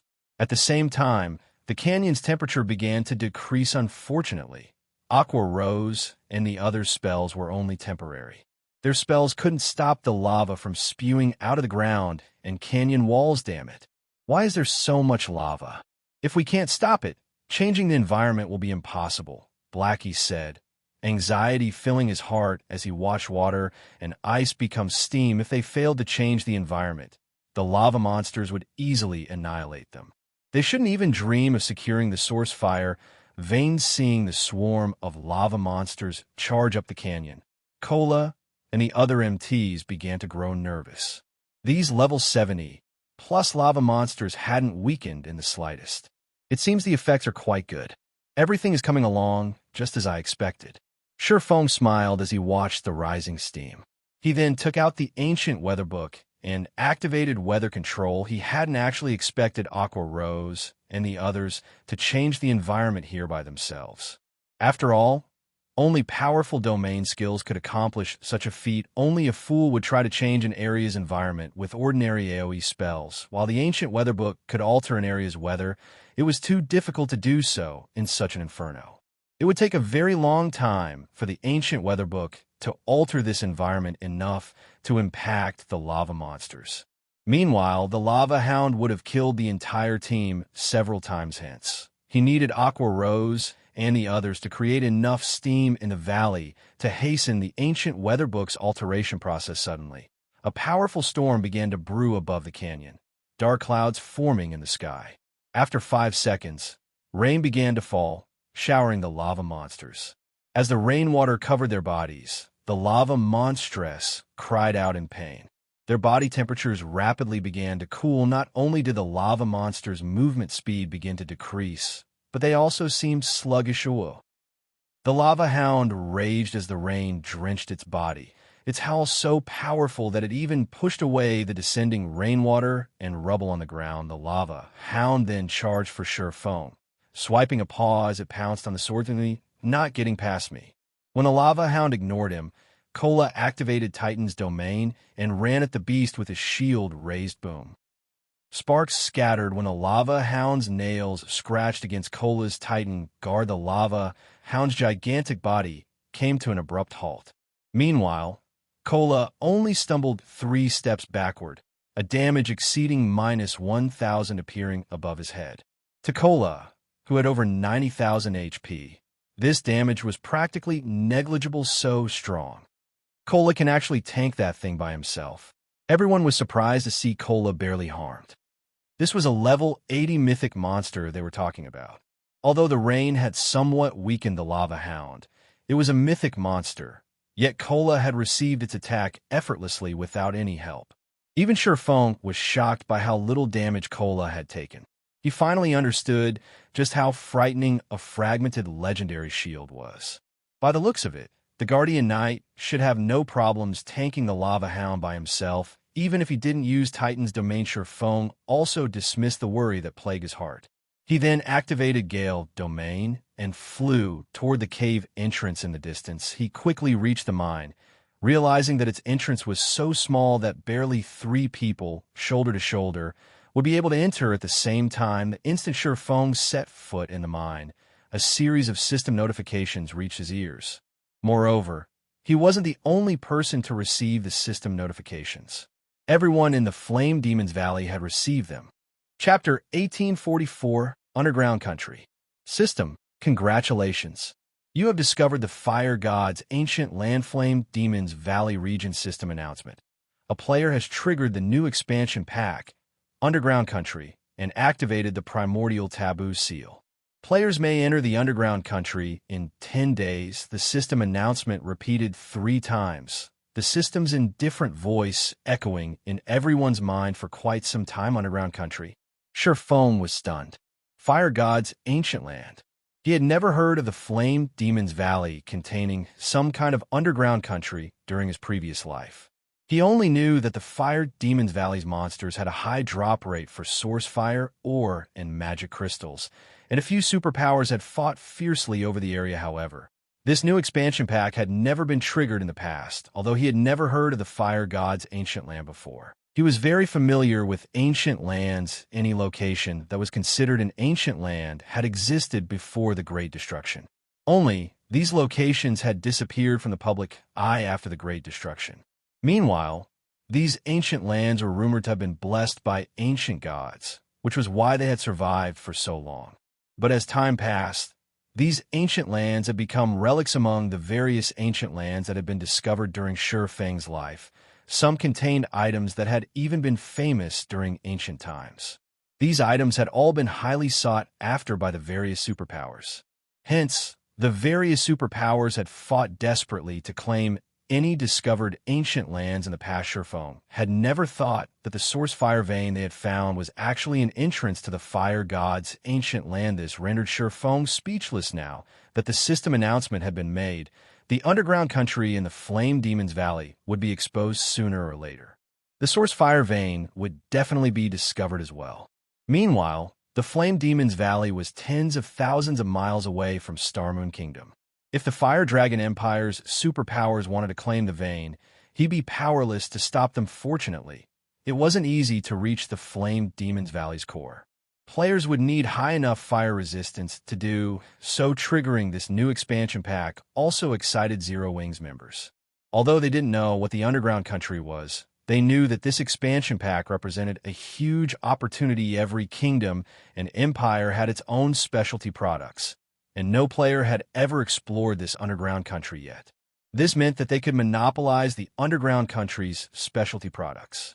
Depending on the item's value, they could make a fortune by reselling them. Although Zero Wing's members were excited about the new expansion pack, when they returned their attention to the horrific number of approaching monsters, they suppressed their excitement and focused on their enemies. As for Sherfong, after a moment of surprise, he quickly charged into the source fire vein and started building a marker for a teleportation magic array, trying to get all of his team members into the Flame Demon's Valley's core had already been incredibly difficult, not to mention sending an army into the valley.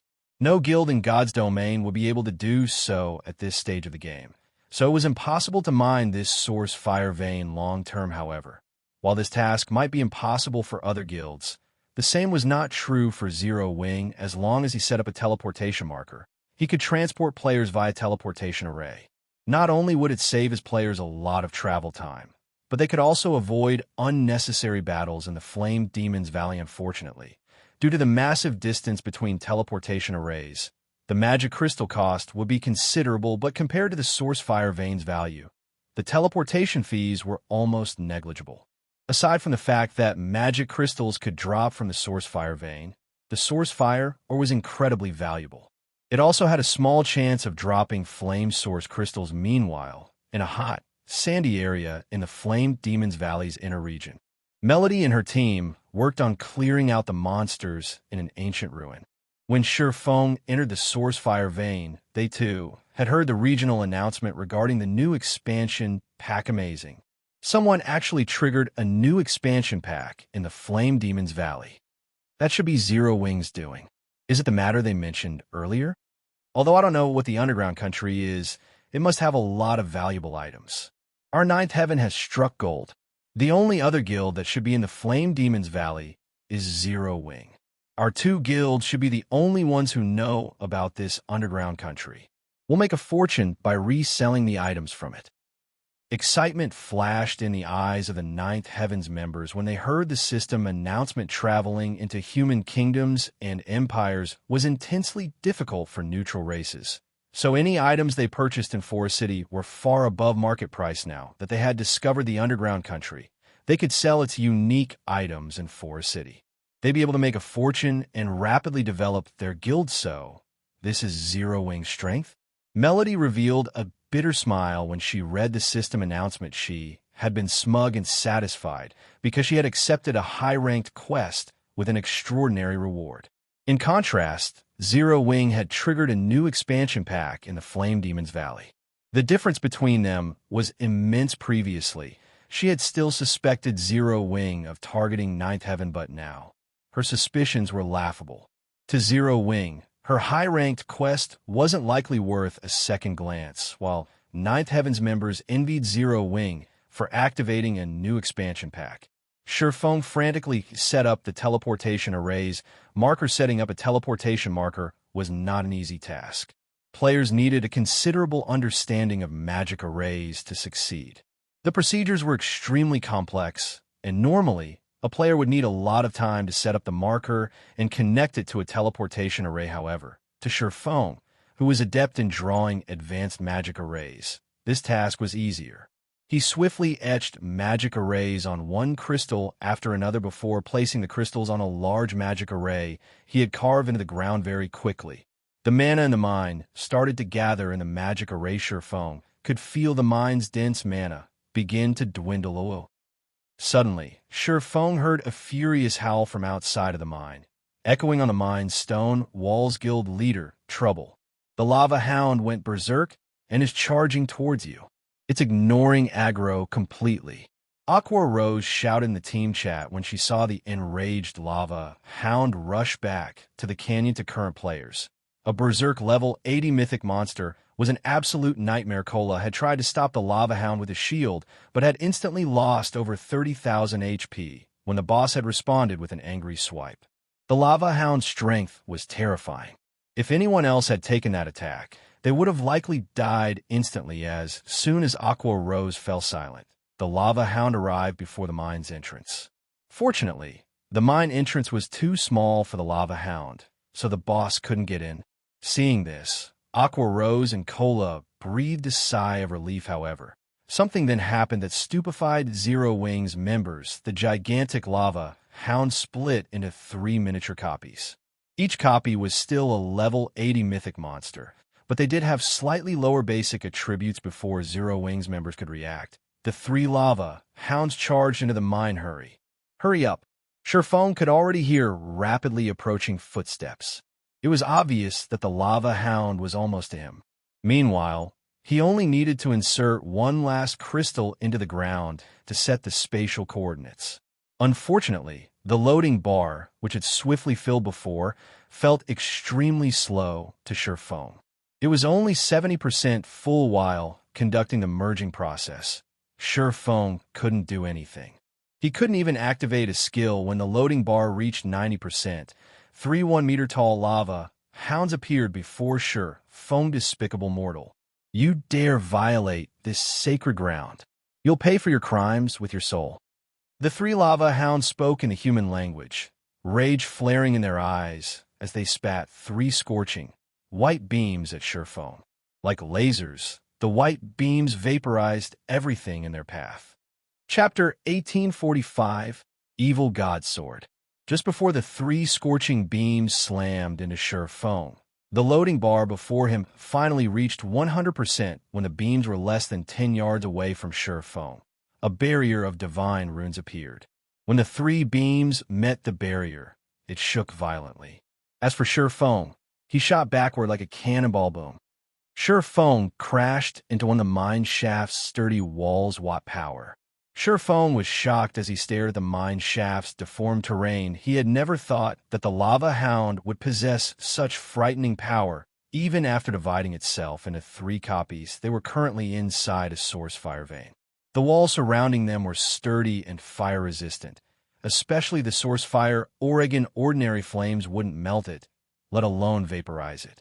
One could easily imagine how high the lava hound's flames were if those white-hot flames struck a player's equipment. Not even magically enhanced, dark gold equipment would survive. Only epic equipment might. If he hadn't activated Absolute Domain in time, he likely would have died from that attack retreat. Everyone retreat immediately. Sure Feng shouted through the team. Once the flames dissipated, Cola could barely tank 1 lava hound. Now that they had to face 3 miniature lava hounds, which were only slightly weaker than the full version, he knew they couldn't stay here for a moment longer. After issuing his command, he switched the aura of Earth to the aura of space, preparing to teleport out of this map. Oh, as Sure Feng was about to escape using space movement, the 3 lava hounds howled as one. 3 light red ripples radiated from the beasts, and as if space had frozen, the 7 luminaries' ring failed to open a tear in spatial lockdown. Sure Feng's expression darkened when he saw the growing spatial tear before him disappear. A monster with such peerless strength and the ability spatial lockdown were a nightmare for players. Coming across one such monster almost guaranteed. Death monsters that possessed the spatial lockdown ability were extremely rare in God's domain. Normally, only NPCs at the peak of God's domain could execute the ability. Sure Feng never thought that an elemental creature like the lava hound would be able to use it, as well. You have touched on the almighty fire god's taboo. Sacrifice your soul to beg forgiveness from the fire god. The 3 lava hounds spoke in a chilling tone before charging at Sure Feng. Although the 3 lava hounds were small, their movements were so powerful that space itself trembled in their wake. Their strength could even rival the complete lava houndess. As the 3 lava hounds approached Sure Feng, they split up and assaulted Sure Feng from 3 different directions, transitioning into a battle formation as smoothly as NPC's eyes. This a god's guardian? Sure Feng's expression turned somber as he watched the 3 lava hounds approach. It was normal in God's domain to find treasures guarded by powerful monsters, and there were some incredibly powerful existences among these guardian monsters. These guardians have been created by the gods normally. Gods only created such powerful guardians to protect their wealth. Not only did these guardians have an eternal lifespan, but they were also undying. In addition, they commanded extremely powerful skills and spells. They were even more difficult to deal with than archaic species of the same rank and level. I can only give a try. Sure Feng gritted his teeth and used Heavenly Dragon's power before activating Divine Steps. In the next moment, 10 doppelgangers with the exact same aura and attributes as Sure Feng appeared. Sure Feng and his doppelgangers then charged at the 3 lava hounds. Although the lava hounds were powerful, Sure Feng managed to nullify their attacks by constantly switching positions with his doppelgangers. Using this opportunity, Sure Feng quickly made his way towards the mine's exit. Normally, guardian monsters would give up the chase once they were a certain distance away from what they were supposed to protect. As long as Sure Feng moved out of range, he could shake off the lava hounds. However, the lava hounds were incredibly difficult to get away from. Not only was their strength incredibly high, but their speed was also impressive. They constantly interrupted Sure Feng's advance and left very little space for him to move forward. By the time Divine Steps' duration ended, Sure Feng had only crossed a little over 50 yards. He was still over 100 yards away from the mine's entrance. The instant Sure Feng's doppelgangers disappeared, a lava hound swiped its paw at Sure Feng so fast that it was impossible to dodge. With no other choice, Sure Feng raised Killing Ray to block the attack pump. The instant the lava hound's palm met Sure Feng's sword, he felt his entire arm go numb. The impact sent his body flying backward over 20 yards, dealing over minus 40,000 damage. What incredible strength! This should be close to rivaling a high mythic strength. Sherfong thought as he stared at the lava hound that his encounter with the lava hound had been brief, and the beast hadn't used any skills, yet he had lost so much HP. He had already activated Heavenly Dragon's power, as well, drastically increasing his strength and defense. Right now, his defense was even higher than Cola's. Although he didn't have the passive skills that provided damage reduction, even then, he had still lost over 40,000 HP. The current lava hound before him definitely had much higher strength than the original. Meanwhile, he had to face 3 of these lava hounds. Before Sherfong could figure a way out of this situation, another lava hound pounced at him. Hurriedly, Sherfong activated parry to block its attack pun. Once more, Sherfong flew backward by over 20 yards. Not only hadn't he moved closer to the mine's entrance, but he was actually further from it. This was clearly what the lava hounds had intended to do with their attacks. These lava hounds' combat standards were in no way inferior to expert players. Am I going to die here? Sherfong could not help his bitter smile as he watched the 3rd lava hound pounce at him. It would seem that he had taken on too large of a risk to set up the teleportation marker. While he did not mind losing 1 level of EXP, he carried multiple tools that would drop on his death. Moreover, these items would not simply remain on the ground after being dropped.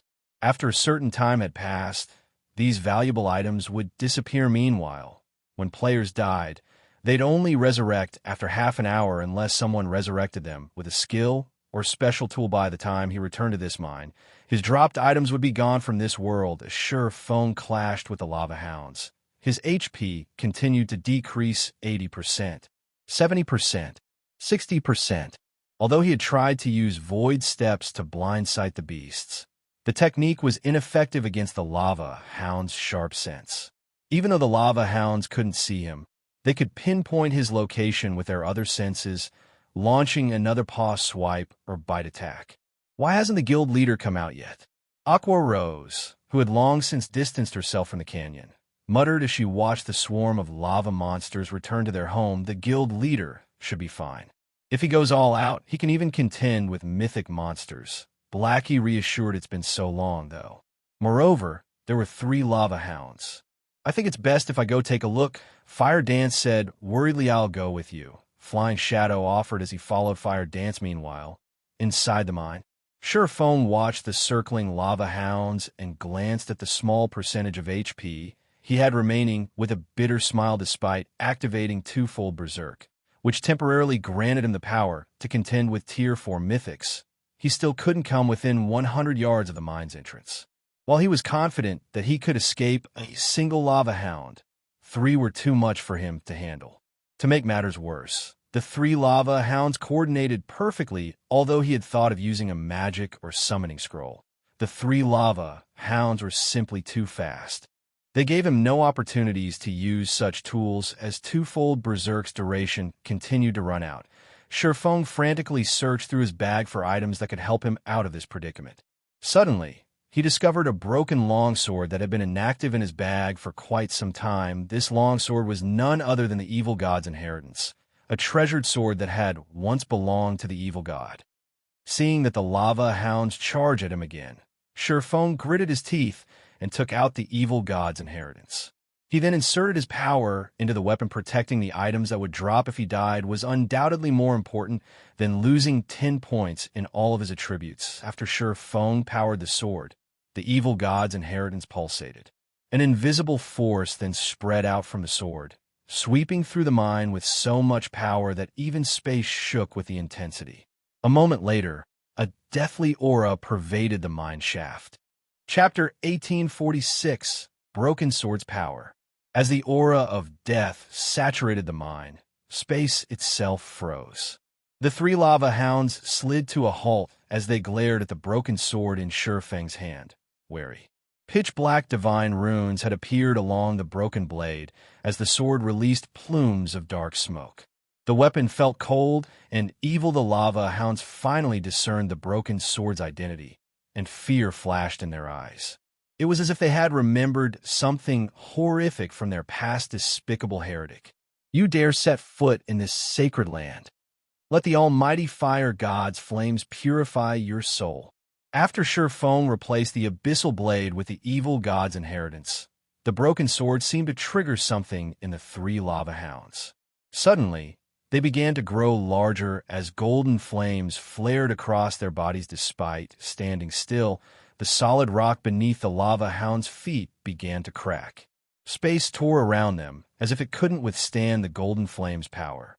It was as if the space around them was no longer able to withstand the power of the golden flame. Feng could also sense a threat of death from that golden fire. Moreover, Feng could tell that this death wouldn't just end with a single lost level. He could feel a power akin to soul fire, although this was many times stronger. Burning and devouring his soul would be child's play for this strange fire. If these golden flames burned a player's soul, the player's account would likely be left permanently crippled. Before Feng could think of a plan to get out of this troubling situation, the three lava hounds pounced as one. At this point, Feng had no skills that he could use to protect himself. In addition, the lava hound's movement speed had significantly increased. With no other options, Feng instinctively executed Sword's orbit. Countless sword lights enveloped Feng, clashing with the three gigantic, flaming beasts as they attacked. Boom, boom, boom. The resulting impacts tore the nearby rocky ground. The scattered sparks ignited anything they touched, transforming the area into a sea of fire. The three lava hounds were thrown back, forming three large craters as they crashed into the ground. Damages of over -3,000 appeared above their heads. In contrast, Feng remained standing in his original position, although the ground beneath him had been burned and melted. Now, he stood in a deep crater of his own that had a smooth, glassy surface. What incredible power! So, this is a weapon that had once belonged to an evil god? Feng was stunned as he looked at the injured lava hounds. Truthfully, the broken sword he wielded was only fragmented legendary rank. Although the weapon provided a considerable boost to strength and attack power, he hadn't expected the boost to be this intense. After all, his abyssal blade was even stronger than ordinary epic weapons, but it had never been this powerful. Meanwhile, the lava hounds before him nearly had enough strength to rival high mythic ranked monsters. Even after activating twofold berserk, he still hadn't been a match for the lava hound's strength. Yet when he had used the evil god's inheritance against these monsters, he felt as if he had hit a group of weak, powerless dogs. He hadn't felt the intense impact that he had experienced during his prior clashes with these beasts. Although he had seen weapons that could weaken an opponent's power in the past, he had never seen one as strong as the evil god's inheritance. The weapon had actually decimated Tier 4 mythic monster strength to such a great extent. That wasn't all. When he had clashed with the lava hounds, he had felt his own strength skyrocket. It was as if the broken sword had absorbed the monster's strength, transferring it to him. As Feng tried to get a better grasp on the evil god's inheritance's power, a lava hound stood up. This time, however, it did not charge at Feng. Instead, it howled with anger and formed a golden, threefold magic array in front of itself. A moment later, a beam of fire shot out from the magic array, moving so fast that Feng couldn't dodge in time. This beam was the result of the lava hound's Tier 4 spell, Red Lotus Breath, the same spell that had vaporized the source fire or earlier. In response, Feng simply swung the evil god's inheritance at the approaching beam of fire. Boom. The broken sword sliced the crimson beam in half, the flames disintegrating the stone wall behind Feng. Feng stumbled 5 steps back as a damage of over -10,000 appeared above his head. Sure enough, Feng was indescribably shocked, glancing down at the evil god's inheritance in his hand. As he had guessed, the evil god's inheritance could absorb an enemy's power, converting it into his own. Moreover, he had received far more power from this attack than the last.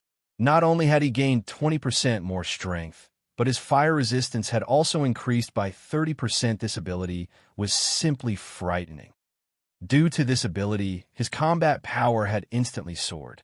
Moreover, he could sense that this still wasn't the evil god's inheritance's limit. Although he couldn't see the evil god's inheritance's exact attributes, When he wielded the weapon, he felt that he hadn't fully grasped the broken sword's power. The broken sword could grant him even more boons depending on the strength of the attack he received, however. The provided improvements were not without a flaw: their short duration.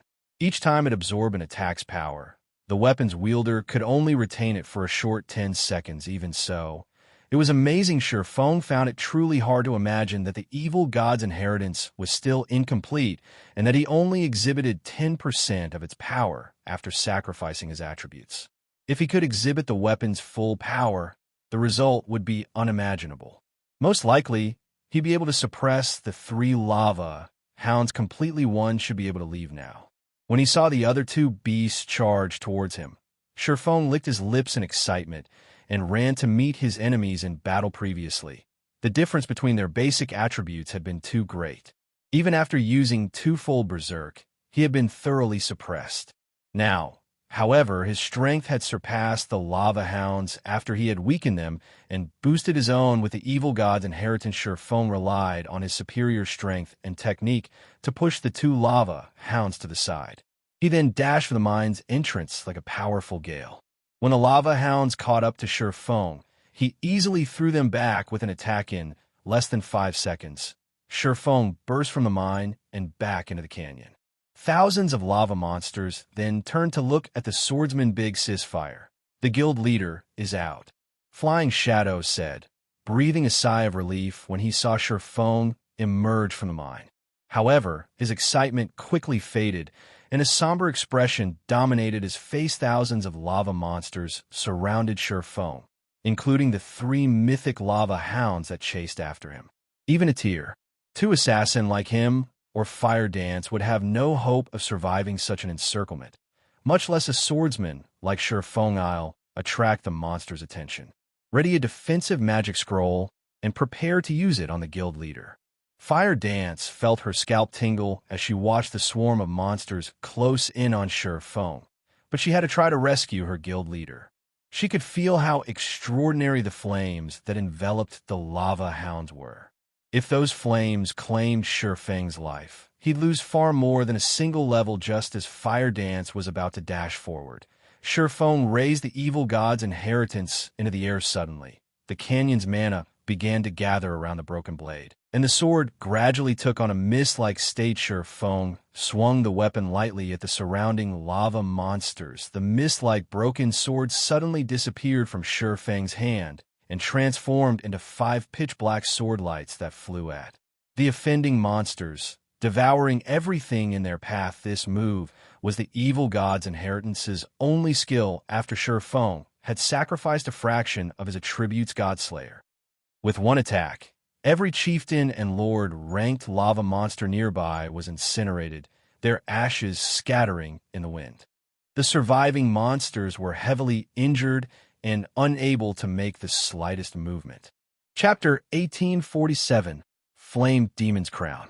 When Shifeng had swung the broken sword, the attack had carved 5 deep grooves in the rocky ground around him. The canyon's terrain had changed drastically. What great destructive power! Shock filled Shifeng as he gazed at the evil god's inheritance in his hand. Godslayer's destructive power was even greater than that of a Tier 4 super large-scale destruction spell. He had turned several hundred level 70+ lava monsters into ash instantly. The skill truly had the power to decimate heaven and earth. Unfortunately, the monsters he had killed with Godslayer hadn't granted Shifeng any EXP. In fact, he would not gain any EXP from slain monsters while he had the evil god's inheritance active. The sword would absorb it all after killing so many monsters.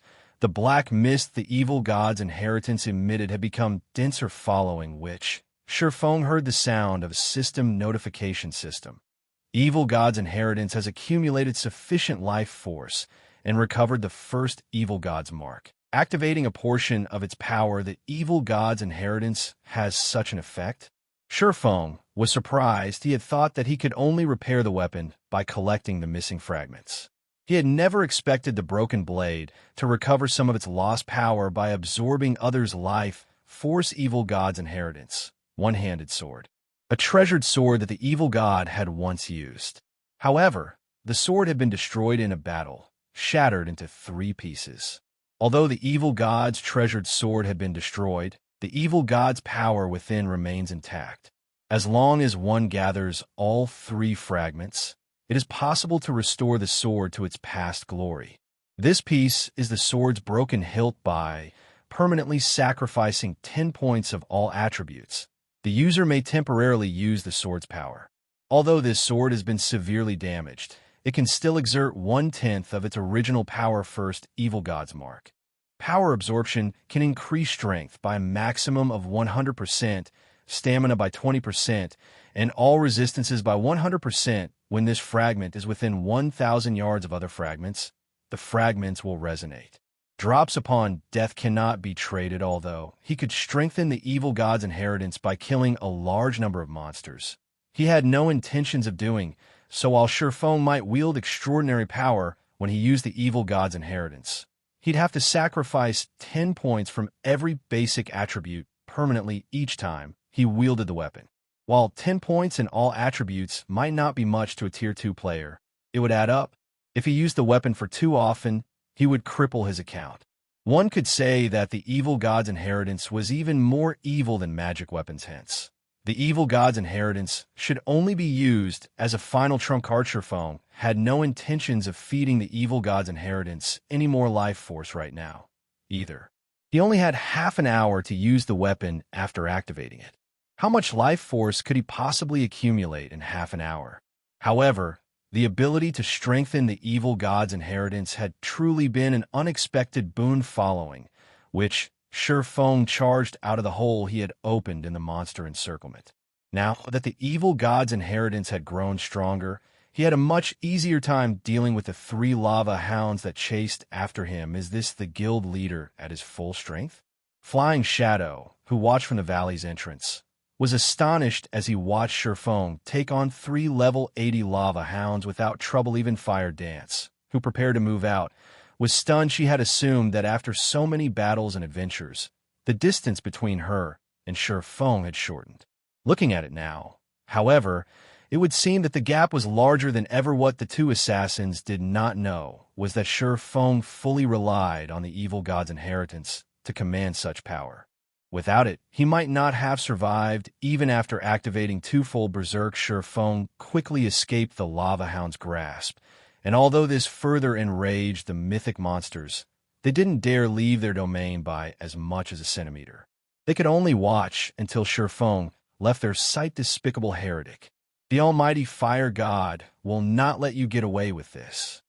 After Sherfong had vanished, the lava hounds released furious howls, the sounds echoing throughout the valley at the same time. A system notification reached Sherfang's ears. System, you have incurred the RRE god's wrath. As long as you enter the fire god's territory, its guardians will hunt you to the death. How ruthless! Sherfong could not help his astonishment as he read the system notification. He had only set up a teleportation marker in the fire god's ancient land, yet he was now prohibited from entering any location the fire god sheltered. This penalty was truly severe. After all, the fire god was a god who had left behind many areas in God's domain. The fire god had even been responsible for creating a number of other worlds. This penalty basically warned him that he could lose his life if he entered any of these locations. Unless he was strong enough to defeat the area's guardians, he shouldn't even consider exploring the locations. But after giving the matter some thought, Sherfong didn't mourn the loss now that he had constructed a teleportation marker in the fire god's ancient land. He could lead a team to mine the source fire, or without revealing themselves to the lava hounds, as long as he prepared properly.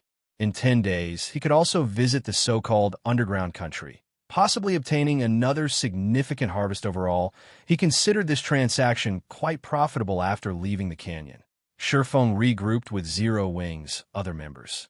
He then briefed Aqua Rose about the teleportation marker and had her contact her subordinates to prepare. They would need enough fire resistance to survive in the Flame Demon's Valley's core region.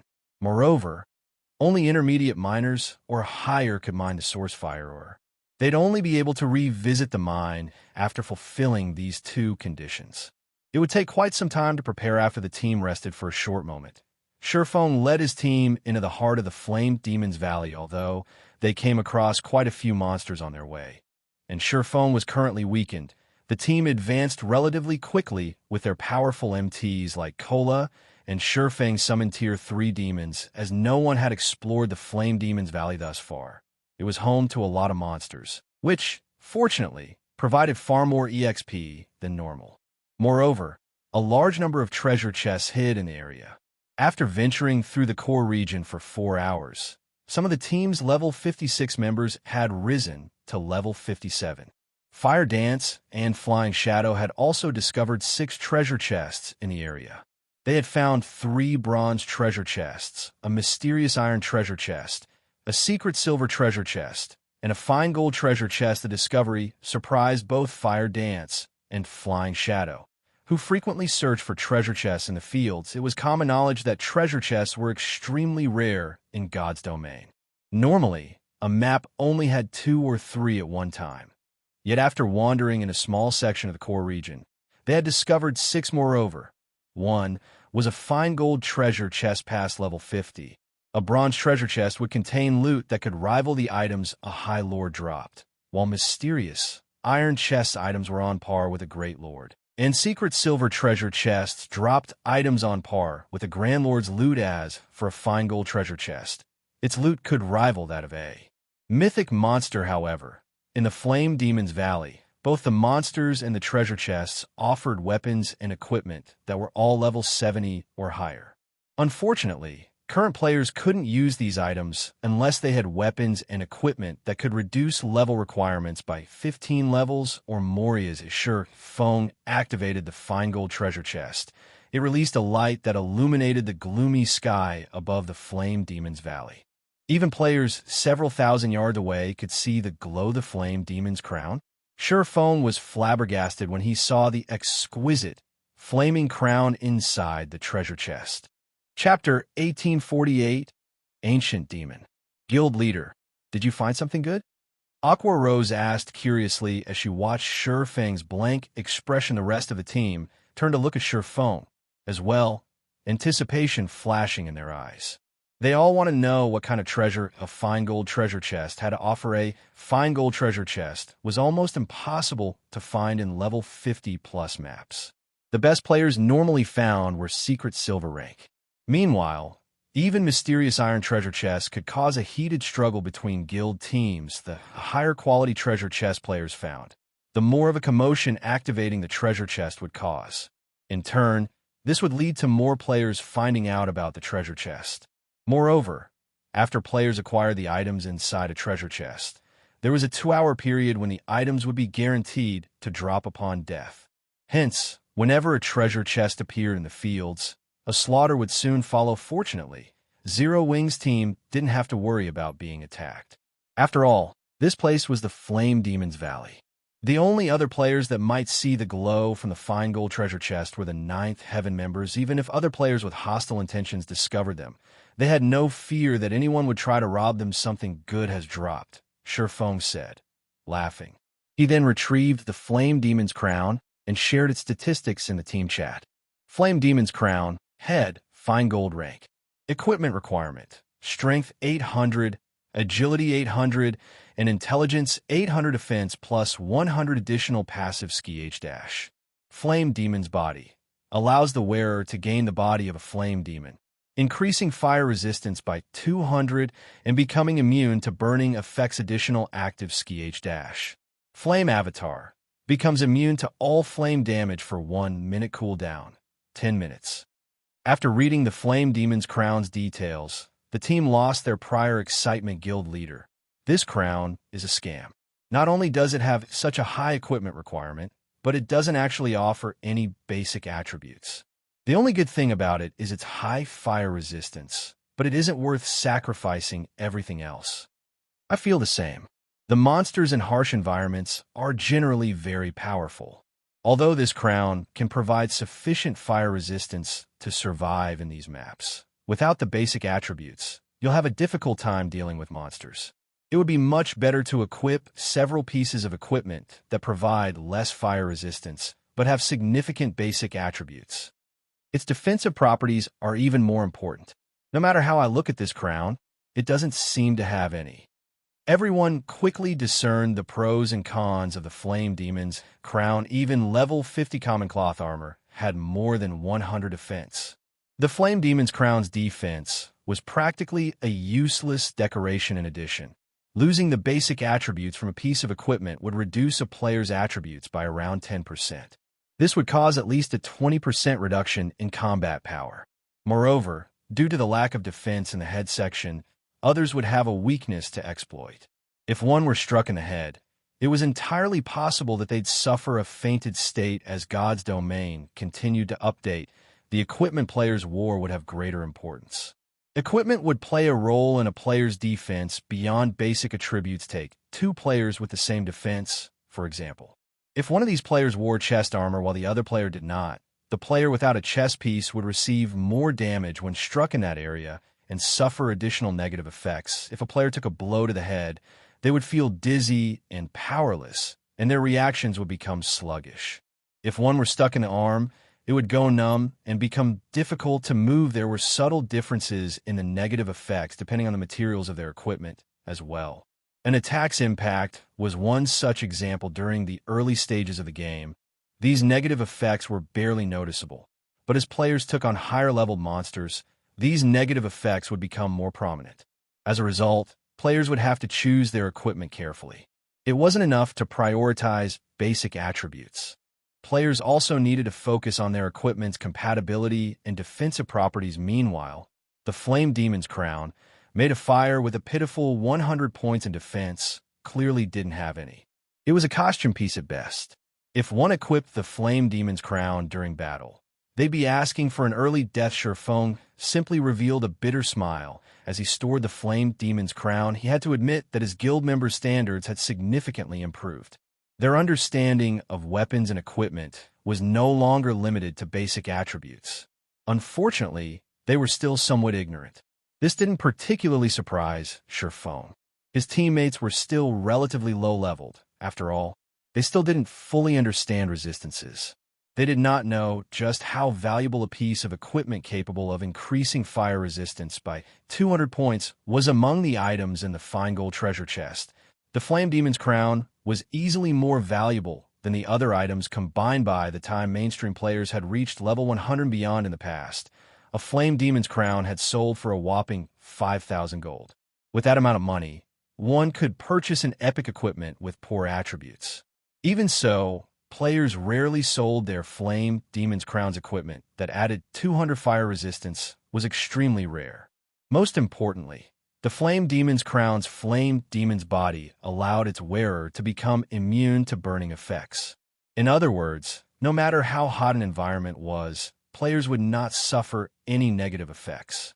They could maintain their combat power at its peak. Of course, due to the Flame Demon's crown's glaring weakness, it was only suitable for expert players. Ordinary players would be better off wearing several pieces of equipment that provided both basic attributes and fire resistance. Ordinary players already fought to get their basic attributes up to standard and as a result, struggled against monsters and in team dungeon raids. They would be asking for trouble by using a piece of specialized equipment like the Flame Demon's crown. However, expert players were different. They would easily have enough basic attributes, even without wearing a headpiece. When fighting in sweltering environments, it was far more important for expert players to have high fire resistance. Hence, during the later stages of the game, the various large guilds' main force members had stopped focusing on basic attributes. Instead, they had prioritized resistances and physique. Moreover, the Flame Demon's crown was like an entry pass to the Flame Demon's Valley. As long as one had a Flame Demon's crown, they could travel anywhere within the valley. They wouldn't even have any issues exploring the Flaming Valley's core. Originally, Xianxia had worried that he didn't have enough fire resistance to survive in the central area. But now that he had the Flame Demon's crown, he wasn't concerned. Now, only the Flame Demon King himself would be a problem. In God's domain, the Flame Demon King was categorized as a world boss counter to most expectations. World bosses were not much stronger than ordinary field bosses.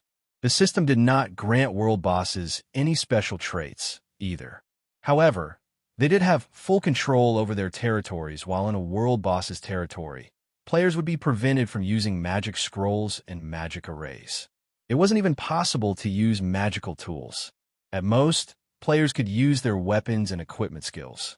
It was a nightmare for most players. After emptying the fine gold treasure chest, Sherfong and the others continued towards the central region. After traveling for a little over an hour, they finally arrived before a fiery world. White-hot flames danced along the mountain range before them. The ring of mountains resembled a burning sun, making it difficult to look at. This place is so hot, Blackie exclaimed as he looked at the flaming mountain range. Despite standing some distance away from the mountain range, he felt as if like roasting meat. Everyone on the team felt the sweltering heat. Even walking exhausted their stamina. Meanwhile, a gigantic figure wielding a trident patrolled the center of this mountain ring. Every one of this figure's movements stirred the flames around it as lava rose into the air. Even from several thousand yards away, Zero Wing's team could feel the figure's fierce aura. When they saw the Flame Demon King's true appearance, they couldn't help their gasps. Even Sherfong was shocked. Flame Demon King, elemental creature, ancient fiend, mythic, level 83. HP 720 000 000 /720 000 000. An ancient fiend? How is this possible? Sherfong was indescribably shocked when he saw the Flame Demon King statistics. Shouldn't it be an archaic species? Chapter 1849, World Gate. Guild Leader, don't tell me we're supposed to fight that boss. Is that really a mythic monster? The Flame Demon King was a 50-meter-tall giant. Every one of its movements stirred up a storm in the sea of fire around it. Zero Wing's team could tell how terrifying this monster was just by looking at it. When he saw the Flame Demon King, Kola, who had brimmed with confidence, felt his scalp tingle. This boss could likely even slay a 1,000-man team of level 80, Tier 2 experts. Compared to the mythic monsters they've encountered thus far, the Flame Demon King was on an entirely different level. Could the new expansion pack I triggered have made the Flame Demon King stronger? Sherfong pondered as he looked at the Flame Demon King. The more he thought about it, the more his theory seemed plausible. After all, the Flame Demon's Valley was only a level 70+ map. It wasn't a level 100+ map. An ancient fiend shouldn't be. Here an ancient fiend was an elemental creature that had fully unlocked its bloodline and reverted to its ancestral form. Although ancient fiends were no match for dragons in terms of life rating, they were fully capable of rivaling ferocious beasts. Even an expert team that was 20 levels higher wouldn't be a match for a mythic-ranked ancient fiend, much less an expert team of the same level. In addition, the Flame Demon King had a world boss's special ability. Not even a 100-man team of level 100, Tier 3 players could defeat this monster. There's no helping it. I can only adjust my plans. Following which, Sherfong addressed his team.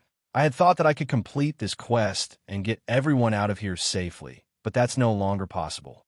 I'll have to ask you all to sacrifice yourselves to lure the Flame Demon King away from its territory. Try to buy as much time for me as possible. Violet, you won't be joining the fight. I need you to hide in the distance. Once the battle is over, you'll be responsible for resurrecting the team. All he could do now was lure the Flame Demon King away from the World Gate. The players that would be responsible for buying time would die, but with the resurrection skill he had given Violet Cloud, they could reduce the death penalty his teammates suffered. I understand. Violet Cloud nodded. None of his teammates had any objections to Sherfang's proposal. They were the guild's main force members. Their weapons, equipment, and levels had been granted by their guild. It wasn't unusual to die for their guild's benefit very quickly. The team followed Sherfang's instructions. Kola would be the first player responsible for attracting the Flame Demon King's attention and luring it to the designated area. After Kola died, Turtledove and Iwumian would take over. Once all 3 MTs had died, the rest of the team would split up and flee, forcing the Flame Demon King to waste as much time as possible chasing them down. Move out. Sherfong commanded once he was in position a short distance away from the valley's entrance. Following his orders, Kola charged into the Flaming Valley. Shortly after he had set foot in the Sea of Fire, A deafening roar echoed from the valley's center. Little human, you dare trespass in the Flame Demon King, Monacoland's territory? I'll show you just how frightening fire's anger is. As the voice faded, the Flame Demon King emerged from the raging flames, its movements causing waves of fire that washed over Cola, not daring to be careless. Cola immediately activated Power of Darkness and hid behind Titan Guardboom. As a firestorm slammed into him, Cola stumbled 3 steps backward, a damage exceeding minus 20,000 appearing above his head. So strong. Just its movements caused such a powerful attack. Aqua Rose, who watched from afar, could not help her shock when she saw Cola lose 1/8 of his HP despite his active berserk skill normally. Cola could face a level 70 mythic monster head-on after activating his berserk skill, yet he had just lost so much HP after an indirect attack from the Flame Demon King. The team's other members paled when they saw this. If they had received that indirect attack, they would have likely lost over 50% of their HP. They felt like ants before this world bosses. The Flame Demon King's frightening strength stunned Zero Wings players. The boss had arrived before Cola. The Flame Demon King then thrust its trident at the Guardian Knight with so much speed that the attack had been invisible to the naked eye. Fortunately, Cola had already raised Titan Guard and blocked the attack in time. After blocking the attack, however, Cola had lost all feeling in his arms. Like a cannonball, he had been thrown back, only stopping as he crashed into a massive boulder. Cola's HP instantly fell by over 80,000, more than half of his total. The team was stunned. Just one attack had left Cola so miserable. The gap in strength was despairing. Heal him quickly. Sherfong shouted through the team chat. The outcome didn't surprise him. After all, their opponent was a mythic-ranked ancient fiend. If not for the fragmented legendary-ranked Titan Guard, Cola might have died instantly upon hearing Sherfang's command. The Tier 2 healers snapped out of their daze and cast healing spells on Cola, instantly restoring the Guardian Knight's HP to 70%. However, the Flame Demon King was already stabbing its trident at Cola again, the weapon releasing white-hot fire. The white-hot flames shocked Cola. Hurriedly, he activated Protection Blessing after its upgrade to Tier 2. Protection Blessing reduced the damage he took by 60%. However, when the trident met Cola's shield, the stone under his feet shattered, forming a crater. Meanwhile, Cola's HP fell by more than 60,000, dropping his HP into the red. By the time the Flame Demon King executed another attack, the team's healers only recovered Cola's HP to 50% of his total. Realizing how precarious his situation was, Cola used Titan's Heart, forming 3 layers of protective energy, which could absorb up to 10 times his maximum HP around him. With Titan's Heart in effect, Cola quickly fled the sea of fire. Seeing Cola pull away from the valley, Sherfong breathed a sigh of relief. Fortunately, he had upgraded Titan Guard to the Fragmented legendary rank earlier. Otherwise, the 3 MTs wouldn't be able to lure the Flame Demon King away before they died. Even if Cola, Turtledove, and Yi Wumian worked together afterward, equipping the Flame Demon's crown, Sherfong activated Gale Domain and charged into the flames that could even melt fine iron as expected of the Flame Demon's crown. It really is wondrously effective. When Sherfong soared through the fire, he only felt a little warm. He wasn't in any pain at all due to the additional 200 fire resistance the crown provided. He now had over 400 fire resistance. His HP only fell by a little over 100 each second he remained in the fire. After flying for about 40 seconds, he noticed Cola's name darken among the list of his team members. It was obvious that the Flame Demon King had killed Cola so quickly. When Sherfong realized that he was still over 200 yards away from the stone gate in the center of the valley, his expression darkened. Cola was the sturdiest player in the team. He had thought that the Guardian Knight alone would be able to buy him enough time to reach the World Gate, but it seemed that the Flame Demon King was much stronger than he had expected. As soon as Sherfong reached the World Gate, he pulled out the Philosopher's Hand and used it to activate the stone doors. At this point, Turtledove had also fallen, and only Yi Wumian remained alive. Of the team's 3 MT, Sigh need to hurry. Sherfong used the Philosopher's Hand's power to repair the broken magic arrays on the World Gate. As he did, A furious roar reached him from outside of the valley. Despicable trespasser! You dare to open the world gate! As the voice faded, a pillar of fire rose from its origin, following which everyone but Sherfong and Violet Cloud's names went dark. This situation put immense pressure on Sherfong. He pushed himself to work faster. While Sherfong repaired the world gate's magic arrays, he could feel the space around him boil. This meant that he was already standing within the Flame Demon King's sphere of influence. The ancient fiend's movement speed had completely exceeded his expectations. Despicable human, vanish alongside your sins.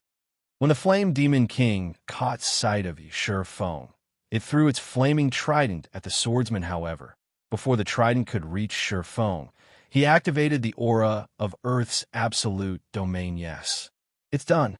Using the period of invulnerability absolute domain granted him, Sherfong completed the final magic array, following which he placed a hand on the World Gate's main magic array and said, "Open, World Gate." Chapter 1850, Hidden Reward. With Sherfang's command, the divine runes on the gigantic pair of doors before him began to glow with a purple-gold light. A moment later, the divine runes released a beam of light that threatened to devour the Flame Demon King. No. Upon seeing the beam, the Flame Demon King, who was within 50 yards of Sherfong, turned in a panic and tried to flee. However, the beam of light was much faster than the Flame Demon King. In the blink of an eye, the purple-gold light enveloped the world boss, and the ancient fiend cried out in pain. In the next moment, the Flame Demon King began to shrink, and the flames around its body gradually extinguished. A short moment later, the world gate slowly opened. Some force sucked the valley's fire through the opening gates, and the Flame Demon King began to shrink even faster from its original height of 50 meters. The Flame Demon King quickly shrunk to 40 meters, 30 meters, 10 meters. By the time the world gate was fully open, the black hole within had devoured every last flame in the valley. The Flame Demon King had also been dragged towards the world gate by the black hole's powerful gravity. No, this is my power, the Flame Demon King shouted, panicking as it used every shred of power to fight the black hole's pull. Seeing this, Sherfong could not help but breathe a sigh of relief. He had no hope against a level 83 mythic-ranked ancient fiend right now. Fortunately, the World Gate could remove things that didn't originate from the continent of God's domain. While the World Gate had activated, the Philosopher's Hand had also undergone a transformation. The Philosopher's Hand had originally been made of translucent crystal, radiating an ominous feeling. Now, however, not only had the ominous feeling disappeared, but the translucent hand had also transformed into a blood-red bead. What pristine mana! As Sherfong held the blood-red bead, he could feel incredibly pure mana emerge from it. This mana was even purer than that from the 7 luminaries crystals. Suddenly, Sherfong heard the sound of a system notification. System, congratulations! You have completed the epic-ranked main storyline quest Philosopher's Wish before level 80. Rewarding Philosopher's Hand, plus 40% EXP of current level, 5 legacy skill points, 30 free mastery points, 30,000 subclass proficiency points, and 1 subclass dark gold design. When the system notification ended, Sherfang's experience bar rose to 52% of level 68. However, obtaining the complete Philosopher's Hand excited Sherfong far more than the bountiful EXP. This was a bona fide legendary item. Any superpower in God's domain would easily go mad over this. Moreover, Sherfong was surprised by the additional reward for completing the quest before reaching level 85. Legacy skill points were no small matter. In addition, the awarded 30,000 subclass proficiency points would save him a lot of time when upgrading his Forger subclass. After reaching the master rank, players would still need a ridiculous number of proficiency points to rise from a basic master to an intermediate master. While ordinary master lifestyle players might not have trouble earning the required proficiency points, it was a different story for Sherfong. Sherfong had many matters he needed to deal with, and he only had a small amount of time to invest in his forging. As a result, He didn't obtain forging proficiency points very quickly, however. The most valuable of the rewards had to be the subclass Dark Gold design. This subclass Dark Gold design wasn't like ordinary designs. Not only could it upgrade a design to Dark Gold rank, but the new design would be a player creation. It was common knowledge that becoming a master lifestyle player was incredibly difficult. Players needed to create completely new items, which had to meet certain requirements. To accomplish this feat, players needed a certain understanding of items and materials. This was also the case when players tried to rise from a basic master to an intermediate master. In fact, the promotion to an intermediate master was even more difficult since players would have to create 1 Dark Gold item or 3 Fine Gold items. This hurdle had been the end of the line for many basic master lifestyle players during Feng's previous life. In the past, when one had referred to a master lifestyle player, they had generally meant basic masters. The majority of God's Domain's master lifestyle players have been basic rank. After 10 years in the game, basic masters hadn't received as much attention from first-rate guilds, although they were still VIPs in second-rate guilds. At most, they would be treated slightly better than the average lifestyle player. Only intermediate masters had earned first-rate guilds' respect now that he had a subclass Dark Gold design. He had received a free pass to become an intermediate master, of course. An intermediate master that reached the rank by using a subclass Dark Gold design wasn't as capable as a player that reached the rank through their own hard work and original items. The latter had solidified their foundation, while the former had none. A player who became an intermediate master, though their work would have a higher possibility of creating more Dark Gold items in the future, soon becoming an advanced master. On the other hand, the intermediate master that did not possess a sturdy foundation would struggle to advance. The only real benefit of using such a cheap method to become an intermediate master was the higher production success rates that came with the rank. Even so, many basic master lifestyle players had spent their entire life savings to get their hands on a subclass Dark Gold design during Feng's previous life, since they had already reached their limits. As Feng celebrated his additional rewards, the World Gate began to close. By the time the World Gate had shut, the valley was void of fire. Only the scorched earth remained despicable human. It took me hundreds of years to accumulate that power, and now it's all gone. You will pay for this with your soul. I will turn you into a puppet that will forever live under my command. The Flame Demon King bellowed as it glared at Feng. Currently, the Flame Demon King was only 8 meters tall. It looked like an infant compared to its previous size. Its aura was also much weaker. Flame Demon King, elemental creature, mythic, level 81, HP 32, 000, 000, 32, 000, 000. The Flame Demon King didn't even have the HP of a mythic monster anymore. A mana depletion debuff also graced its status bar, lasting for a whole hour. The World Gate has robbed it of so much energy. Feng was astonished when he saw the enraged Flame Demon King. The valley's flames had originated from a higher plane, containing unparalleled power. The fire had been highly sought after by fire elementals, since they could increase the elemental's power. The Flame Demon King had only grown so strong because it had continuously absorbed these flames' power. Now that the World Gate had returned these flames to their source, the Flame Demon King had lost the power it had accumulated over the years. With the energy that had bolstered its physical form gone, it was only natural that the Flame Demon King had weakened. Only, Feng never thought that the Flame Demon King would grow this weak. Thinking up to this point, Feng abandoned all thoughts of escape. This was a once-in-a-lifetime opportunity. When the mana depletion debuff ended, the Flame Demon King would recover its strength. Although it wouldn't be as strong as it had been, it would still be beyond current players' capabilities. Before the Flame Demon King could launch an attack, Feng activated Power of Darkness, Phantom Kill, and Dragon Sola. Level 68 High Lord rank Black Dragon should have 0 chances against a level 80 mythic monster. But now, the Black Dragon had the upper hand against the weakened Flame Demon King.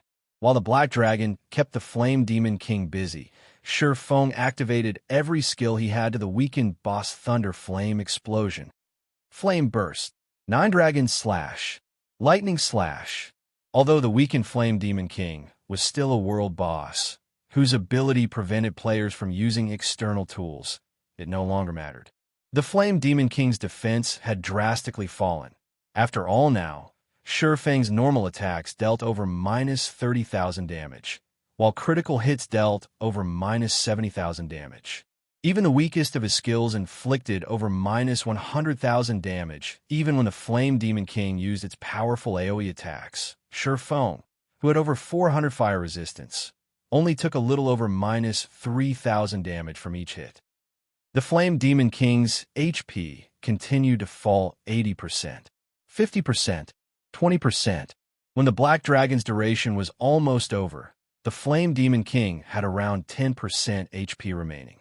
Once the Black Dragon was gone, Shifeng would have to fight the world boss head-on. I guess there's no other choice. Shifeng sighed as he came to terms with his current predicament. A moment later, he retrieved the evil god's inheritance from his bag. Once more, trying to escape a world boss was an extremely difficult task. This was especially true now that he had used all of his skills. Furthermore, it wasn't every day that he found himself in such a favorable position against a world boss die. Gritting his teeth, Shifeng sacrificed his attributes to activate the evil god's inheritance. He then activated Godslayer 5 pitch-black sword lights instantly pierced the Flame Demon King, leaving 5 deep grooves in the rocky ground before Shifeng. Despicable human. If the World Gate hadn't taken my power from me. The Flame Demon King's eyes burned with rage as it glared at Shifeng. But despite its fury, the Flame Demon King's HP didn't stop depleting before it eventually reached zero. Boom. As the Flame Demon King fell to the ground, its fiery body started to dissipate. A short moment later, only Shifeng remained in the Scorched Valley. Chapter 1851, Flame Demon King's Loot. After the Flame Demon King died, the rampaging mana in the valley settled down. It's finally dead. Shifeng breathed out a sigh of relief as the Black Dragon disappeared. Shortly after the Flame Demon King died, if not for the Black Dragon's assistance, he wouldn't have been able to defeat the Flame Demon King. After all, even though the Flame Demon King was weakened, it was still a mythic monster. The boss had possessed not only superior strength, but also far more HP. Even if the Flame Demon King had only 10% of its HP left, it would still have had more than enough time to kill him, although he had to sacrifice another 10 points of every basic attribute to kill the Flame Demon King. He forgot about the loss when he saw the small mountain of items the boss dropped. The Flame Demon King was a world boss. Although it had been weakened due to his quest, it was still a mythic ranked world boss, hence the extremely bountiful loot. Not to mention, as this was the first time the Flame Demon King was killed, it was guaranteed to drop a 4-star guild promotion order. Future Flame Demon Kings killed would have only a certain chance of dropping the promotion order. This item was also the reason why he had persisted in killing the Flame Demon King to the point of permanently weakening himself currently. Zero Wing was a 3-star guild and held a significant advantage over other guilds.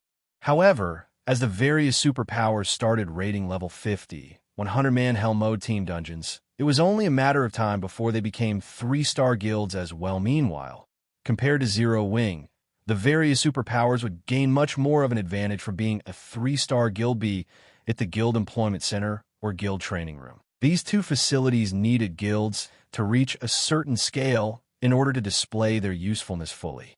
In other words, the larger a guild was, the better the guild could leverage these two facilities. In the case of Zero Wing, despite the rapid expansion it was currently undergoing, in terms of member count, it was far from rivaling even first-rate guilds. The operations of the various superpowers spanned over a dozen kingdoms and empires. Their member counts naturally dwarf Zero Wing's. Once these superpowers became 3-star guilds, their development speed would undoubtedly skyrocket. At that time, not only would these superpowers be able to nurture a large number of elite players, but the income their guilds generated would also increase substantially if Zero Wing, a guild that ruled over only a single kingdom, wished to surpass these superpowers, which had become 3-star guilds in terms of development speed. Then there was only one way to do so, be getting promoted into a 4-star guild. Unlike a 3-star guild, the benefits offered by a 4-star guild did not manifest with the scale of a guild. Instead, these benefits were apparent in the finer details. Reaching the 4-star rank would not give a guild the privilege to construct any additional facilities. Instead, what a guild gained from the 4-star rank was the recognition of the Adventurers Association as a large-scale guild. At that time, the Adventurers Association would directly issue large-scale quests to the guild. These large-scale quests range from easy to very difficult. Even national-level quests were available. The rewards for these quests were extremely generous. Moreover, these quests also provided players with good opportunities to raise their ranks in the Adventurers Association in addition to receiving large-scale quests. 4-star guilds would be designated a temporary rest area in every Adventurers Association on the continent of God's Domain. While this rest area was relatively small, it allowed members of 4-star guilds to receive commission quests from every NPC town and city on the continent, not just from towns and cities where their respective guilds had residences. Due to this benefit, members of 4-star guilds could travel all over the continent to do quests, no longer hindered in their leveling speed and acquirement of resources by competition over a limited number of quests.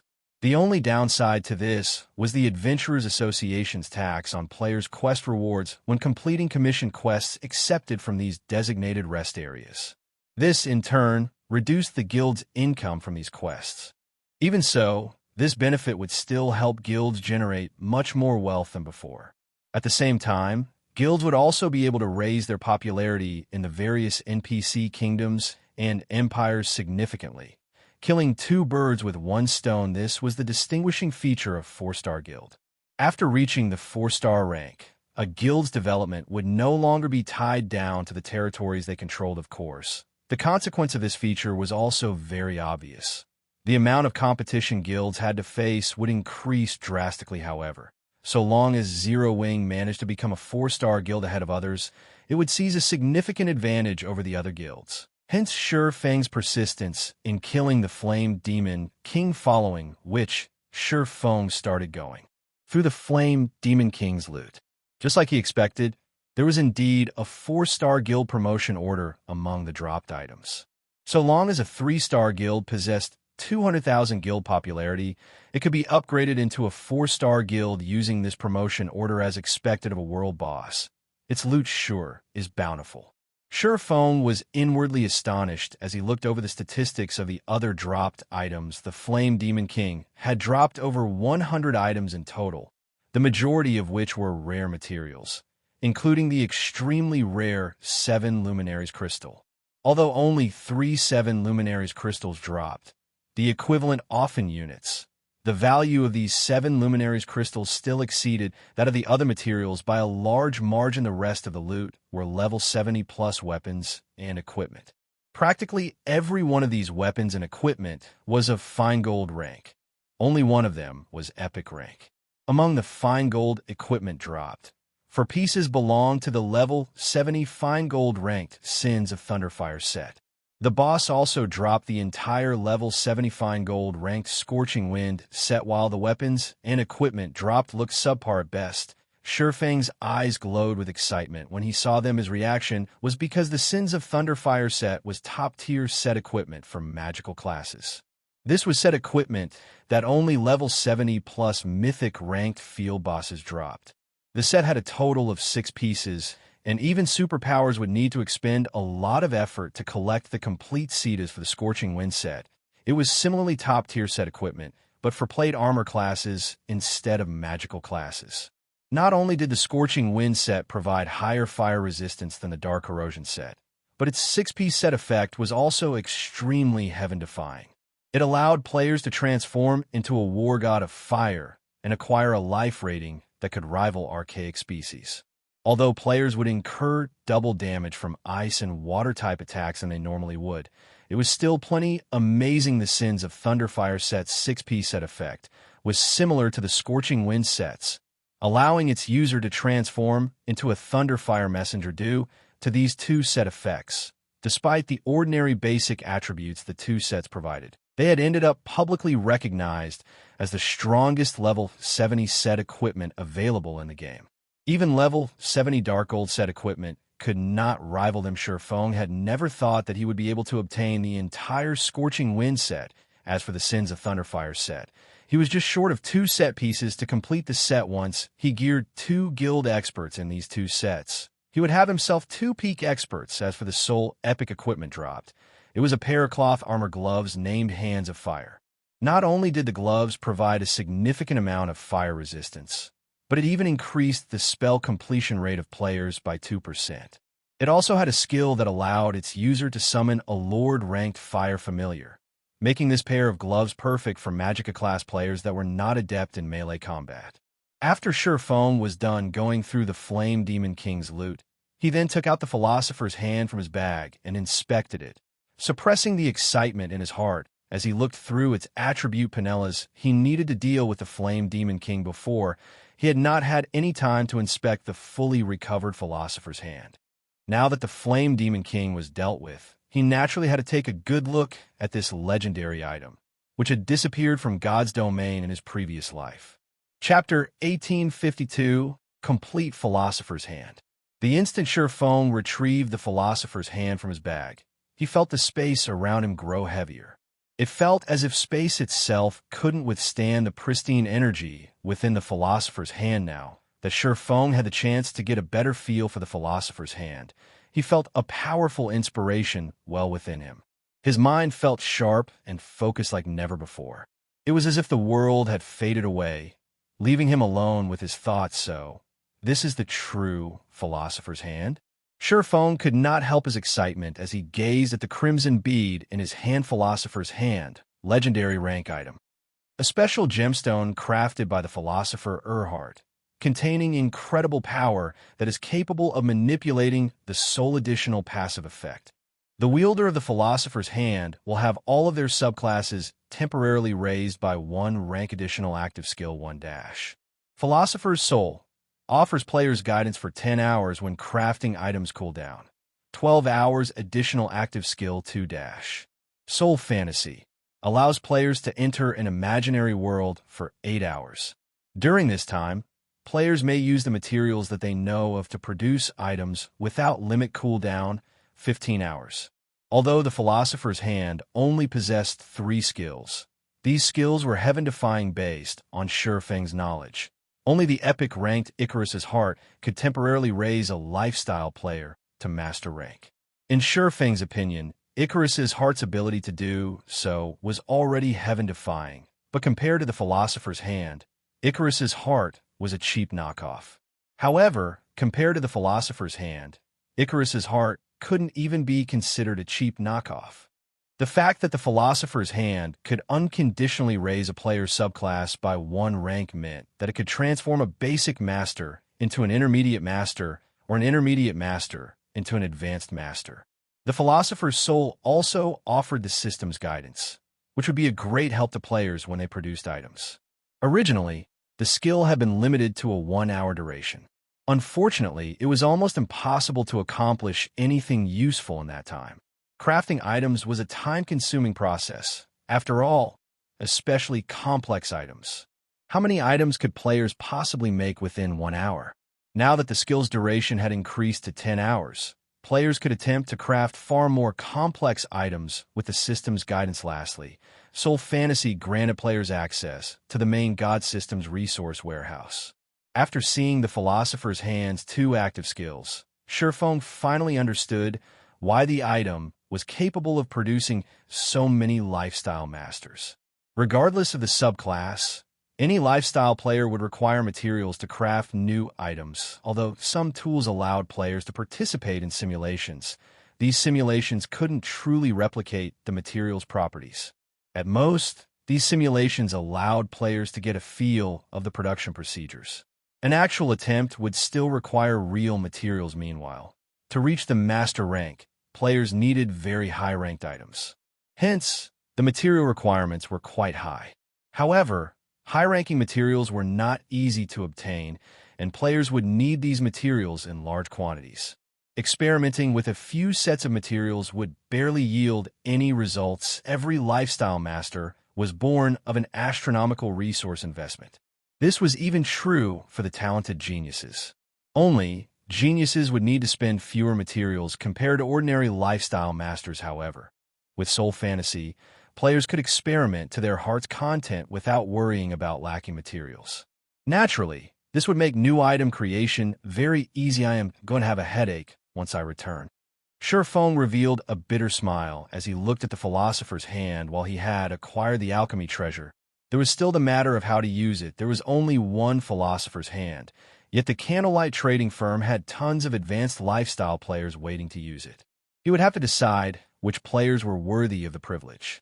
Most importantly, he'd have to worry about information leaks. Due to an information leak, Kingdom's Sword, the Philosopher's Hand's owner in the past, had become a target for the various superpowers, eventually vanishing from God's domain altogether. Zero Wing was impressively powerful right now. If multiple superpowers decided to make it their target, it would suffer a similar fate. He needed to be extremely careful when using the Philosopher's Hand. Feng stored the Philosopher's Hand and exited the Scorched Valley. When Zero Wing's members, whom Violet Cloud had resurrected, saw Feng emerge, they breathed a sigh of relief due to the Flame Demon King's outburst. The entire team had been annihilated in an instant. They had barely bought their guild leader. Anytime guild leader. How did the quest go? Aqua Rose asked worriedly. Not only were high-ranked quests incredibly dangerous, but they also gave players very few chances of success. Plenty of quests only gave players a single attempt, and since their deaths had been so unexpected, they knew it was likely that this attempt had been a failure. Hence, Aqua Rose wondered if they'd have a second chance on the off chance that this quest didn't offer a second chance. Feng would have to suffer the system's penalty. To ordinary guild experts, suffering a system penalty wouldn't be much of a problem. At worst, if the penalty were severe, they could just start over with a new account. However, Feng was different. He was Zero Wing's guild leader. If he suffered such a severe penalty, it would shake the very foundation of the guild. Relax. I completed my quest, Feng said, chuckling at the worried expression on Aqua Rose's face. That's wonderful. I worried that we had failed the quest, and you'd have to pay a high price for it. Now that the quest is complete, we didn't waste our trip here, Aqua Rose said, breathing a sigh of relief. She then looked at Feng curiously and asked, "But, guild leader, you really are amazing. You actually escaped the Flame Demon King after completing your quest. Looking at the terrain, there should only be one path out of the valley. How did you manage to hide from the boss, guild leader?" She had experienced the Flame Demon King's frightening might personally. The world boss had been beyond terrifying. It was basically a god to current players. She found it very difficult to imagine any players defeating the Flame Demon King, even after reaching the same level. She didn't even know if a 100-man team of level 100 players had any hope against the Flame Demon King. Hearing Aqua Rose's question, the rest of Feng's team turned towards him. Curious, the Flame Demon King had slain Turtle Dove, a tier 2 Metrotons who had activated her Berserk skill in just 3 hits, yet Feng had escaped the boss unharmed. It was incredible. Hide? I wish I could have hidden from it, but the valley is only so large. Where would I possibly hide? Feng said, shaking his head. If you didn't hide from it, how did you get away safely, guild leader? Didn't the Flame Demon King discover you as you left? Feng's reply on confused Aqua Rose further. When the Flame Demon King had killed her, she had caught a glimpse of the boss as it charged back into the valley. Where Feng had still been, it discovered me, of course, Feng said, smiling.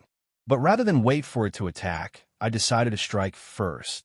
Then, guild leader, how did you get out? Aqua Rose asked, utterly confounded. Did you use an auto-resurrection tool? Although auto-resurrection tools were very rare and precious in God's domain, they were nothing new. Aqua Rose couldn't think of any other way that Feng would have escaped the Flame Demon King's pursuit. Take a look at this, Feng said, smiling as he retrieved a gigantic crimson crystal ball from his bag. The fire-type mana within the crystal ball was so dense that the ambient fire-type mana automatically gathered around it. Isn't that a flame core? But the fire-type mana in the core is incredibly dense.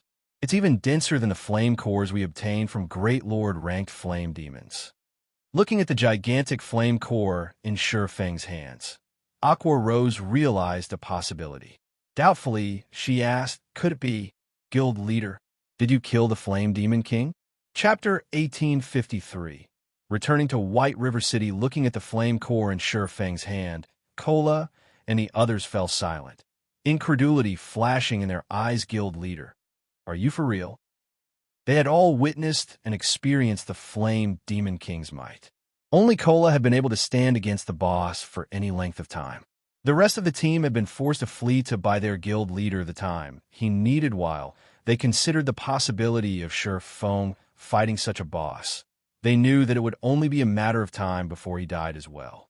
As for Feng slaying the Flame Demon King, that was simply impossible. However, the flame core before them was proof of the swordsman's claim.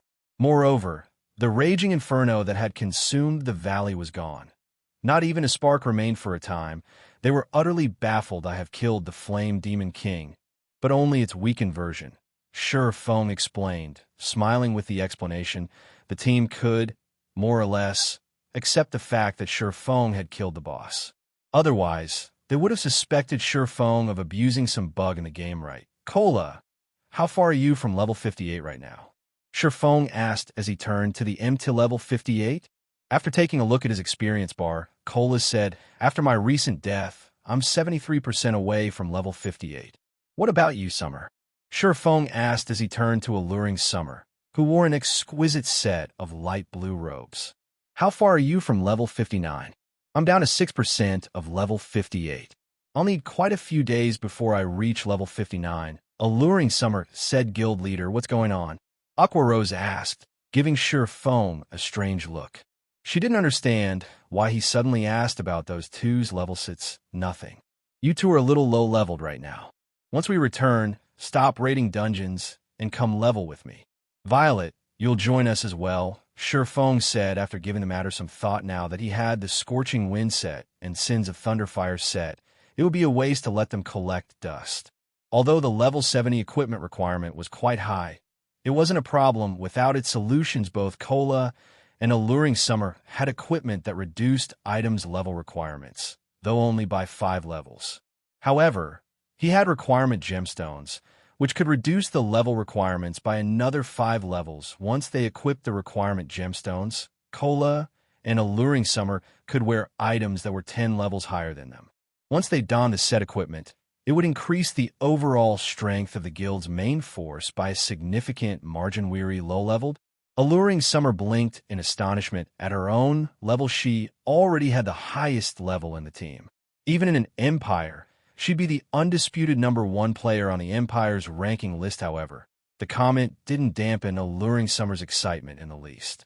After all, she was going to level up alongside Feng. "Guild Leader, we've rested already. Let's hurry and head back," Cola said impatiently after hearing Feng's intentions. Their teammates looked on with a little envy. When leveling up with Feng, not only would they rise in levels with astonishing speed, but they'd also improve their combat standards quickly, following which everyone used return scrolls to teleport back to White River City once they returned. Feng had Aqua Rose organize a team to mine the source fire vein, only selecting trustworthy players. He then contacted Melancholic Smile, instructing her to select trustworthy advanced lifestyle players from the Candlelight trading firm for the Philosopher's Hand. These players would be required to sign an extremely strict contract, since containing the secret of the Philosopher's Hand was of the utmost importance. He could not afford for the public to discover its existence. He'd only be able to relax after Zero Wing could properly protect itself. Otherwise, Zero Wing would definitely follow in the Kingdom's Sword's footsteps, while Feng rode an advanced horse carriage toward the Adventurers Association to promote Zero Wing to a 4-star guild. Gentle Snow contacted him. "Guild Leader, big trouble," Gentle Snow said anxiously. Not long ago, there was a system announcement in the Orc Empire, stating that Blackwater had captured the Crimson Flame Fortress. The Crimson Flame Fortress? Isn't that a transit hub to the Orc capital city? They actually managed to capture it? Feng had already investigated the Orc Empire's various fortresses. Each fortress varied in its importance. The more important it was, The more orcs it would contain, the Crimson Flame Fortress was a crucial transit hub for the Orc Empire. Players heading for the Orc capital city, or other kingdoms, or empires through the Orc Empire would have to pass through this fortress. Because of this, the Crimson Flame Fortress was invaluable to the Orc Empire. According to player reports, over 700,000 orcs were stationed there, including 4 mythic orcs. One of these 4 mythic orcs even had a special bloodline, which made it far stronger than ordinary mythic monsters. In addition, the Crimson Flame Fortress was protected by powerful war weapons and defensive walls. Current players shouldn't be capable of raiding the Crimson Flame Fortress. Even with Beast Emperor's help, we don't know how they managed to do it exactly. But based on the current reports, Blackwater has already dispatched a large number of players to garrison in the Crimson Flame Fortress. Blackwater has also officially announced the fortress's grand opening to the public on the Orc Empire's official forums. In addition, Blackwater has placed a bounty on every Zero Wing member right now. Players gain 1 point for killing a normal member, 5 points for elite members, and 50 points for core members. These points can then be traded for coins or weapons and equipment. In addition, depending on how many points a player has collected, they can get discounts for the Crimson Flame Fortress's teleportation arrays. Players will receive a 10% discount for 500 accumulated points, 20% if they accumulate 3,000 points, and 30% if they accumulate 10,000 points. Those with over 10,000 points will even enjoy the benefits of a Blackwater core member. Shortly after this forum post was uploaded, a large number of players swarmed towards the Crimson Flame Fortress. The Orc Empire is in chaos. I doubt it will be long before this news reaches players in the neighboring kingdoms as well. Even more players will join this madness. I've also heard that a large number of Dark players have set their sights on our members.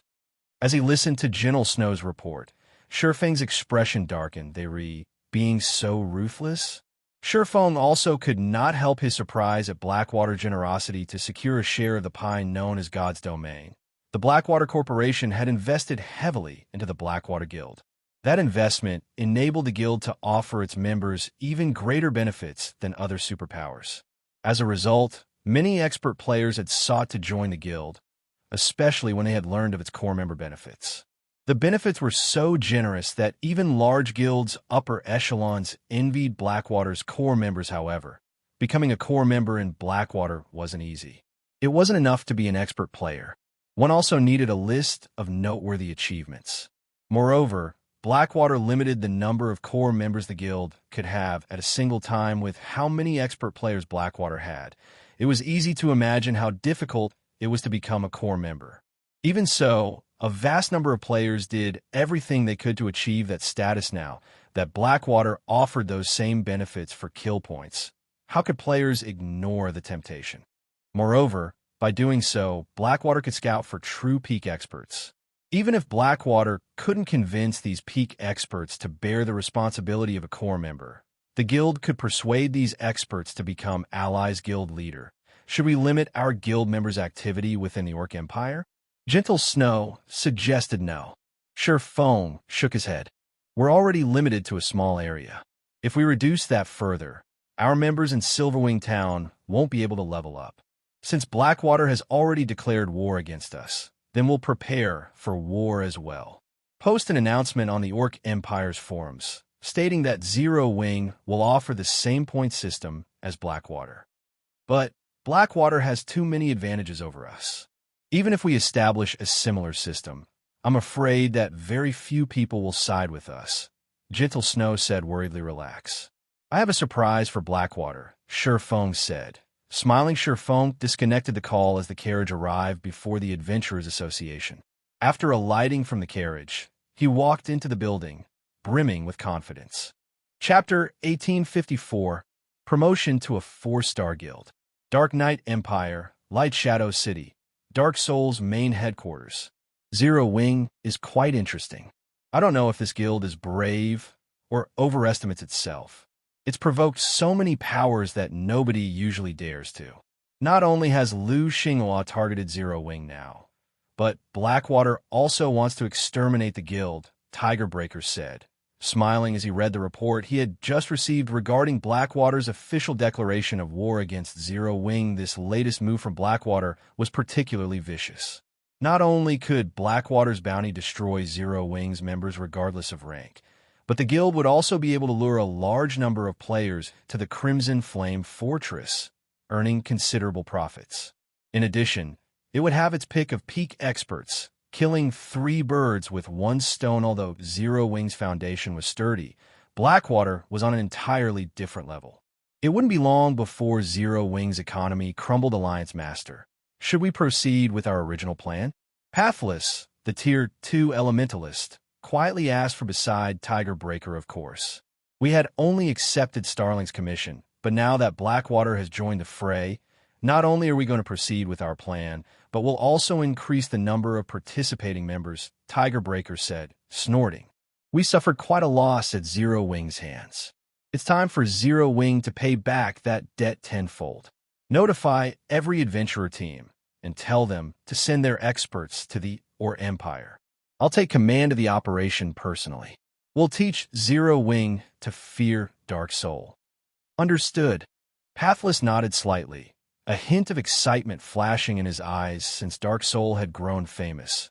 His and Tiger Breaker's adventurer team, the strongest in the Alliance, had rarely taken action. Normally, they left the toughest commissions to the Dark Hunters and Shadow Claw adventurer teams. White River City Adventurers Association.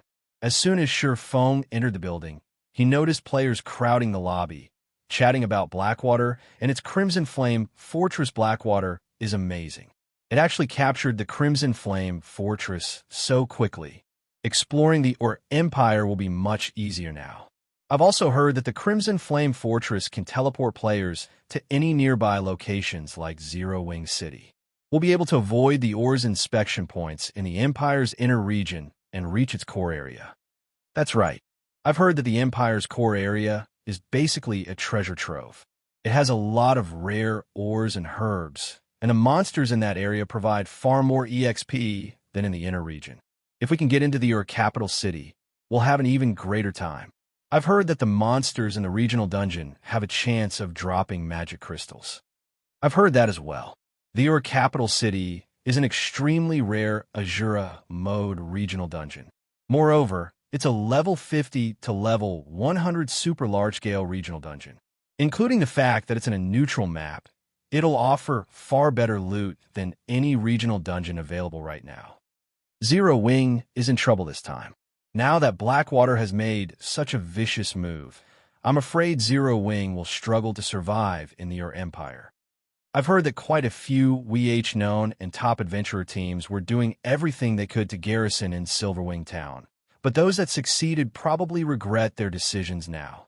When the players in the lobby spoke about the Crimson Flame Fortress, their eyes glowed with excitement and anticipation. When they spoke about Zero Wing, their tone carried disappointment and pity. At this point, nobody had an optimistic view of Zero Wing's chances against Blackwater. After all, the difference between both sides was simply massive. Previously, Zero Wing had held its ground thanks to Silverwing Town, but now that Blackwater had secured the Crimson Flame Fortress, Zero Wing had lost the advantage Silverwing Town granted. News sure spreads quickly. Sher Feng revealed a bitter smile when he overheard the conversations around him. It seems Blackwater had prepared to advertise this matter, waiting for the right moment. Blackwater's successful capture of the Crimson Flame Fortress had only been announced recently, yet White River City's public was already talking about it no matter how he thought about it. This shouldn't be possible. While it wasn't unusual that the various major powers' upper echelons had learned of the situation very quickly, they had intelligence members everywhere, but the same couldn't be said for ordinary players. Most ordinary players only learned about other countries' news through other players. Normally, it took a few hours or even days before White River City's populace would learn of something happening in the Empire yet. As soon as he had received news about the Crimson Flame Fortress from Gentle Snow, the ordinary players in the Adventurers Association were already talking about it. The information had spread too quickly. The only explanation was that Blackwater had sent some of its members to White River City to talk about the news, secretly spreading the word. However, Sherfong did not particularly mind as he headed toward the association's second-floor Hala. Sherfong arrived before the VIP counter on the second-floor hall. He received a call. The caller was none other than Phoenix Rain Guild leader Black Flame. I've just heard about Blackwater's declaration of war on Zero Wing. As an ally, how can I be of help? Phoenix Rain asked Zero Wing's development had progressed well lately. Moreover, Zero Wing's naval force continued to grow stronger, assisting her on Thunder Island. This help gave her more leeway. Now that Zero Wing was in such a predicament, she had to pay back the debt she owed since Phoenix Pavilion Master has offered. I won't shy away. I've been informed that Blackwater has been quite close with Nine Dragons Emperor recently. I'm guessing that Nine Dragons Emperor helped the guild capture the Crimson Flame Fortress. I hope that you can help me hinder Nine Dragons Emperor as much as possible, Sherfong said, his gratitude obvious in his voice. That won't be a problem. I'll send some people to cause him some trouble. We'll make sure that Nine Dragons Emperor has no time to assist in your empire, Phoenix Rain said, nodding. However, Blackwater and Beast Emperor are still allies. Their combined forces should not be underestimated. I can have Blue Phoenix lead a team of experts to assist you. Although they wouldn't be enough to contend with Blackwater and Beast Emperor's forces, they could deter dark players from participating. That won't be necessary. Blue Phoenix is your capable and trusted aide. She must have a lot to do as well, Sherfong said, chuckling. As for Blackwater, Beast Emperor, and the dark players, I have a plan to deal with them. They'll soon learn that Zero Wing shouldn't be trifled with. He knew that Phoenix Rain had her own issues right now. The struggle on Thunder Island was far more troublesome than the struggle in your empire. Every competitor on Thunder Island was a superpower with an extraordinary foundation, and a single misstep could eliminate one from the competition. If Phoenix Rain could prevent Nine Dragons Emperor from joining the fight in your empire, that would be enough, all right. If you need extra funds, you can contact me for help at any time. Phoenix Rain was a little surprised that Sherfong had rejected her goodwill, but it wouldn't be right to insist on sending him reinforcements after discussing the Dark Corrosion set. Phoenix Rain disconnected the call. Big Sis Rain. How did things go with Zero Wing? Should I lead some of my men over? Blue Phoenix asked curiously. Not at the moment. It seems that Zero Wing has already prepared for this. However, since Blackwater has decided to go all out, I doubt those preparations will last very long. It's best if you are ready to head out at a moment's notice. Phoenix Rain said, I understand. Blue Phoenix nodded.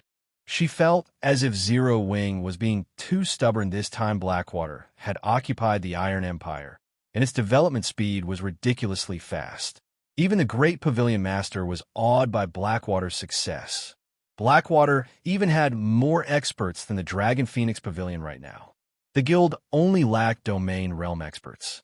However, while Blackwater didn't have Domain Realm experts, it had countermeasures for such monstrous players. Otherwise, it wouldn't have been able to remove the super first-rate guilds that had occupied the Empire. Meanwhile, inside a VIP room of White River City's Adventurers Association. Lord Protector, how may I be of service today? An NPC senior administrator asked Sherfong respectfully. I wish to promote Zero Wing to a 4-star guild. Here is the promotion order, Sherfong said. He then retrieved the 4-star guild promotion order and placed it on the table for the senior administrator to inspect. Chapter 1855, Town Level Guild. Promotion to a 4-star guild? That won't be a problem, the NPC senior administrator said as he turned his eyes towards the purple golden token on the table.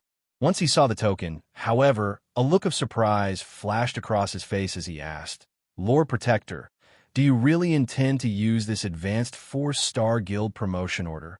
Is something wrong with it?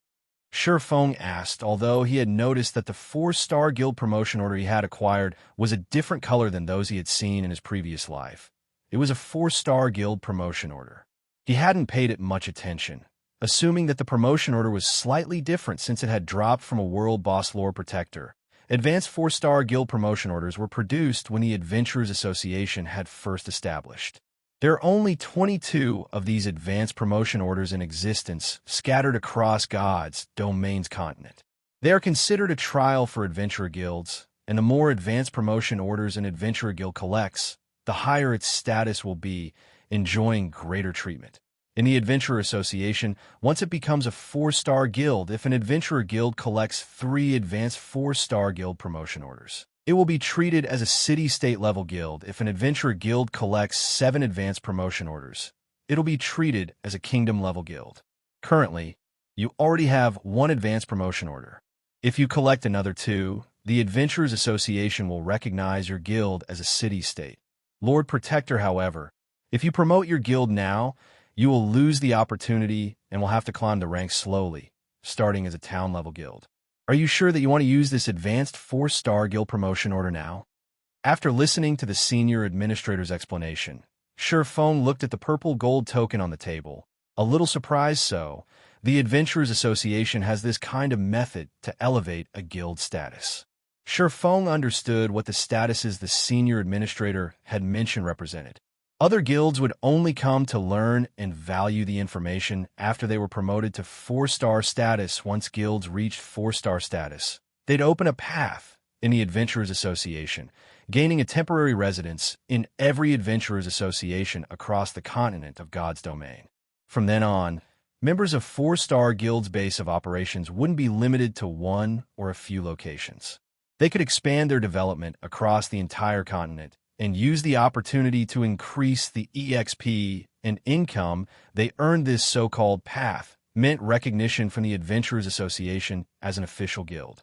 Official guilds would then be able to engage in Adventurer Guild work. However, even after becoming an official guild, guilds would receive varying benefits from the Adventurers Association. When a guild first became a 4-star guild, it would be treated as an ordinary level guild. If the guild wished to receive more support from the association, it would have to raise its status. The simplest method of doing so involved upgrading the guild's status from ordinary to town level, city-state level, kingdom level, and finally, empire level depending on the guild's rank in the Adventurers Association. The guild would have access to different degrees of problems at the ordinary level. Guilds would be commissioned to solve civilian problems. Generally, these problems were similar to large-scale guild quests that required guilds to wipe out some demonic beasts harassing the civilian population. Only, they might reward more EXP than ordinary large-scale guild quests. After an adventure guild reached the town level, the Adventurers Association would acknowledge the guild's ability to solve a town's problems. Normally, town-level guilds would receive commissions from town nobles, and the rewards would be much better than ordinary-level commissions. Even when a town-level guild accepted a civilian commission, the quest would reward more than what an ordinary-level guild would receive. After all, a town-level guild was much stronger than an ordinary-level guild when a guild reached city-state level. It proved to the Adventurers Association that it was strong enough to solve issues that plagued an entire region. Commissions city-state level guilds generally received involved crusades against the dark forces in a particular area normally. To rise from ordinary level to city-state level, a guild had to complete a significant number of large-scale guild quests, slowly accumulating prestige in the Adventurers Association. Large-scale guild quests only awarded 3 to 5 prestige points, but becoming a town-level guild required 700 to 1,000 prestige. Depending on where the guild's main headquarters was located, the number and quality of large-scale guild quests would differ depending on the size of its NPC city. So the more prosperous the city was, the more prestige a guild needed to increase its rank. Thank you for the advice, but I have decided to go through with the promotion, Sherfone said after giving the matter some thought. The revelation was indeed surprising. After all, just one advanced promotion order was enough to promote a guild to town level. Normally, it would take a large guild several years to achieve such a feat. As for reaching the city-state levels, not many large guilds would rise so high within their lifetimes. This was because promotion to the city-state level required a guild to complete a large-scale promotion quest in addition to earning enough prestige. This promotion quest was despairingly difficult. In the past, only a small number of second-rate guilds had completed the quest, yet a guild only needed 3 advanced promotion orders to become a city-state level guild. As for kingdom level, only a small number of first-rate guilds had reached that rank in the past. However, Sherfone didn't have the time to search for more advanced 4-star guild promotion orders. Most importantly, he didn't have a clear idea of where to obtain them. Even if he knew that world bosses dropped them, he wasn't strong enough to hunt those bosses yet. He had only slain the Flame Demon King, thanks to his quest. If he tried to raid a mythic ranked world boss, he'd only be asking for a beating since Lord Protector has decided the processing fees and guild residence reconstruction fees come to a total of 60,000 gold. However, due to your status, we can offer you a discount of 10,000 gold, dropping your total to 50,000 gold, the senior administrator said after making some calculations. 50,000? Doesn't a normal promotion to 4-star status only cost 12,000 gold? Sherfeng had already begun to retrieve the money from his bag, but after hearing the total cost, he froze with shock as you're using the advanced 4-star guild promotion order. The promotion will require more work than usual. We also have to notify the various cities' nobles and announce the officialization of the Zero Wing Guild. Hence, the procedural fees are slightly higher, the senior administrator said. How fraudulent. The senior administrator's statement rendered Sherfeng speechless. However, when he thought about how Zero Wing would instantly become a town-level guild, he considered the cost relatively low. This was basically spending money to save time. Following which, he obediently took out 50,000 gold and handed it to the NPC while he had seen to his quest. Phoenix Rain, an unyielding heart, had paid off the materials they had purchased, earning him another 120,000 gold. Otherwise, he wouldn't have been able to afford the promotion fees once the NPC confirmed Sherfeng's payment. A series of system notifications reached Sherfeng's ears. Chapter 1856. Shock Starmoon Kingdom Region System Announcement. Congratulations to Zero Wing for becoming Starmoon Kingdom's first 4-star guild.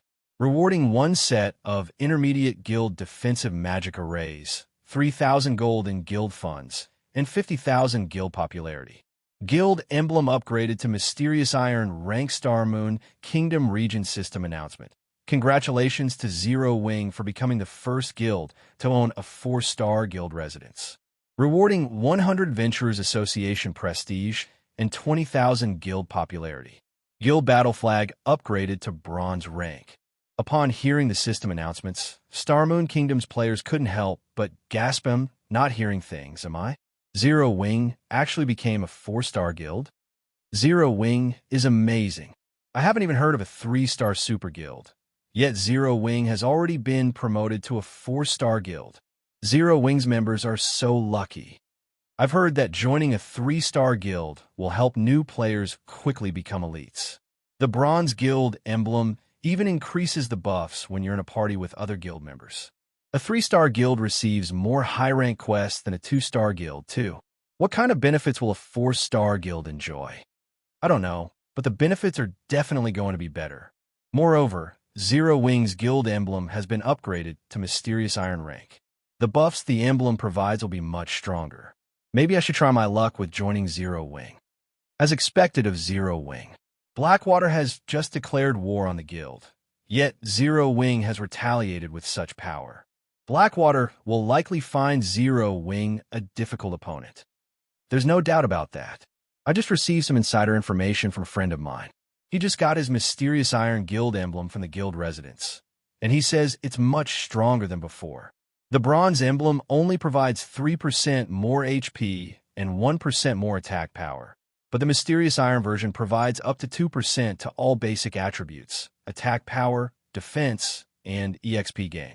As long as 6 or more guild members are within 150 yards, players will enjoy the maximum buff. There's no need to be in the same party. Right. There's also the bronze ranked guild battle flag. That's basically a treasure for raiding dungeons. As long as you purchase it, you can plant it in a dungeon, and all guild members within 200 yards will receive a 10% increase to all attributes for 5 minutes. After seeing the system announcements, Starmoon Kingdom's independent players engaged in a heated discussion on the official forums. Many players had abandoned the thought of joining Zero Wing after Blackwater's declaration of war, but now that Zero Wing was a 4-star guild, it offered even better benefits. When these independent players learned about these benefits, they began to reconsider their position. Zero Wing's new benefits were simply too tempting, especially the guild emblem.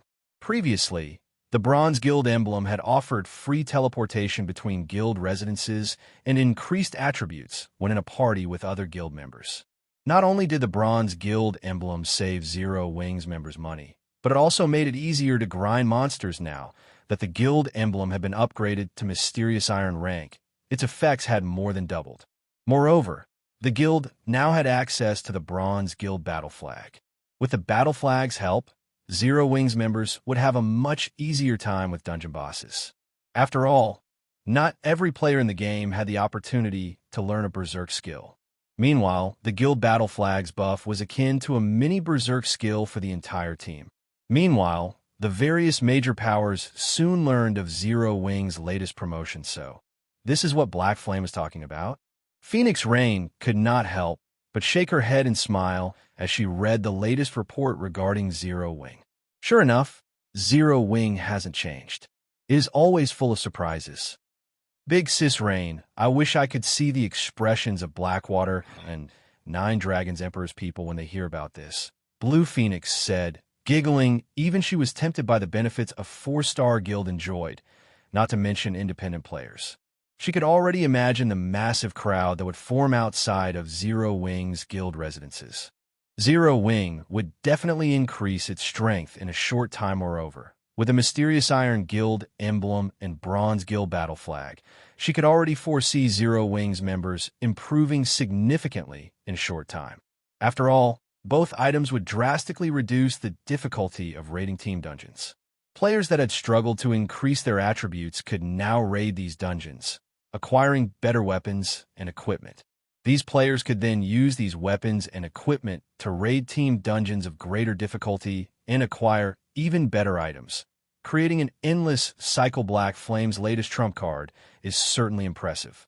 With the benefits of a 4-star guild hastening its development, Zero Wing has a chance in a war of attrition against Blackwater in the Orc Empire. As more time passes, Zero Wing will also be able to include more members in the fight. On the other hand, Blackwater severely lacks manpower, Phoenix Rain said, nodding. She hadn't actually thought that Sherfong was capable of such a move. It was no wonder why the man had rejected her offer for reinforcements. Orc Empire, Crimson Flame Fortress. After the Crimson Flame Fortress had opened to the public, a large number of players had gathered there, seeking the Orc capital city's treasures. The fortress's player population was even more frightening than Silverwing Towness, however. While the town was quite lively, the meeting room in the castle was not Vice Guild leader. According to our investigation, many experts from the neighboring kingdoms have begun to consider visiting Starmoon Kingdom to join Zero Wing due to its promotion to a 4-star guild, Falling Fire said, reading the report in his hands with a grim, expressional 20-plus guild upper echelons inside the meeting room were deathly silent as they looked at the woman in the seat of honor. The woman had long, light red hair draped over her shoulders, and she wore a suit of sacred crimson armor. The woman looked to be around 25 or 26 and radiated a majestic charm, however. When everyone present looked at this charming beauty, fear and cowardice overwhelmed them, clear on their faces. Even Falling Fire, who was responsible for Blackwater's forces in the Orc Empire, only engaged this woman with trepidation. Their reaction was not because she was a level 57, Tier 2 shield warrior. Rather, it was due to her identity as one of Blackwater's Vice Guild leaders and her title as the Iron Valkyrie, granted by the secret pavilion Xianxia. Despite her age, Xianxia had become a master-level expert in the Blackwater Corporation's dojo. She was also one of the corporation's heirs. After joining God's Domain, she had displayed monstrous talent. First, she had defeated over 50 experts on the God's Domain experts list. Then, she had challenged several old monsters from the various super guilds before leading Blackwater's forces to dominate the Iron Empire, relying on her vicious tactics until she secured the guild's position as the Empire's Overlord. Now, to secure Blackwater's hold of the Orc Empire, she had arrived to oversee the guild's development personally. She was also responsible for the plan to target Zero Wing. Good.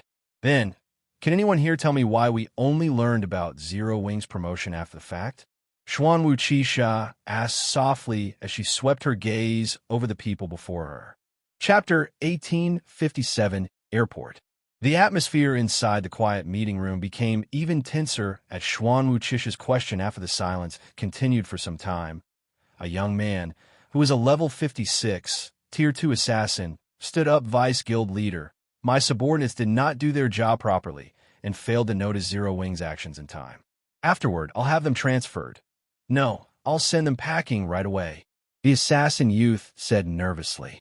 Blackwater has no need for incompetent people. When everyone present heard the intelligence team leader's decision, they did not express any opinions about it. Neither did they feel surprised by it. After all, the Vice Guild leader before them was extremely vicious in her actions. Moreover, her viciousness wasn't limited to her enemies, but extended to her allies as well. Xuan Wuchisha did not tolerate mistakes from her subordinates. A subordinate that slipped up would incur terrifying consequences, not to mention Zero Wing's promotion to 4-star guild was a huge incident, yet the intelligence team spying on Zero Wing had actually failed to get any hint of it. Well said. Xuan Wuchisha smiled, clapping her hands as she walked up to the assassin youth. In that case, you can also get lost now. Following Xuan Wuchisha's words, everyone in the room received a notification that the assassin youth had been expelled from the guild and was no longer a member of Blackwater Vice Guild leader. When the assassin youth saw the expulsion notice, he turned to Xuan Wuchisha in shock. He had never thought that she would actually remove a managerial figure like himself. Just like that, just as the assassin youth was about to say something more, Xuan Wuchisha suddenly unsheathed the sword hanging from her waist and sent a dark purple arc cutting at him. Before the assassin youth could even react, his vision started darkening. A moment later, the assassin youth's body collapsed to the ground, and multiple weapons and equipment dropped beside his body after the assassin youth died. His corpse slowly disintegrated, transforming into dark purple smoke. The smoke then flowed into Xuan Wuchisha's sword. Everyone inside the room could faintly hear agonizing screams coming from the purple smoke. Suddenly, fear permeated the entire room. Everyone present looked at Xuan Wuchisha with a dumbfounded expression. The assassin youth, named Grey Blade, was the vice commander of the Empire Branch Guild's main force. At the same time, he was the head of the Branch Guild's intelligence department. Despite his high position, Xuan Wuchisha had actually expelled him after just a few words. She had even killed Grey Blade without hesitation. This situation evoked an unprecedented fear in everyone. They could tell that Grey Blade had not died an ordinary death. Otherwise, the assassin youth wouldn't have dropped over half of the weapons and equipment he wielded and let loose such soul-piercing cries. He also definitely did not lose just one level. Once Grey Blade resurrected, his account would most likely be crippled after Xuan Wuchisha sheathed the glowing purple sword she wielded. No one inside the meeting room dared to look at her in the eye. Everyone simply lowered their heads and fixed their eyes on the floor, deeply afraid of becoming the next Grey Blade Snow Scar. You'll take over his job from now on. I believe you won't disappoint me, right? Xuan Wuchisha said as she looked toward a cloaked and thin level 56, Tier 2 berserker standing by the entrance of the room. Vice Guild leader, please rest assured. The Heavenly Eagle Legion I lead definitely will not disappoint you, the berserker addressed as Snow Scar said respectfully as he lowered the hood of his black cloak. Upon hearing the name Snow Scar, everyone present turned automatically to look at the berserker. When they saw the man's appearance, they could not help but gape in shock. Snow Scar? Isn't he the #1 berserker of the super first-rate guild Puzzled Star? Falling Fire was also surprised when he saw Snow Scar. Everyone present was no stranger to this name. Puzzled Star was a super first-rate guild that had contended against Blackwater over the Iron Empire. Meanwhile, among Puzzled Star's forces, the berserker named Snow Scar had given Blackwater plenty of headaches, yet now Snow Scar had actually joined Blackwater. Moreover, he had even become one of Xuan Wuchisha's direct subordinates. This revelation was simply too shocking, since Zero Wing plans on using the benefits of a 4-star guild to fight a war of attrition with us.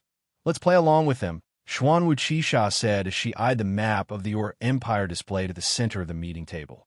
When she looked at the terrain around Silverwing City, the corners of her lips curled up slightly. The Iron Empire has become very boring lately, now that no more enemies remain there. Hopefully, Zero Wing can bring me some entertainment. Meanwhile, inside Zero Wing's residence in White River City, the atmosphere was extremely lively due to Zero Wing's promotion to 4-star guild. The guild residence in White River City had gotten upgraded into a 4-star residence. The new guild residence was much more majestic than before. The guild hall was now a massive 9-story tall building. Not only were there more private rooms available, but even the first-floor lobby had undergone significant changes now. Aside from the counter that issued high-ranking quests, there was also a counter operated by the Adventurers Association inside the lobby. This counter allowed players to pick up high-ranking quests that were normally out of reach. Meanwhile, these quests could help Tier 2 players not only quickly raise their reputation in the Adventurers Association, but also acquire tons of EXP and remuneration guild leader. Thus far, the number of applicants for the guild test has increased by 50%. Many of our guild's experts have also started forming teams with elite members to raid level 50 team dungeons. I believe it won't be long before our guild elites have level 50 secret silver equipment as well. Aqua Rose reported excitedly. Then, we'll be able to dispatch large numbers of well-equipped elite and expert members to Silverwing Town and show Blackwater and those dark players who's boss.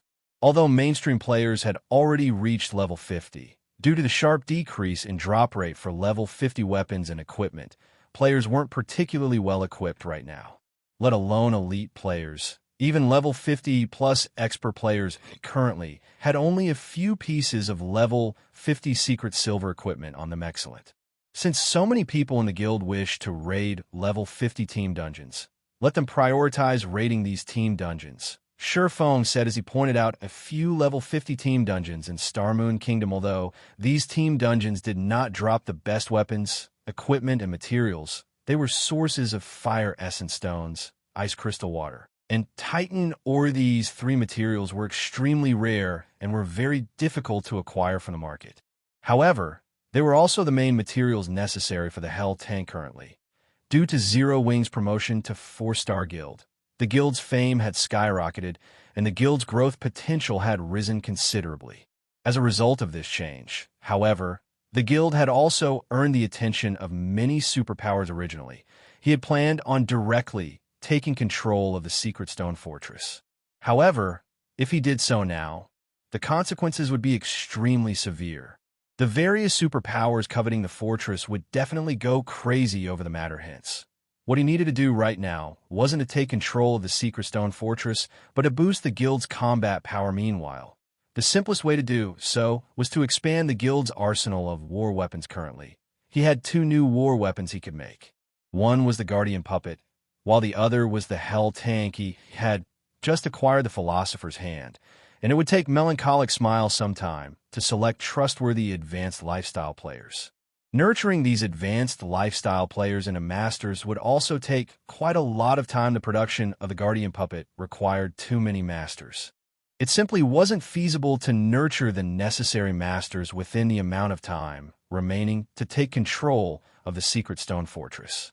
Hence, the only option he had left was the Hell tank with sufficient Hell tanks. Although these wouldn't allow Zero Wing's members to roam the Empire uncontested, defending the Secret Stone Fortress should not be a problem. I understand. I'll have our guild members focus on raiding these dungeons, Aqua Rose said, nodding. She then started making the necessary arrangements. Meanwhile, after Sherfone was done assigning tasks, he went to White River City's teleportation hall and teleported to Starmoon City, then headed to the capital's City Hall. Lord Protector, how may I be of service to you today? An NPC senior administrator greeted Sherfone as soon as he entered the building. Hello, I wish to construct an airport linked to Starmoon City in Silverwing Town. Here is my airport's construction certificate, Sherfone replied as he retrieved an ancient parchment from his bag. Chapter 1858, Medium Airship. After the senior administrator verified the airport building order's authenticity, he presented a list of airport designs for Sherfone to choose from. Unlike other advanced constructions, players only needed an airport building order to construct an airport. The airport size would depend on the player's budget. Players had 3 sizes to choose from: small, medium, and large. The larger an airport was, the more airship docks it would have. Moreover, the system would allocate higher quality airships. How expensive? As Feng examined the various airports' prices, he felt like a poor bastard. The cheapest airport on the list the senior administrator had provided cost 50,000 gold to construct, whereas the most expensive small airport cost 150,000 gold. Needless to say, the medium and large airports cost even more. Although he had known the minimum price for constructing a small airport, he hadn't expected such a large price disparity between the cheapest and most expensive small airports available. Of course, the most expensive small airport was worth every coin. The 50,000 gold airport looked shabby next to the 150,000 gold option. The 50,000 gold airport only had 4 small docks, which were only available to ordinary small airships. The 150,000 gold option had 6 small docks, and all 6 housed small bronze airships. Not only were small bronze airships 30% faster than ordinary small airships, but their load capacity was also 50% higher.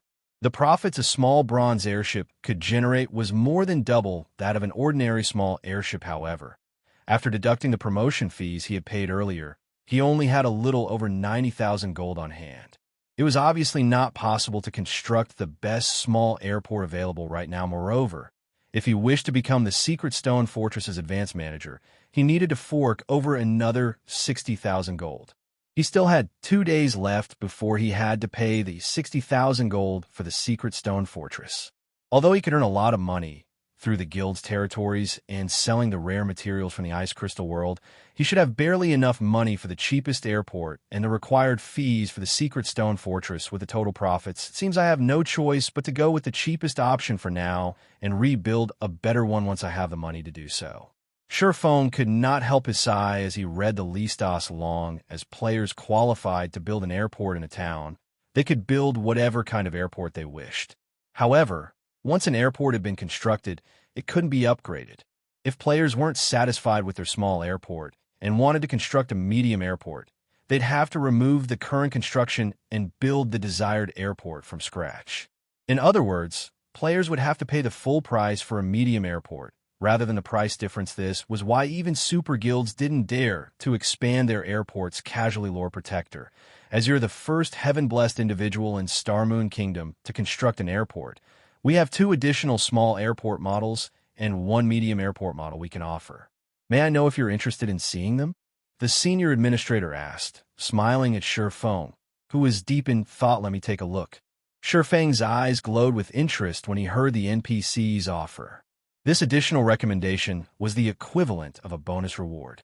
Naturally, he wouldn't ignore the potential opportunity. The senior administrator then retrieved a second list, handing it to Feng. Although the list only had 1 page, listing only 3 airport variations, descriptions covered the page. Only a fraction of the descriptions included simple introductions, while rules and regulations took up the majority of the page. Model 024, small airport. Price: 150,000 gold. Has 5 small docks, each equipped with a small bronze airship. Has 1 medium dock, equipped with a medium bronze airship installment plan. Down payment of 60,000 gold, and pay an additional 200,000 gold within 1 month. If payment is not completed within that time, the airport will be repossessed. Model 039, small airport. Price: 180,000 gold. Has 6 small docks, each equipped with a small bronze airship. Has 1 medium dock, equipped with a medium bronze airship. Installment plan. Down payment of 80,000 gold and pay an additional 240,000 gold within 1 month. If payment is not completed within that time, the airport will be repossessed. Feng couldn't ignore the temptation of these 2 models. Not only could he pay in installments, but the small airports even had a medium dock and a medium bronze airship normally. This benefit was only included with medium airports. A medium airship wasn't just larger than a small airship. It also allowed NPC merchants to transport large and special cargo that small airships couldn't handle. As for the medium airport, the NPC recommended, Feng had instinctively ignored it. 500,000 gold was more than enough of a reason to pass the option by Lord Protector. Are you satisfied with the airports listed? The senior administrator asked. If you cannot decide or lack sufficient funds, we can reserve these 3 options for you for 3 days. No need. I'll go with Model 024. Feng said without hesitation he definitely couldn't afford the medium airport, even if he bankrupted himself. As for Model 039, he would have chosen it if he could have. After all, it only cost an additional 30,000 gold, or a total of 60,000 if he chose the installment plan, for an additional small dock and small bronze airship. However, if he paid the 80,000 down payment, he would have a very difficult time collecting the 60,000 gold required to claim the Secret Stone Fortress. Hence, he had chosen Model 024, although playing the remaining 200,000 gold within 1 month would be a little troublesome. With Zero Wing's current development rate, it wasn't entirely impossible. Moreover, with an additional medium dock and medium bronze airship, his airport would likely generate enough income to cover a significant portion of his debt. Furthermore, the airport's construction would increase the income from Silverwing Town's other facilities. Lord Protector, the Model 024 you have chosen comes to 150,000 gold. Would you like to issue a one-time payment or pay in installments? The senior administrator asked respectfully. I'll pay in installments, Feng said. He then retrieved 60,000 gold from his bag, leaving him with just a little over 30,000 gold. Right. Once the senior administrator confirmed the payment, he explained, I have received the 60,000 gold. I will soon send people to Silverwing Town to start the construction. The airport will take 2 natural days to complete. If you wish it, you can reduce the construction time to 1 natural day by paying an additional 6,000 gold. Just build it normally. Feng replied. Building an airport required a lot of time, which he knew. That was also why he had chosen to construct the airport now. If he completed the airport a day before schedule, it would do more harm than good. Once Feng finished with the airport selection, he returned to White River City's Candlelight trading firm. He had to set aside his original plan of helping Kola and Alluring Summer level up, sending the 2 to Beslow Hills, a neutral map near Star Moon Kingdom. Once they had formed a 6-man party, instead the Beslow Hills was a level 70 neutral map and home to the undead. Although the monsters there were roughly as strong as the monsters in the Flame Demon's Valley, the party would face far less danger than in the valley. Moreover, undead generally had below average HP. With Kola's current equipment, he'd be able to resist the undead army in the area. His 5 party members would simply need to consume holy light potions, converting their attacks into light type.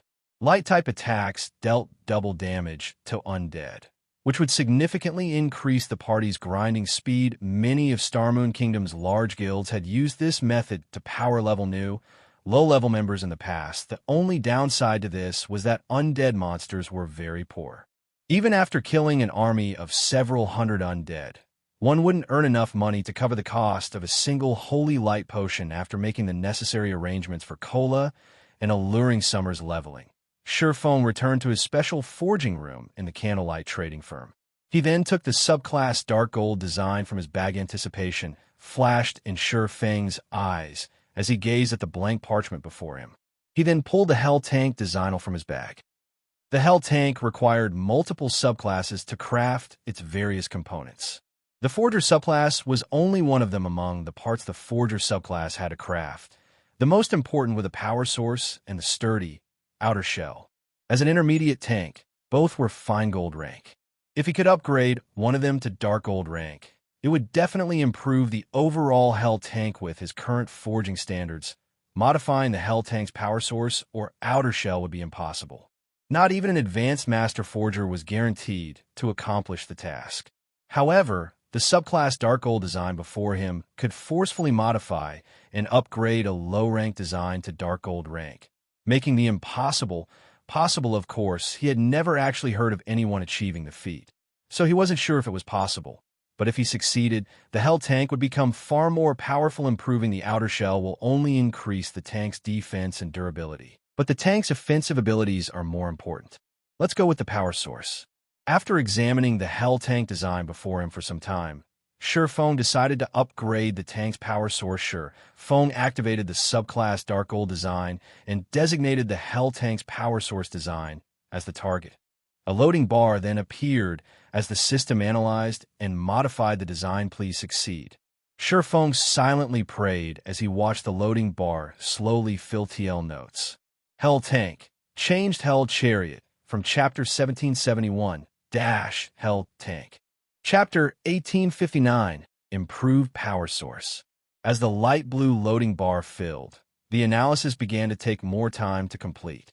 Once the analysis reached 90% completion, each subsequent percentage took over a dozen seconds. Don't tell me it's going to fail. Feng couldn't help his growing nerves as he watched the loading bar. Blank subclass designs generally had a 100% modification success rate. But as far as he knew, no one had ever tried to modify parts of a design. The subclass design was a one-time use item, vanishing regardless of whether the modification succeeded or not. Nobody would take the risk of losing an opportunity to upgrade their subclass to the next rank. Finally, after more than 10 minutes, the modification finished and Feng heard the sound of a system notification system. Congratulations! You have modified the Hell tank's power source and acquired the Dark Gold ranked Hell tank power source design system. Congratulations! You have created the Dark Gold ranked Hell tank power source design. Wonderful! Feng was ecstatic as he watched words and diagrams appear on the blank parchment before him. Now that he had created a new Dark Gold item, he only needed to accumulate 100,000 forging proficiency points to become an intermediate master forger, following which Feng eagerly clicked to inspect the Dark Gold power source design. The upgrade would improve the power source's transfer of energy throughout the Hell tank. Not only would this increase the Hell tank's movement speed, but it would also increase the power of the tank's cannons. Amazing! It's so much stronger after the modification. Feng was astonished as he inspected the upgraded power source at the fine gold rank. The power source could supply anywhere from 200 to 300 units of energy per second. This energy would power the Hell tank's movement, defenses, and attacks. After its upgrade to Dark Gold rank, the power source could generate between 320 and 400 units of energy per second. In terms of performance, the power source had improved by more than 30%. Moreover, the new power source's energy output was far more stable. Now, the Hell tank's Dark Gold power source could rival the power source of an advanced tank. Although advanced tanks' power sources were also Dark Gold rank, they required far more precious materials to construct. The required materials for the Hell tank's modified power source, on the other hand, hadn't changed. Only, the design now required a higher quantity of materials. The fact that it could rival an advanced tank's power source was amazing. The various empires commanded advanced tanks to combat mythic monsters. These war weapons weren't available to players' guild leader. I've already collected all the materials you've requested in Blackwing City. Abyss and the others have also returned from Ocean Viewing Town. Melancholic Smile reported joyfully as she entered Feng's forging room. Should I bring them to you? MHM, send them here, Feng said. Nodding now that he had completed the modifications, he could start the Hell tank's production with Titan City and Burning Abyss's tutelage. The Candlelight trading firm had gained 2 more master engineers, bringing the total to 3, the minimum required to craft the Hell tank. Although Feng wasn't an intermediate master forger yet, with the Philosopher's hand, he could perform like one. In addition, he had a much higher success rate when forging the power source than ordinary intermediate master forgers, since he had created the upgraded power source. A short moment later, Burning Abyss and the 2 other master engineers stepped into Feng's special forging room. Despite these 3 players' status as master engineers, they still looked at Feng with nervous and excited energy. Anywhere else, even a first-rate guild's guild leader would have to treat them with respect due to their identities as master engineers. However, as employees of the Candlelight trading firm, they knew their place in the trading firm. Master lifestyle players might be good, but they were not irreplaceable. With the Candlelight trading firm's strength, it would have no issues nurturing more masters in the future. They were proof of this guild leader. Do you need us for something? Burning Abyss asked you here today to help me produce an item. However, before we do, You'll need to sign a confidentiality agreement, Feng told Burning Abyss's group of 3. If any of you don't wish to do so, I won't force you. I'll just find someone else to replace you later. If there are no problems, the contracts are on the table. Burning Abyss and his companions revealed confused expressions. Before they had become master engineers, they had signed Candlelight's core member contract, which was already quite strict. Logically, there should be no need to sign an additional confidentiality agreement, although these 3 were curious. They didn't hesitate to sign the new contract Feng had presented. Good. Since you've signed the contract, take a look at this, Feng said as he revealed the Hell Chariot design to the 3 master engineers. If you don't have any issues with it, you may begin production right away. When the 3 master engineers saw the design, they were dazed. Amazing. This is an intermediate tank. Burning Abyss's eyes glowed with excitement as Head read the Hell Tank's introduction. The other 2 master engineers couldn't tear themselves away from the design after seeing it, and they wanted nothing more than to test their skills on the Hell Tank's production. Although they had learned a lot while producing speedboats, the knowledge they had gained was a drop in the ocean compared to what they would learn as they crafted this intermediate tank. If they grasped the Hell Tank's production method, it could even help promote them to Intermediate Masters Guild leader. We don't have any problems with the engineering aspects of this design, but some of its components will require an Intermediate Master Forger. Burning Abyss said awkwardly, don't worry about that. I'll send the components to you soon. Feng said. Feng's decisive, confident reply stunned the 3 engineers. Has the guild leader already been promoted to Intermediate Master Forger? This thought popped into the master engineers' minds. They couldn't think of any other explanation for how Feng would acquire the required components in Intermediate Master. They had only become basic masters after a long struggle, and even now, they had no idea how to become Intermediate Masters. They didn't even know if they could reach the Intermediate Master rank, yet Feng had just hinted that he had already become one. All right, you guys should get to work on the basic components. I'll have the forging components sent over soon. Naturally, Feng knew what these 3 were thinking, but he didn't bother to refute their assumptions. Although he wasn't an official Intermediate Master, he wasn't far from becoming one. After all, he only lacked sufficient proficiency points. He could easily deal with that by investing time into forging items following, which Burning Abyss and the others went to another special workshop and started to craft the necessary basic components. As for Feng, he activated the Philosopher's Hand's Philosopher's Soul. He then began to refine the Titan ore and the various other materials Melancholic Smile had delivered. After 8 straight hours of work, Feng had finally crafted all of the Hell Tank's forged components. Although he had failed multiple times and wasted a lot of materials, the losses were within his expectations. Burning Abyss and his engineers had long since completed their part, and once they received the forged components, the trio carefully began to piece it all together. As Feng watched the 3 master engineers combine the individual components and transform them into a full-fledged tank, he could not help his growing excitement. The Hell Tank was crimson and 4 times the size of a tank in the real world. The Hell Tank took up nearly half of the special forming room like some gigantic, slumbering beast guild leader. It's a success. We combined all of the components successfully. Burning Abyss shouted in elation as he inserted the final piece and received a notification from the system. Chapter I-860, New Hell Tank. Burning Abyss's joyful voice echoed inside the spacious and messy special workshop. When the other 2 master engineers saw the cold, pitch-black Hell Tank before them, they too could not help but become excited. As the makers of the Hell Tank, they knew very clearly just how amazing it was. The Hell Tank's armor was made from Titan ore, an incomparably tough material that was basically indestructible to current players. If players couldn't damage the Hell Tank's armor, then they wouldn't be able to reduce its durability either. With the frightening mana output of the Hell Tank's power source, the tank would be capable of rolling over any Tier 3 monsters in its path. As for Tier 2 players, they were no different from powerless children before the Hell Tank. The destructive power of the Hell Tank's body itself was already plenty troublesome to players. What more, the firepower the Hell Tank possessed. When they thought about fielding the Hell Tank in combat in the future, they could easily imagine the Hell Tank's destructive power instilling fear into their enemies. They really wished they could put the Hell tank to use right away. Excellent. Shifeng also could not help a little excitement as he looked at the completed Hell tank burning abyss, and the other two only understood that the Hell tank was a very powerful weapon.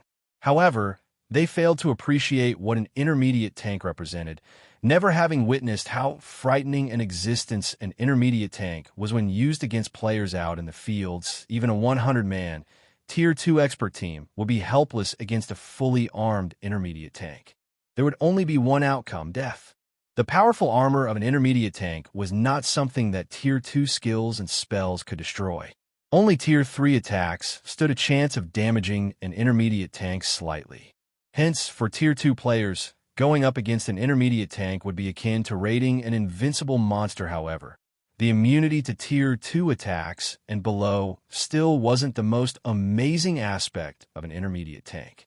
The crucial detail about an intermediate tank was its speed and power. If one had an intermediate tank, one could basically move unhindered, so long as one did not come across Tier 3 or above players and monsters or players that wielded war weapons. After verifying that the production was a success, Shifeng arrived before the Hell tank and stored it inside his epic rank spatial bag.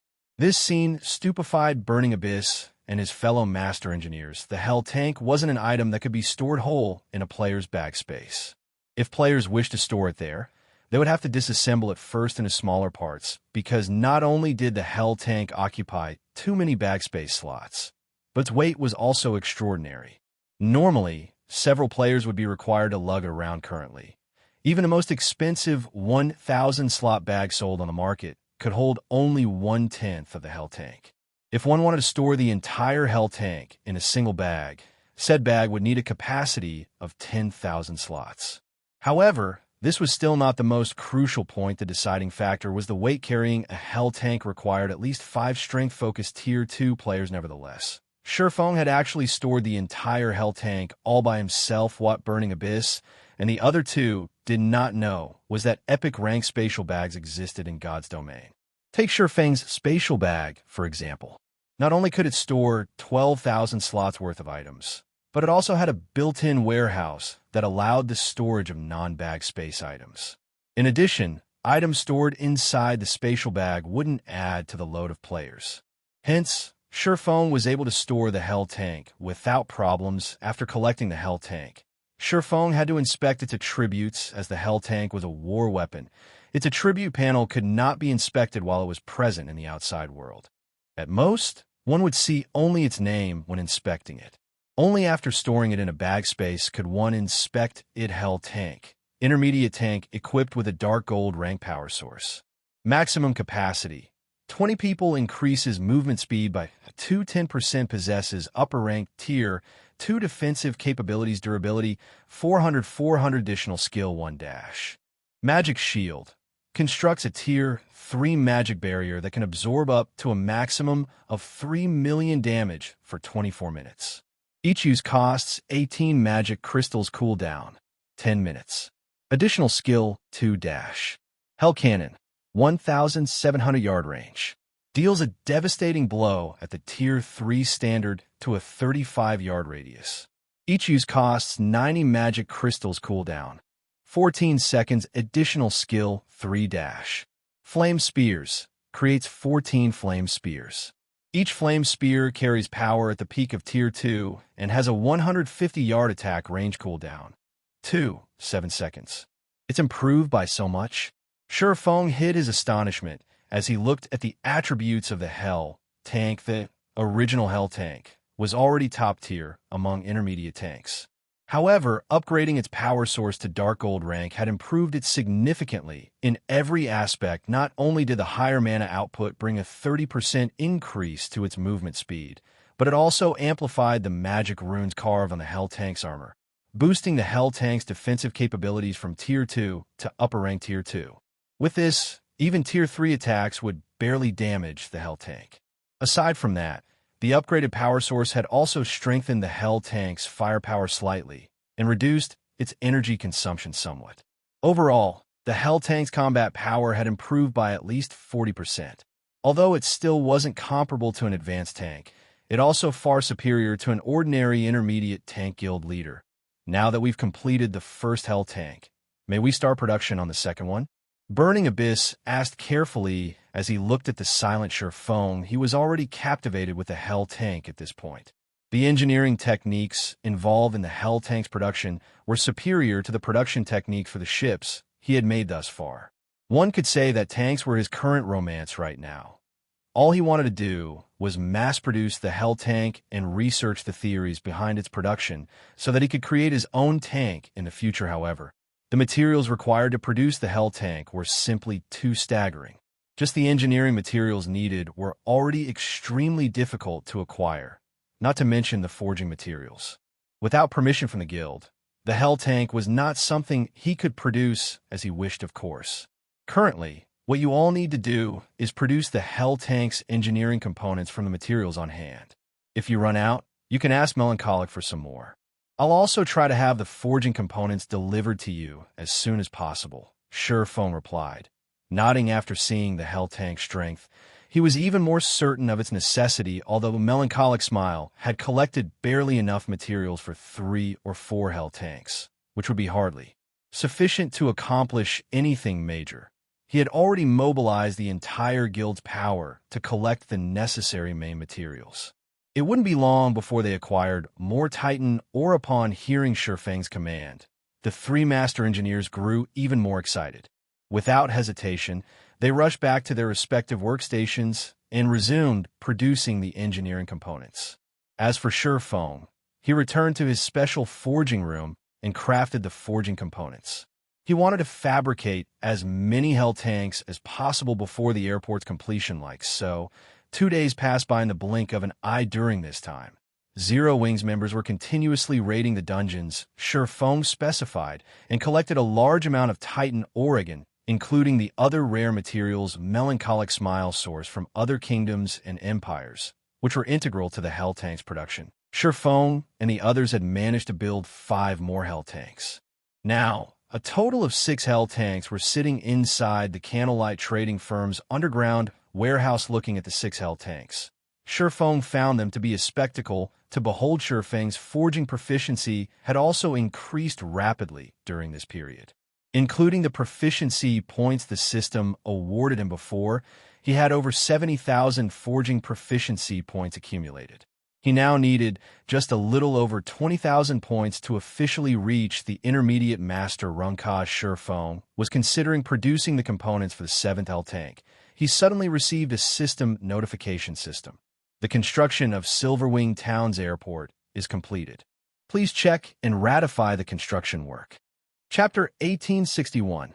Airport opening time's up already. After reading the system notification, Sherfang promptly stopped his work, contacted Cream Coco, and instructed her to take his place. He had worked constantly over the past 2 days to produce the Hell tank. He had also used the Philosopher's hand to help Cream, Coco, and Melancholic Smile forge the Hell tank's components. After all, he was Zero Wing's guild leader. He didn't have a lot of spare time to commit to the Hell tank.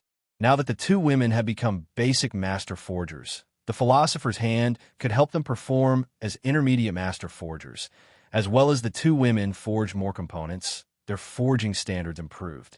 Likewise, their production success rate increased. Although they weren't nearly as skilled as Sherfang when crafting the Hell tank's upgraded power source, their success range was tolerable. With this, Melancholic Smile and Cream Coco could work on the Hell tank's forged components as long as they had materials. Even if he wasn't around when Hell tanks were used on a battlefield, they weren't very effective unless an army had a certain number of them. However, once they had a sufficient force, players wouldn't be able to compare to their destructive power. Hence, production of the Hell tanks must continue without pause. Moreover, once she used and familiarized herself with the Philosopher's hand, Melancholic Smile could use the alchemy treasure effectively to nurture Candlelight's advanced lifestyle players. With it, she could gauge which players would quickly reach master rank. This, in turn, would increase Candlelight's strength far more quickly. After passing his work off to Cream Coco, Sherfang used a guild transfer scroll to teleport to Silverwing Town or Empire, Silverwing Town.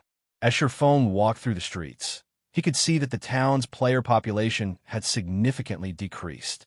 The previously crowded main street alone had lost over half of its players. A strange depression had descended on the town. It was nowhere near as lively as it had been, sure enough. The Crimson Flame Fortress's allure to elite and expert players is quite strong. With a glance at the streets, Sherfong noticed that the majority of these players were ordinary players. Very few were elites or experts. The Crimson Flame Fortress definitely couldn't compete with Silverwing Town in terms of facilities, but it could teleport players to various locations near the Yor capital city while evading the Yor army's strict patrol. It was a fatal attraction for elite and expert players, since this allowed them to reach the Azura Mode regional dungeon with far more ease. In contrast, although Silverwing Town was very close to the primordial divine ruin, a limited number of players were allowed to enter the ruin at any one time. Meanwhile, the various large guilds and superpowers monopolized the entry slots. Independent players had no chance of entering the ruin. It was natural that these players wanted to head towards the Yor capital city in search of treasure and EXP. After all, every player wanted to grow stronger and get rich overnight. The Yor capital city provided a golden opportunity.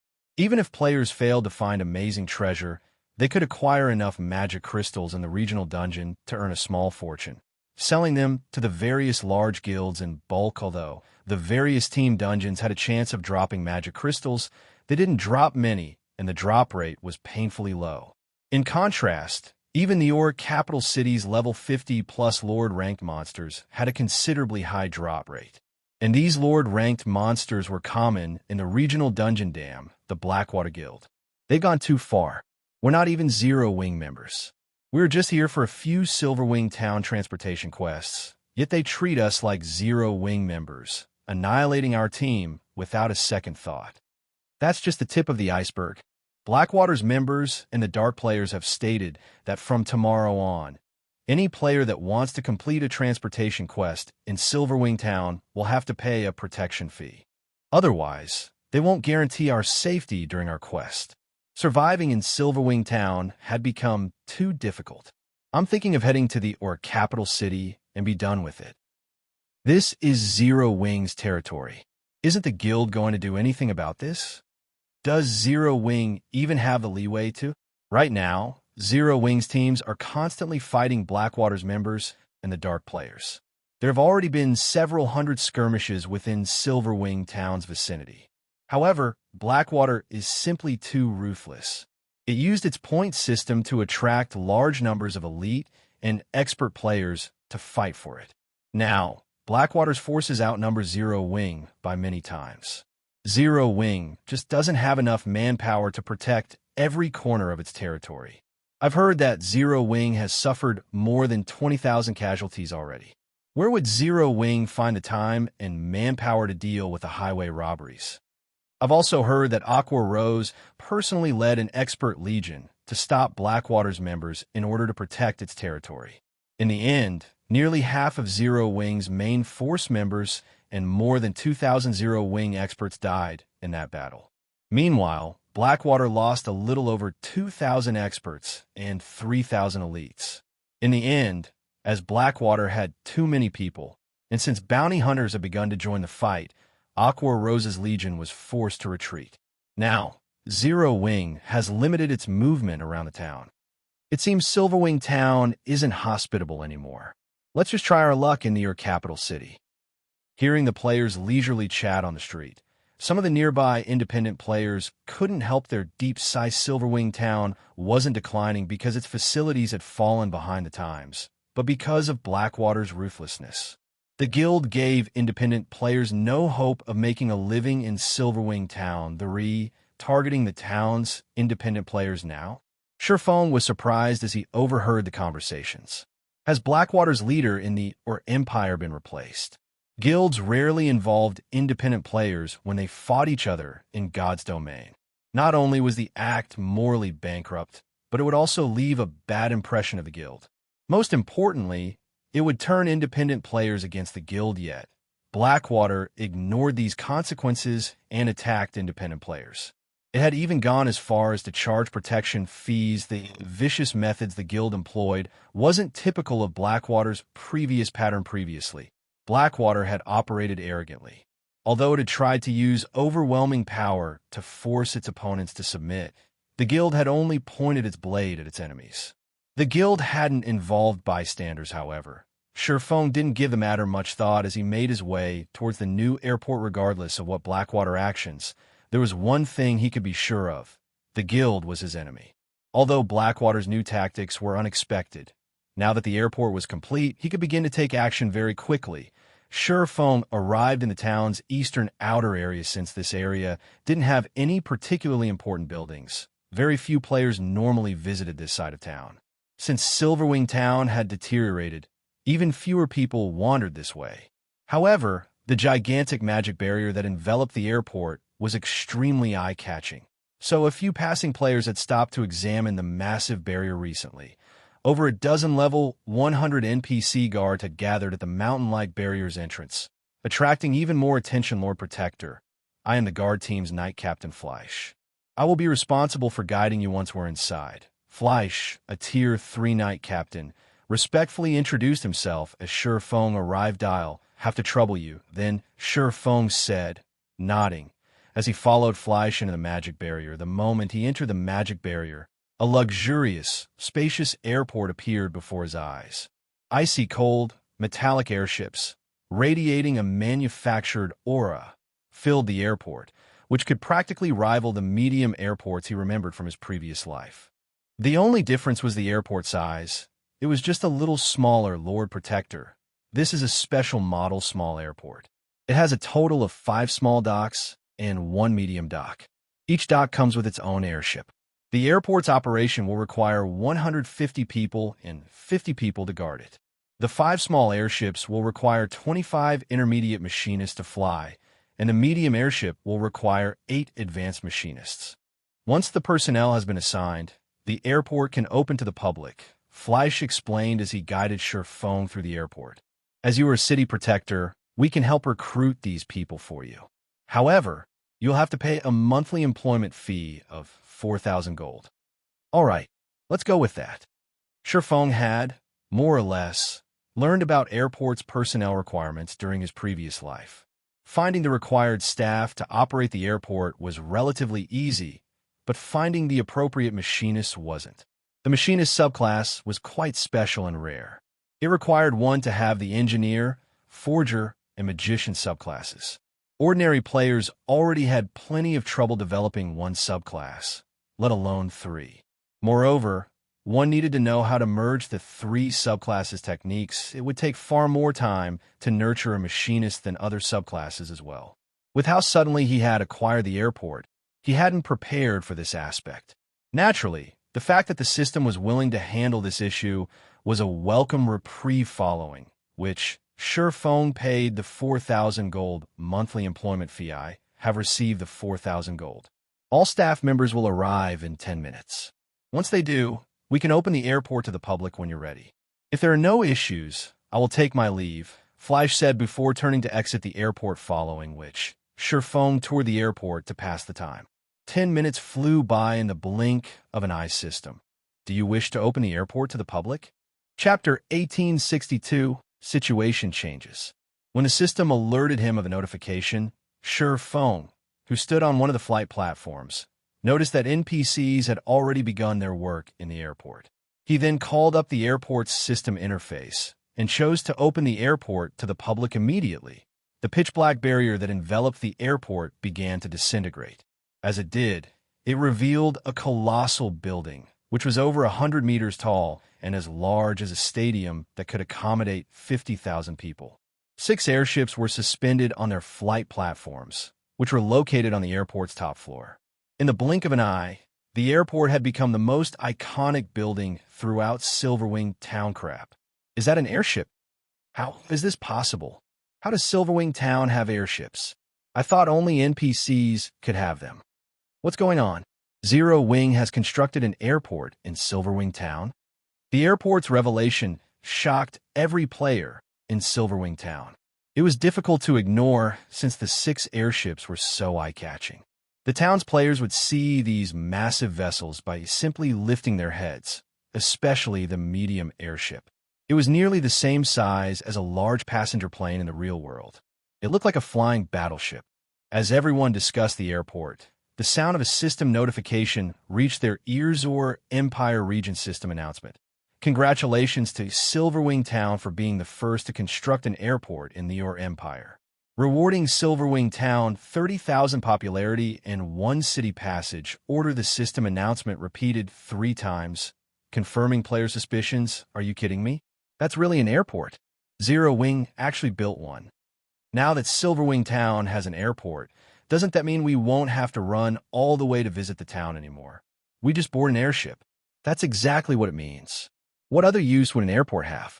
I wonder which NPC city this airport is connected to? Silverwing Town's independent players couldn't help but cheer with joy. They might not know an airport's exact purpose, but they knew that it would make travel to Silverwing Town far easier and more convenient. Instead of running from their home countries to the Empire, they could simply board an airship to Silverwing Town.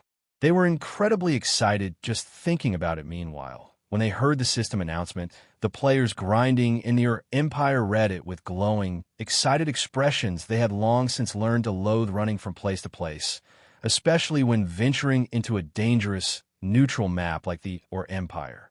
Now, however, they could just hitch a ride on an airship. This new convenience would allow them to travel between their Empire and their home countries frequently, saving on repair fees, particularly because the repair fees in their Empire were unusually high. Meanwhile, a large number of Dark players fought Zero Wing's members on a gravel hill not far from Silverwing Town. However, due to the unexpected system announcement, the battling Dark players froze in shock. Big Sis Aqua, our guild leader, is simply too awesome. He actually got his hands on an airport as well. Operating in the Empire will be much easier now. With the airport, players that had avoided the Empire due to the troublesome travel can take an airship straight to Silverwing Town. As more players visit, these Dark players will have a harder time near Silverwing Town. Moreover, with so many independent players, it'll be impossible for Blackwater to continue suppressing Silverwing Town.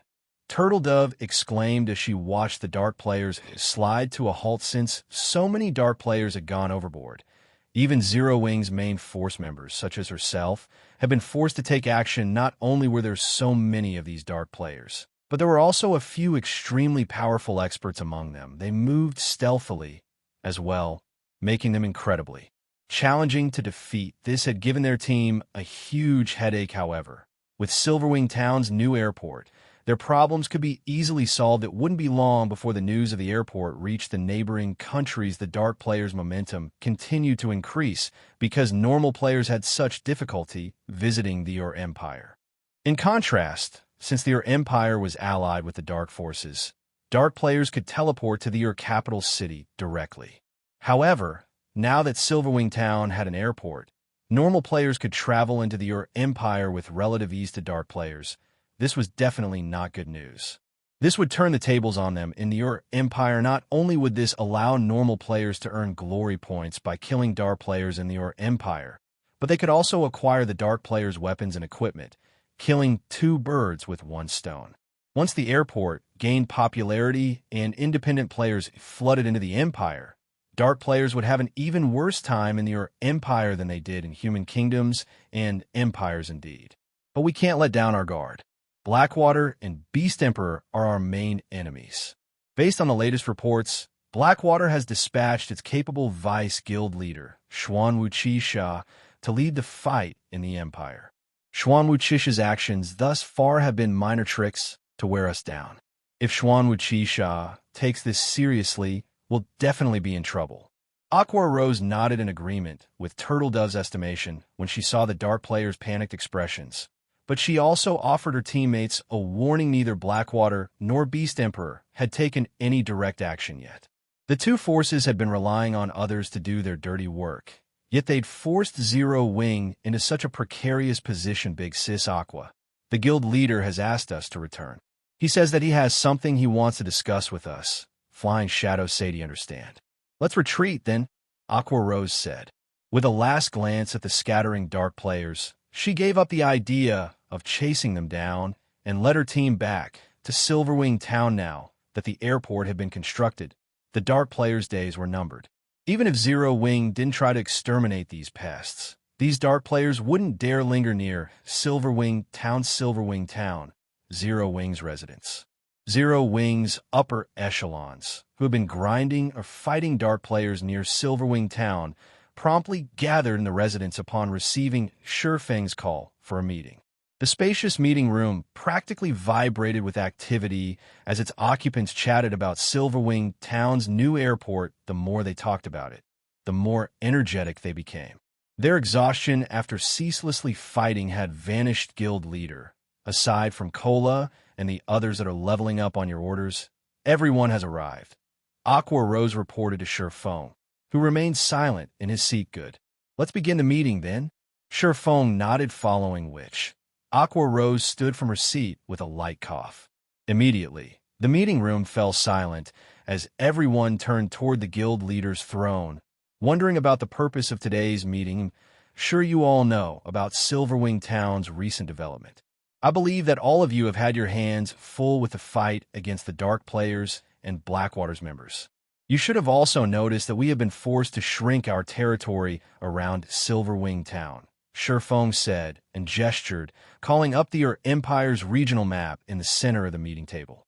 However, now that the airport is complete, I've decided to expand Zero Wing's activity in the Empire to increase our members' leveling speed and obtain more resources to strengthen the guild.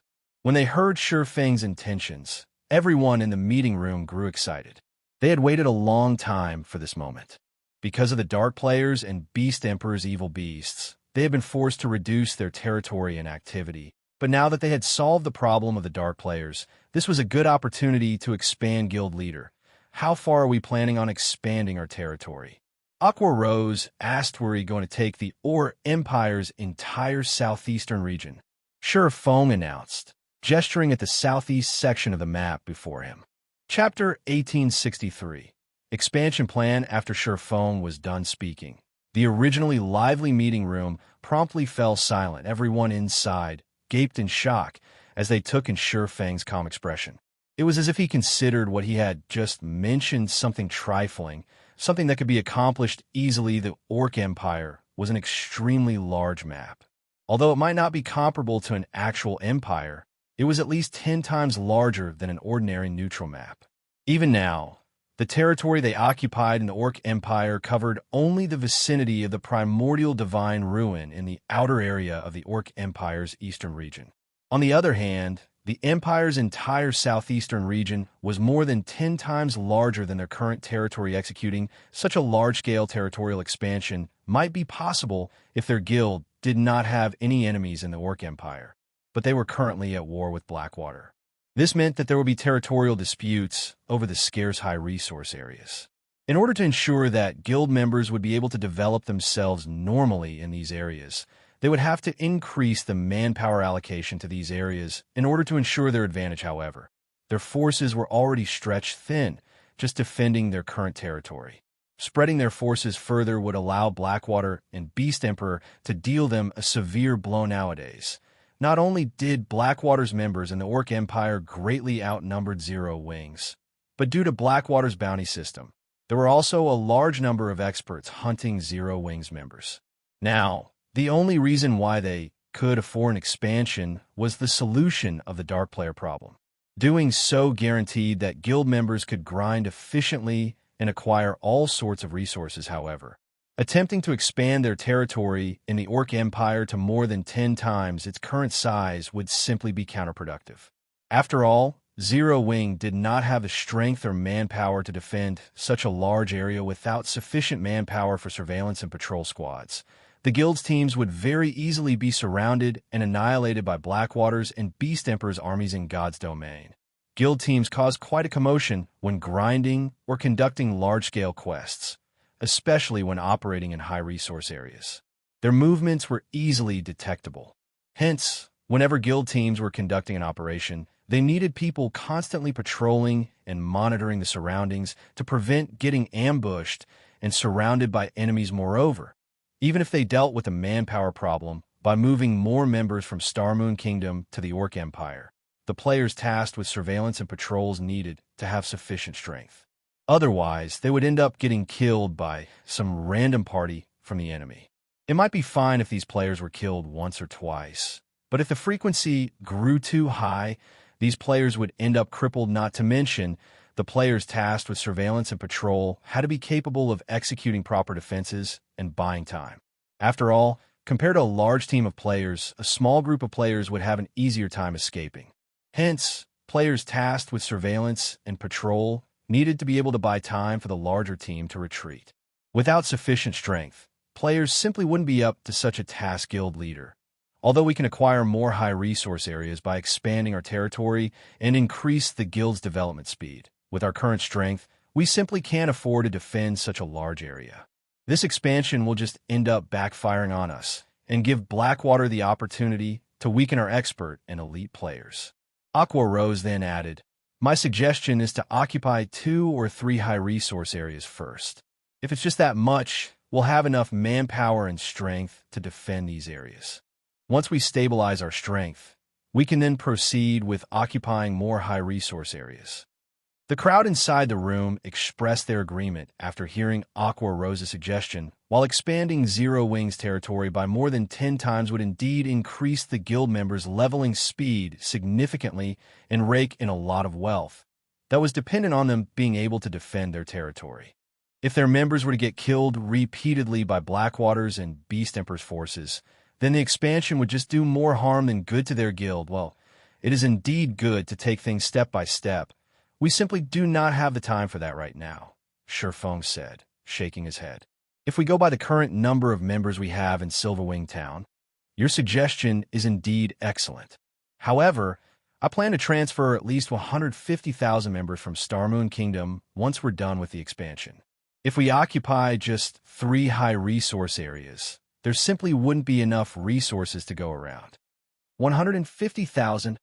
Aqua Rose could not help but be shocked by Sherfeng's words. Why are we suddenly transferring so many people over? Thus far, Zero Wing had only 120,000 members operating in Silverwing Town. Moreover, this number was a result of Silverwing Town recently becoming an intermediate town. If the number of guild members operating in Silverwing Town more than doubled, the current leveling resources available around Silverwing Town wouldn't be enough to allow them all to develop rapidly. Moreover, due to the appearance of the airport, the leveling resources available within the vicinity of Silverwing Town would soon face further pressure from the influx of independent players. Everyone else in the meeting room also gasped at Sherfeng's statement. They simply could not understand what was going through Sherfeng's mind. Their guild leader's plan was ludicrous. While increasing the number of guild members operating in the Orc Empire would bolster Silverwing Town's strength, at the end of the day, God's Domain was still a virtual reality game. In every virtual reality game, leveling resources were finite. Each leveling area had only so much resources available. Too many players sharing them would impact the leveling speed of these players, although transferring so many guild members over would increase Zero Wing's momentum in the Orc Empire within a short period. As more time passed, Zero Wing's members would fall behind Blackwater's members in terms of both levels and equipment. This was also the reason why the various superpowers did not concentrate all their members in a single location. Despite having a huge advantage in strength and numbers, even if a superpower were trying to target a power in a particular area, it would only dispatch a small number of expert and elite members. This way, not only would it increase the guild's overall strength in the area, but it also wouldn't affect the other guild members operating in the affected area in the case of Blackwater. The reason why it could dispatch so many players into the Orc Empire without affecting its guild members' development was the Crimson Flame Fortress and the guild's cooperation with Beast Emperor. With these two factors, Blackwater was free to monopolize all kinds of resources in the Orc Empire. The current super guilds and super first-rate guilds definitely wouldn't be able to match Blackwater's feat. I believe you all know about the secret stone fortress that recently appeared in the Orc Empire, Sherfeng said. It's the only NPC fortress in the Orc Empire operated by the human race. The fortress comes equipped with all kinds of facilities. At the same time, it is extremely close to the Orc Empire's inner area. One could say that it is a rest stop for players trying to move from the Orc Empire's outer area to the inner area. Moreover, it is also close to the inner area's Copper Mountain Fortress, which is extremely rich in resources. If we utilize the Secret Stone Fortress's teleportation ability, we could teleport to the vicinity of the Copper Mountain Fortress due to this reason. Many guilds have set their sights on the Secret Stone Fortress already. They are thinking of ways to raise their status in the fortress so that they can garrison it and use it as a foundation to capture the Copper Mountain Fortress. After hearing Sure Fang's sudden non sequitur, Aqua Rose gave a detailed introduction of the Secret Stone Fortress at this point in time. The Secret Stone Fortress was already a competition ground for the various large guilds, particularly after witnessing the Crimson Flame Fortress's daily income. The various superpowers were extremely eager to control a fortress of their own, that's right. Originally, I wanted to keep this matter a secret. However, there is no longer a need to do so, Sure Fang said, nodding. He then swept a glance at everyone present and added, "Through completing a quest, I have already acquired the rights to garrison the Secret Stone Fortress. I believe you all should understand what this entails."